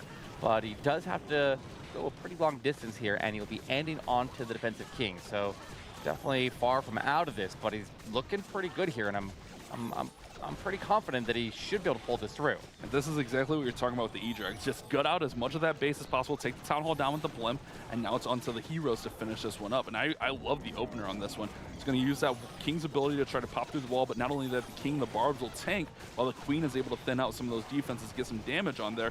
And now, he's still got Royal Champion to be deployed. Now he's going to be able to deploy that Royal Champion, use the Queen ability, the Royal Champion ability, and hopefully finish this base off for the 3-star. Yeah, the defensive King locks onto his Royal Champion, so he goes ahead and makes that invincible. That Queen's transfers gonna the go to King up ability. top there. Now the Queen pops her ability and will deal It's with him, done. and the Royal Champion will finish off the defenses. There we go. That was brilliant. That is how you should be doing Electro Dragons in this meta right now. That is very, very powerful, and honestly, it's pretty simple. So maybe just take that as a template and go out there and wreck some bases. Holy cow, Max, he is on fire tonight. Oh, Eric, he's just a dirty E-Drag spammer. That's just E-Drag spam. What the? Oh my goodness. I love E-Drags, but you can't just throw E-Drags at every base. It's about base identification. You have to find the entry that works for you. In this case, he even used lightning to take out the sweeper to set it all up there. And it was just brilliant base identification there and a very, very well executed attack. Watch the freezes up at the top of the base there. Watch the freezes on the defensive world champion that he didn't use, and then you didn't see anything because I forgot that that happened another time. But well, there it is. I didn't see it. Yeah, I knew it. What I was going to say here, though, is you're right. It's all about that base identification, but using those Super Minion Bomb in here with that is such a nice pairing. It thinned the base out so much that he knew he had it in the bag with the heroes. When I saw what was left for the heroes, I was pretty confident. I didn't want to jinx it. It's pretty confident he had enough to get through here. I mean, he almost swags out the RC and just has enough to get through this base. Very well planned out attack, and this is what I was talking about, man. This middle and back end of the lineup for Aphelion is nasty. Yeah, very, very, very well set up there. And a lot of times Electro Dragons are all about spell management. You're just trying to, you know what you need to clear in the core of the base there. I think if you've seen a handful of E-Drag attacks there, the ones that are successful, you see the key targets that they have to take down. When they miss those key targets as they push to the core, then they end up failing, and if they get them, they rip apart the rest of the base there. And just a couple of well-placed freezes, a couple of well-placed rages, and you can level a base. So Yeah, very, very nice. It was really good. Really well done, and that's going to push the lead. Ooh, what is this? What is this, man? This is the attack you taught me that I use to this day, Eric. I love it. It's the Yeti Super Whiz Bats, but he's also throwing in the sneaky Goblins here, which he's going to sneaky out the Town Hall. This is a little bit risky. I do like it, but it's going to eat up a lot of time, and sometimes this attack can get close on time. We saw this attack at Town Hall 14 be super successful. At 15, it's a little bit tougher, but I've had some success with it. I like getting the Town Hall out early. That helps out a ton. Throw all the Yetis in, though. That's interesting. Yeah. I mean, this is how you do it, though. It's a very spammy attack here. Sometimes we see people use it with Super Wizards. Sometimes we see it in the past there with Super Archers. Most people have been using Super Archers, so this is a little bit out of the ordinary to see with Super Wizards, but they will just charge their way in. Town Hall goes down with the invisibility and the Sneaky Goblins down south, and anytime you can reach the Town Hall with Sneaky Goblins, then this attack and other variations like it quickly become a very, very viable option, and definitely one of my favorite styles to take a base down if you actually can get the Town Hall. That's the key factor. And the big thing here is he needs to get to the middle of the base to get those multis out. He's got to get as much of the splash down so the bats can swoop right on through the base. He can use a Royal Champion and a Bat Wave to finish off one of the scatters and then freeze the other. Or realistically, what he can do here is he can start the Bat Wave opposite the RC. We'll have to see. He's still waiting on the multi to go down. Multi does go down. He's got to get this scatter down. That defensive Queen absolutely stops up that left side of the base there and takes out its Royal Champion. So he was trying to find a way to get through that, and he invested a little bit into taking her down. He does eventually take her, but at the cost of his Royal Champion. So now he's got 3 freezes to try to lock out this backside scatter shot, but the pathing into it is not very clean. And so it's going to take him some time to get there, and time is more opportunity for his troops to go down, but they all go into it. What are the chances that every single bat goes directly to the splash damage? Oh my goodness, this pack moved perfect through the base there. And there's no other path that he could have made through. Like if you had like Doctor Strange there, look at all the different possibilities that Batway would have made through. That was the only possibility that it would have been able to get through, and he found it, and he delivers. 50 Shades of Hog is still in this warband. Light the bat signal, Loch Ness sends those bats perfectly through. Oh my, that was crazy. The padding, I was so worried about that because there were so many defenses there. They take the perfect padding there, and that's exactly what he wanted to do on that base. I love being able to get the Town Hall down with the sneakies. That was a huge play. Man, really well done by Loch Ness, and really great use of the freezes. Not risking that scatter shot, taking one shot, that attack's nothing. Yeah. One shot from the scatter, that attack is over, but great patience to get through there. Really, the RC got nothing. That was a little bit of an issue, I thought, but it was fine because he also committed a rage to it, too. And I think right here, if he throws the bats on the scatter, the RC could have survived, but the issue was the multi was up there. I didn't see the multi was still but there was a lot of targets there by the multi that were soaking up the beams on it. So, like, maybe he could have just survived there anyways. But either way, he found a way, and he was able to get that bat wave through the base. And it's a very good thing that took the exact path, and the pack stayed together. Because of that pack split, and he started not one-shotting defenses, then they would have started to get picked off there, and they would have lost strength. Bats are best in a swarm. You have to build the swarm, and then you have to protect the swarm. Yeah, and he did just that. I did not think that was getting through, but they took the perfect pathing, and they needed that, man. They're already down big on percent. They were down on stars also, but now they tied it up on stars. If they can get a big defense here, they can get something like 80s here. They're still alive, and it's going to be BJG with the twin hog attack, the queen charge twin hogs that you like so much, Eric. Yeah, this one with, look at all the balloons he has here. Like, he has as many balloons as he has hogs here. Like, it's like a twin hog. Low? Low? Twin hello? Twin hello, yeah! Hello! All right, well, BJ Big Baller here going to be pushing his way in through the defensive queen. Will take her down, and then wall break to get the queen to go forward into the Town Hall. And the base is a little bit of a teaser base. All the heroes stacked on the right side with the bomb towers over there with the Town Hall right there. A lot of value over there, but he redirects the queen and will send her there, but he does need to be mindful of the monoliths firing away at her. And now the healer's getting targeted by that air defense. He puts in a couple hogs over there to go deal with it, but he does take the Town Hall down, and it would have been nice if he got that invisibility tower to trigger there as he took it down. But to sustain that damage, and now Headhunter's picking up here. He'll be forced to ability. Yeah, the queen is under a lot of pressure here. The king is in there. He gets the RC out, but also the CC is just absolutely eating up his king.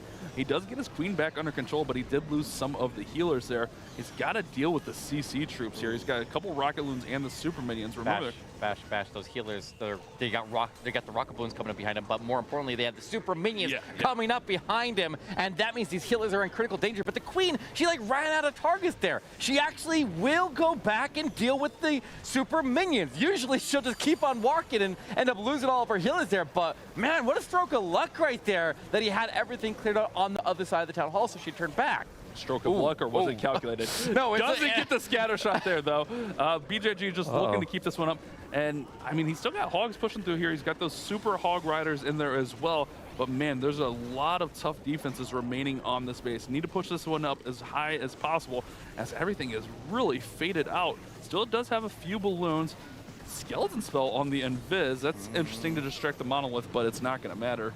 Yeah, it's starting to die out here. Doesn't quite have the force to get it, but he would be able to clean up the trash along the bottom of the base here, so at least he'll get that. And he'll push into the 80s. I think that even though it's a miss, we're going to end up tying up the stars with this one here after that very, very critical triple there from 50 Shades of Hog. And that makes this war very, very interesting. And if 50 Shades of Hogs can get another triple here, they could definitely force a triple to potentially take the win here. So, I mean, that would be one killer comeback there after the low percentages that they started this war with. So we'll see what happens, but this one's going to come down to the wire. Yeah, this is 88, maybe 89. Yeah, I think it's going to be 89. I think it's still going to be tough for them to overcome. I think they're still going to need a triple. This one does finish at 89. And if my math is right, and I'm going to say that you know, with a word of caution to the other team, they are down 21% after that defense. So I still think that 50 Shades is going to need a triple and a defense here. All right, well, I mean, they're on a roll right now. They got the triple right before this. I mean, it was a dicey one. It was a dicey one, so they may need to maybe make it a little bit more decisive there, hopefully. I mean, a triple's a triple no matter how you get it. So we'll, I mean, anything will do. Anything will do. They just got to get the triple here. They can put the pressure on, and then we'll just have to see if a billion esports would buckle under that pressure if they can provide it. And if you're a team like 50 Shades of Hogs, if you're able to start your night 2-0. Oh, I know, right? Like, that would be crazy for this squad. Kind of a squad that no one has very much expectation for. You know, they were number 8 seed, and you're playing against number 3 seed right here. So, like, that's a big thing that they won their first war. But then if they could also take out one of the top seed teams as well, that would be huge. That would be a massive start for their season here in the challenge phase, because remember, they have to play through 7 wars. So you got to be on the top half. You got to be in the top 4 by the end of the 7 wars if you want to advance to go play at PAX West in Seattle. Titan smash here for EZ for the final attack for 50 Shades of Hogs. Normally we see a zap or something to pair this with, but it's just going to be a straight-up smash attack. We only have 1 jump also. Right now, have the Battle Blimp selected, so it'll be interesting to see if he uses that for the Town Hall or swaps that out. I could see him using it for the Town Hall, but I could also see that being swapped out. At this point, we're not going to go with the Flinger. It's too late in the attack for a Flinger. Yeah. I think he's going to push everything down and around and then kind of enter at the over through the Eagle, because it is kind of open through there, and then just send the Blimp all the way across. We'll get the King to go into the Eagle Artillery, get the Electro Titans to push through the opening behind the scatter shot. But now that means he needs to blimp the Town Hall. And so he needs to protect the blimp, just like we do in a lot of the techs there. He puts in all the balloons there, searching for black air bombs and red air bombs to not just protect the healers, but protect the blimp so it can sail across. And then he'll just need to bomb that Town Hall out and coast his way around the base here. But it does worry me about the very top corner of the base. He will have his work cut out for him, but he does safely arrive at Town Hall, and he does take it down there with no drama. And there we go. The King does not go in for the Eagle, though, but the Titans should make their way back through. Ooh, actually, they're going to skip it. Here comes a Royal Champion being deployed. She'll actually go over there and help out with the Eagle Artillery along with the Queen. Titans are in there dealing with the enemy Royal Champion. He's got a lot of gas in the tank here, but watch those healers on the multi-target Inferno. That multi is killing him here, Bash. Yeah, it's a tough one. But Royal Champion looks like she's going to go for it. Ooh, lost a healer to a Seeking Airmine. He's still got gas in the tank here, Eric, and he's still got hero abilities. You're right. He's got a skeleton spell. He can use that skeleton spell. He needs to hold it because he's going to need... use this a little bit earlier than expected. I thought he would hold on to it a bit longer and wait for the Royal Champion. She's going to veer off to the left here. And he has his Queen going to go off to the left as well. So it'll be very little support here as he goes into the Monolith, the defensive Warden, and the defensive King. So he does have his work cut out for him. But I like the fact that we had witches. The witches get hit by a giant bomb, so that was short-lived. Every time you say something, Eric. But look at that giant with a couple of witches or wizards takes out the air defense, takes out the cannon right there. Queen's still got ability. He's still got a headhunter. He's still got a freeze. He's alive here. EZ, they need this in the worst way. They need to put the pressure on Affiliate Esports on their final attack.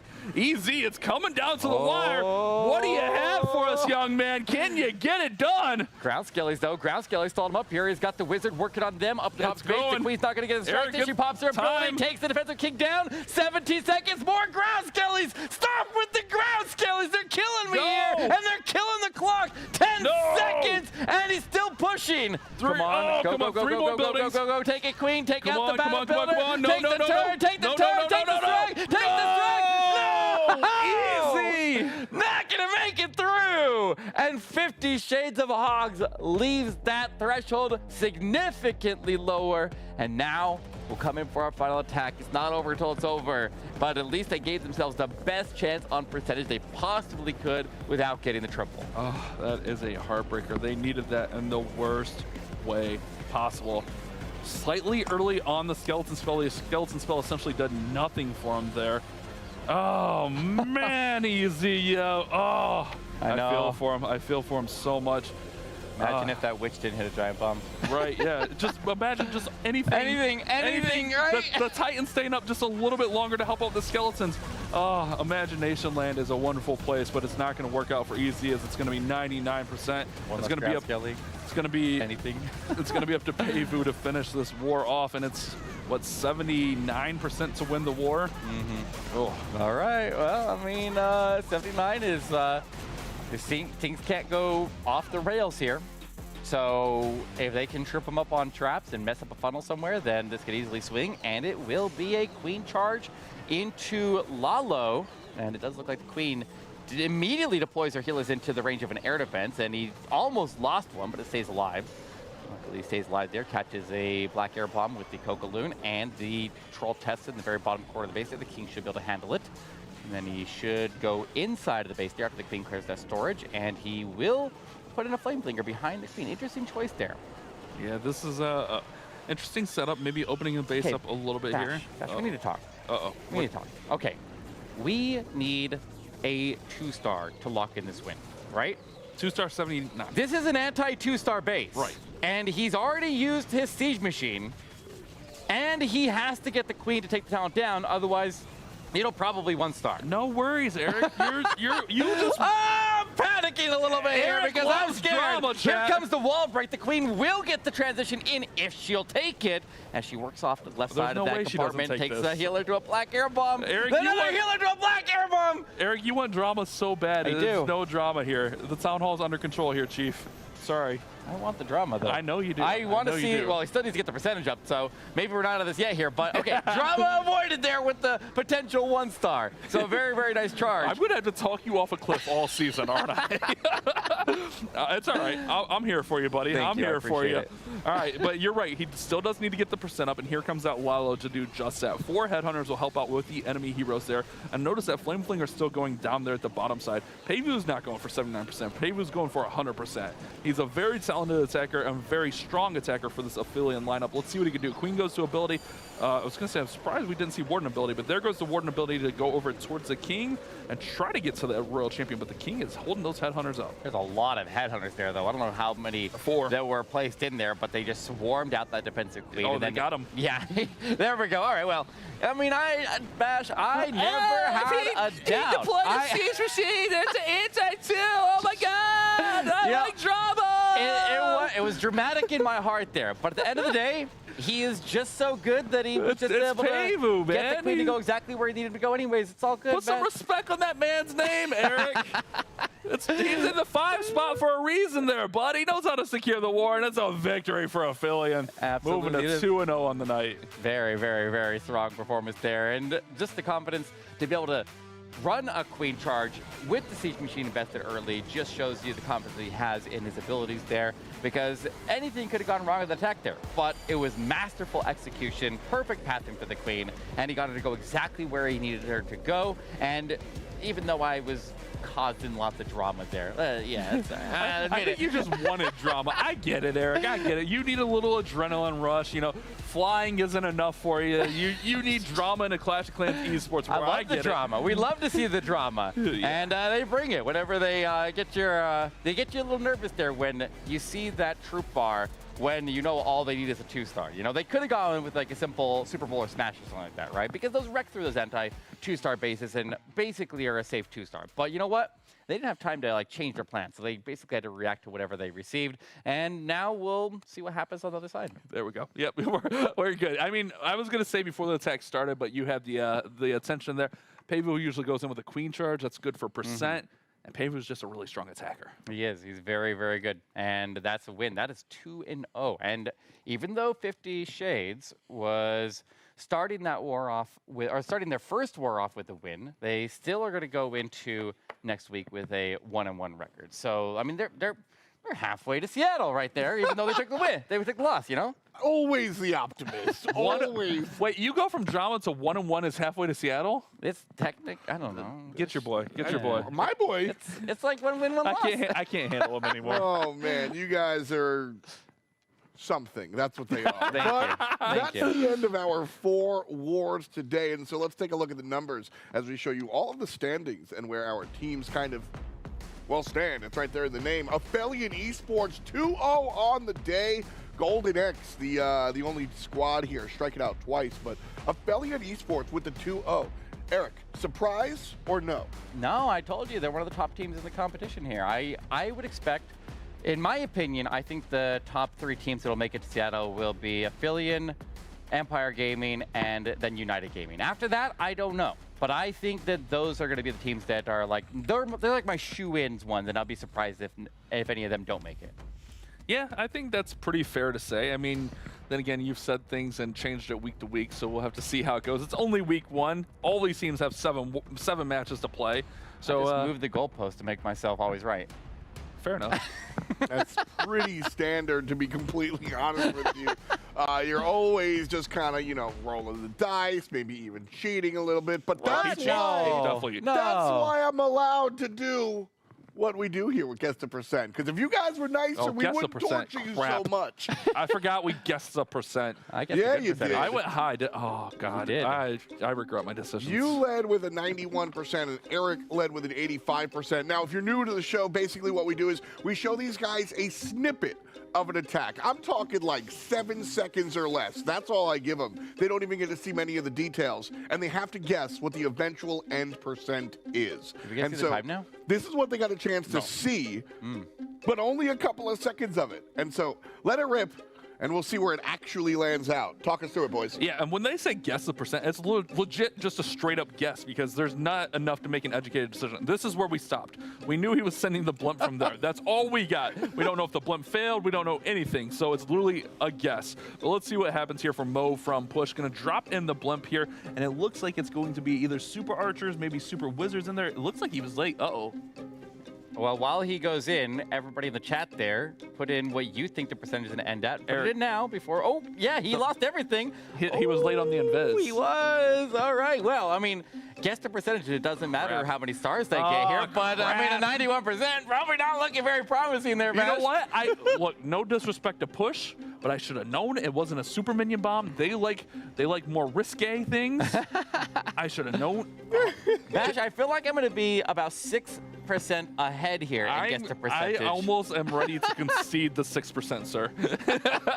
Yes, and that means, I hope we do something more than just a pie in the face. Like, that was fun to see you get a pie in the face there out in San Diego. But, like, we gotta come with something fresh and new for this season, And I'm already planning out your demise. You realize there's 3 weeks. You have to win, Eric. I will. I have 100% confidence that I'm going to end up taking the win here. But what do you mean pie to the face was enough? I had to 3 pies. I had to talk you guys out of kidnapping me. There was ropes and stuff, and that's true. You were literally wearing a bag. Yeah, I mean, I was thankful for a pie to the face at that point. Oh man. Well, this looks like it's barely crossing the 50%. So I mean, who in the chat was guessing down at this low percentage? Who was guessing down at almost exactly 50%? It was me. You did? I guessed completely correct. You did? Yeah. What'd you guess? I guessed the right answer. Good job. Yep. Was it 51%? Nope. Then you were wrong. No, because it's 51%. My goodness, that was a disaster. That's the way it goes there when you have the super minion bombs fail. But guys, I'm winning. Yeah, see, my gamer tag. It wasn't even super minion bomb. It was like super wizard or super archers. Whatever it was. My gamer tag is I'm winning. actual. So we have Eric in the middle, Bash on the bottom, and then actual. That's my tag. So I'm on the top. I've never felt so cheated in my life. I should have known. I should have known it was going to be something stupid week 1. Well, that's just week 1. We got a couple more weeks you're just going to keep digging a hole. So why don't we shift gears? Damien, we talked to him earlier, and guess what? We're doing it again. I'm bad happy. Damien, it's been a long time, man. How have you been? Oh, over these years, it's been a tough road. No, I'm just kidding. Doing great. How's your guys' evening going? How's the casting going? How are your evenings going today? Good? Man, it's been a blast. This is always one of my favorite shows to do, and I think we started off really, really hot. And so I'm going to give you kind of the softball here and just ask you pretty much what you asked us. Day 1 challenge finals. You're 2-0. How you feeling?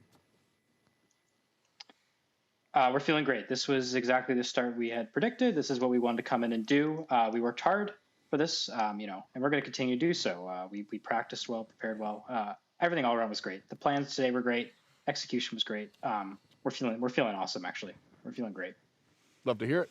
Damian, congrats on 2-0. I'll keep talking Eric off the ledge for you guys. I had faith in you the whole time. Look, we talked to you earlier. We know, look, I need some help from you. You got any advice for me for Guess the Percent, bro? I'm flustered.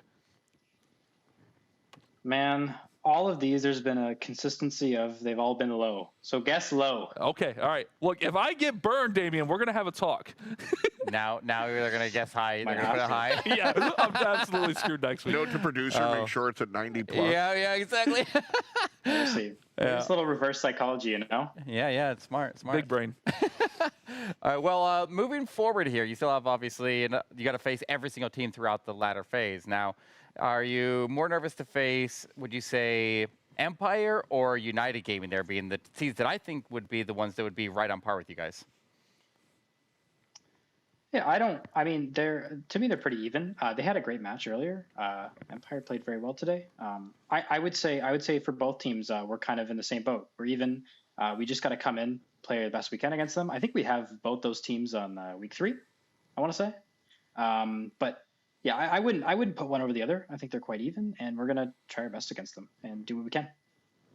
Well, so far it looks like your best is pretty dang good as you come out 2-0 overall. Earlier I asked you, for shout outs. So if you have anybody different you want to shout out, now's your time. All right. Well, I'll shout out Danny, Cam, Tony, Nate, and Nicola. I'll also shout out my other buddy Adam. And I'll shout out Paved and Max for getting the 6-packs today. Great job. And, of course, CJ for the bases, as well as Max. And, shout out to our team affiliate. Shout out to Max Sauce. Love you, Mac. And shout out to Beamers, our manager. Heck yeah, man. Shout out to you. You're always a pleasure to talk to. Congrats on the dub, and I'm sure we'll talk soon. Appreciate it. Great chatting with you guys, as always. Have a good one. Damian, just a good dude, and honestly, Damian rules. But I find that with the Clash scene in general, I meant what I said. You always hear these streamers and everybody, good vibes only, but real talk, that's really what this community feels like. Yeah, especially here in NA. I mean, it's a really obviously everyone's competing against each other, but when we get to the LANs, everyone is chill with each other. Everyone's hanging out, talking, and it's just so cool to be able to interact with these guys because they're all down to earth. No one has an ego here. No one's too big for their britches. It's just a bunch of solid people playing this game. I have an ego. Yeah, well, I know you do. That's why I need away from you. I can't wait for Seattle to talk to some players. I know, right? It's crazy. But yeah, very, very positive community. Definitely one of the best esports communities out of every esports there is out there. Definitely love to be part of this community. And they come out here and give us a good show every single time because they're not just good, respectful people, but they're also brilliant players as well. Absolutely. It's just that's what it takes. It takes a good community and some brilliant players to create what we've got here. So first and foremost, thank you at home for doing all of that because that's it. And what an incredible way to start our challenge stage. Shout out to the folks that help us do what we do. DHL, Monster Energy, Samsung, Snapdragon, and the U.S. Air Force. We've got 3 more weeks of competition and you can't miss any of it. From my friends and crew here in studio and across the world, peace and much love to you.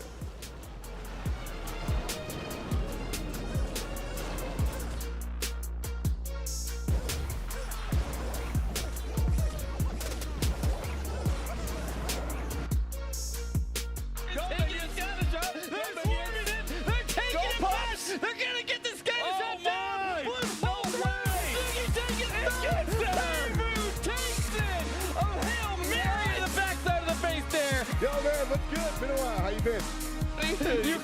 You go. He's got this. It's a triple in the bag, and Ethan will get it done here. Go. 4 seconds. There we go. Oh, no. Woo, what a war. What are the chances that every single bat goes directly to the splash damage? Oh, my goodness. This pack moves perfect through the base there.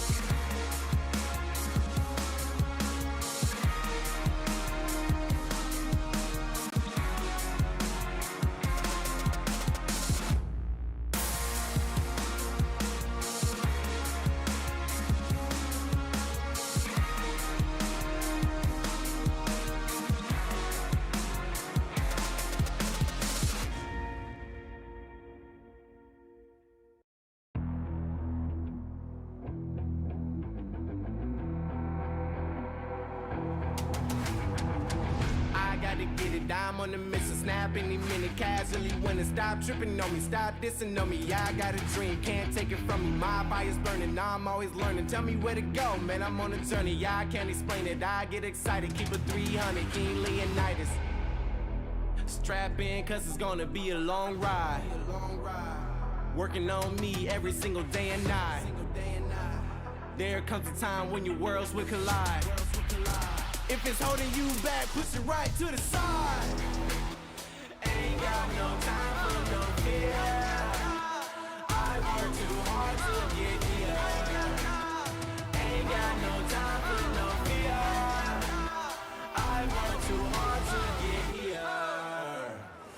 I don't got the time, put me in, coach. I've been going hard, time to let it show. Everything raw, give it to me now. Let me have the spot, man, it's going down. Gotta get it here, I don't wanna wait. Take what I want, then I go train. Gotta get a win, I won't lose the game. This is my year, I ain't gonna break.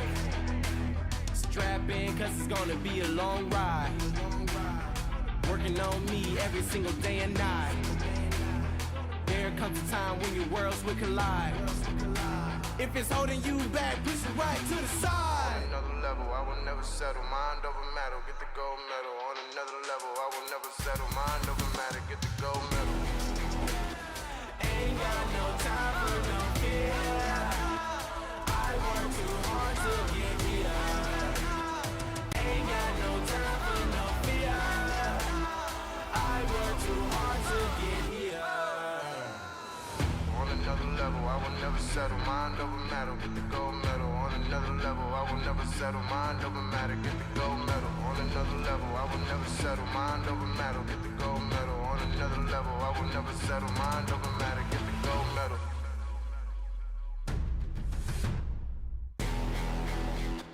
Ain't got no time for no fear.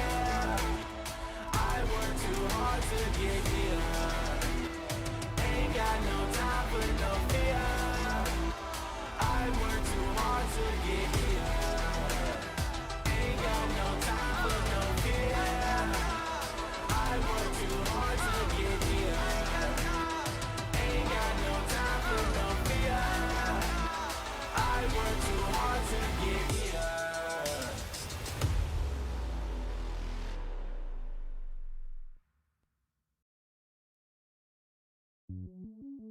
Welcome to the place where dreams come true. Where everything you want can be yours. If and only if you're willing to work for them. You're willing to hurt for them. But most of all, you're willing to be first for them. Ha! Look, I'm going straight to the top. I don't know how I would stop, like it or not. I got some goals that I'm hitting. You hear what I'm spitting, it's hot. Look what I got, whole lot of passion and pain. The road to success is insane. Stay out my lane, cause I'm on a mission. I'm getting what stands in my way. Yeah, I'm a beast, I wouldn't play with me, baby. The way that I'm training is crazy and I do it daily. You wanna talk about drive? I got more drive than Mercedes. I never been lazy. I'm in the room, it's a red alert. You wanna compete? Well, get better first. I got 10 toes in the dirt, push through the hurt just to show them my worth. I'm the best. Yeah, I'm the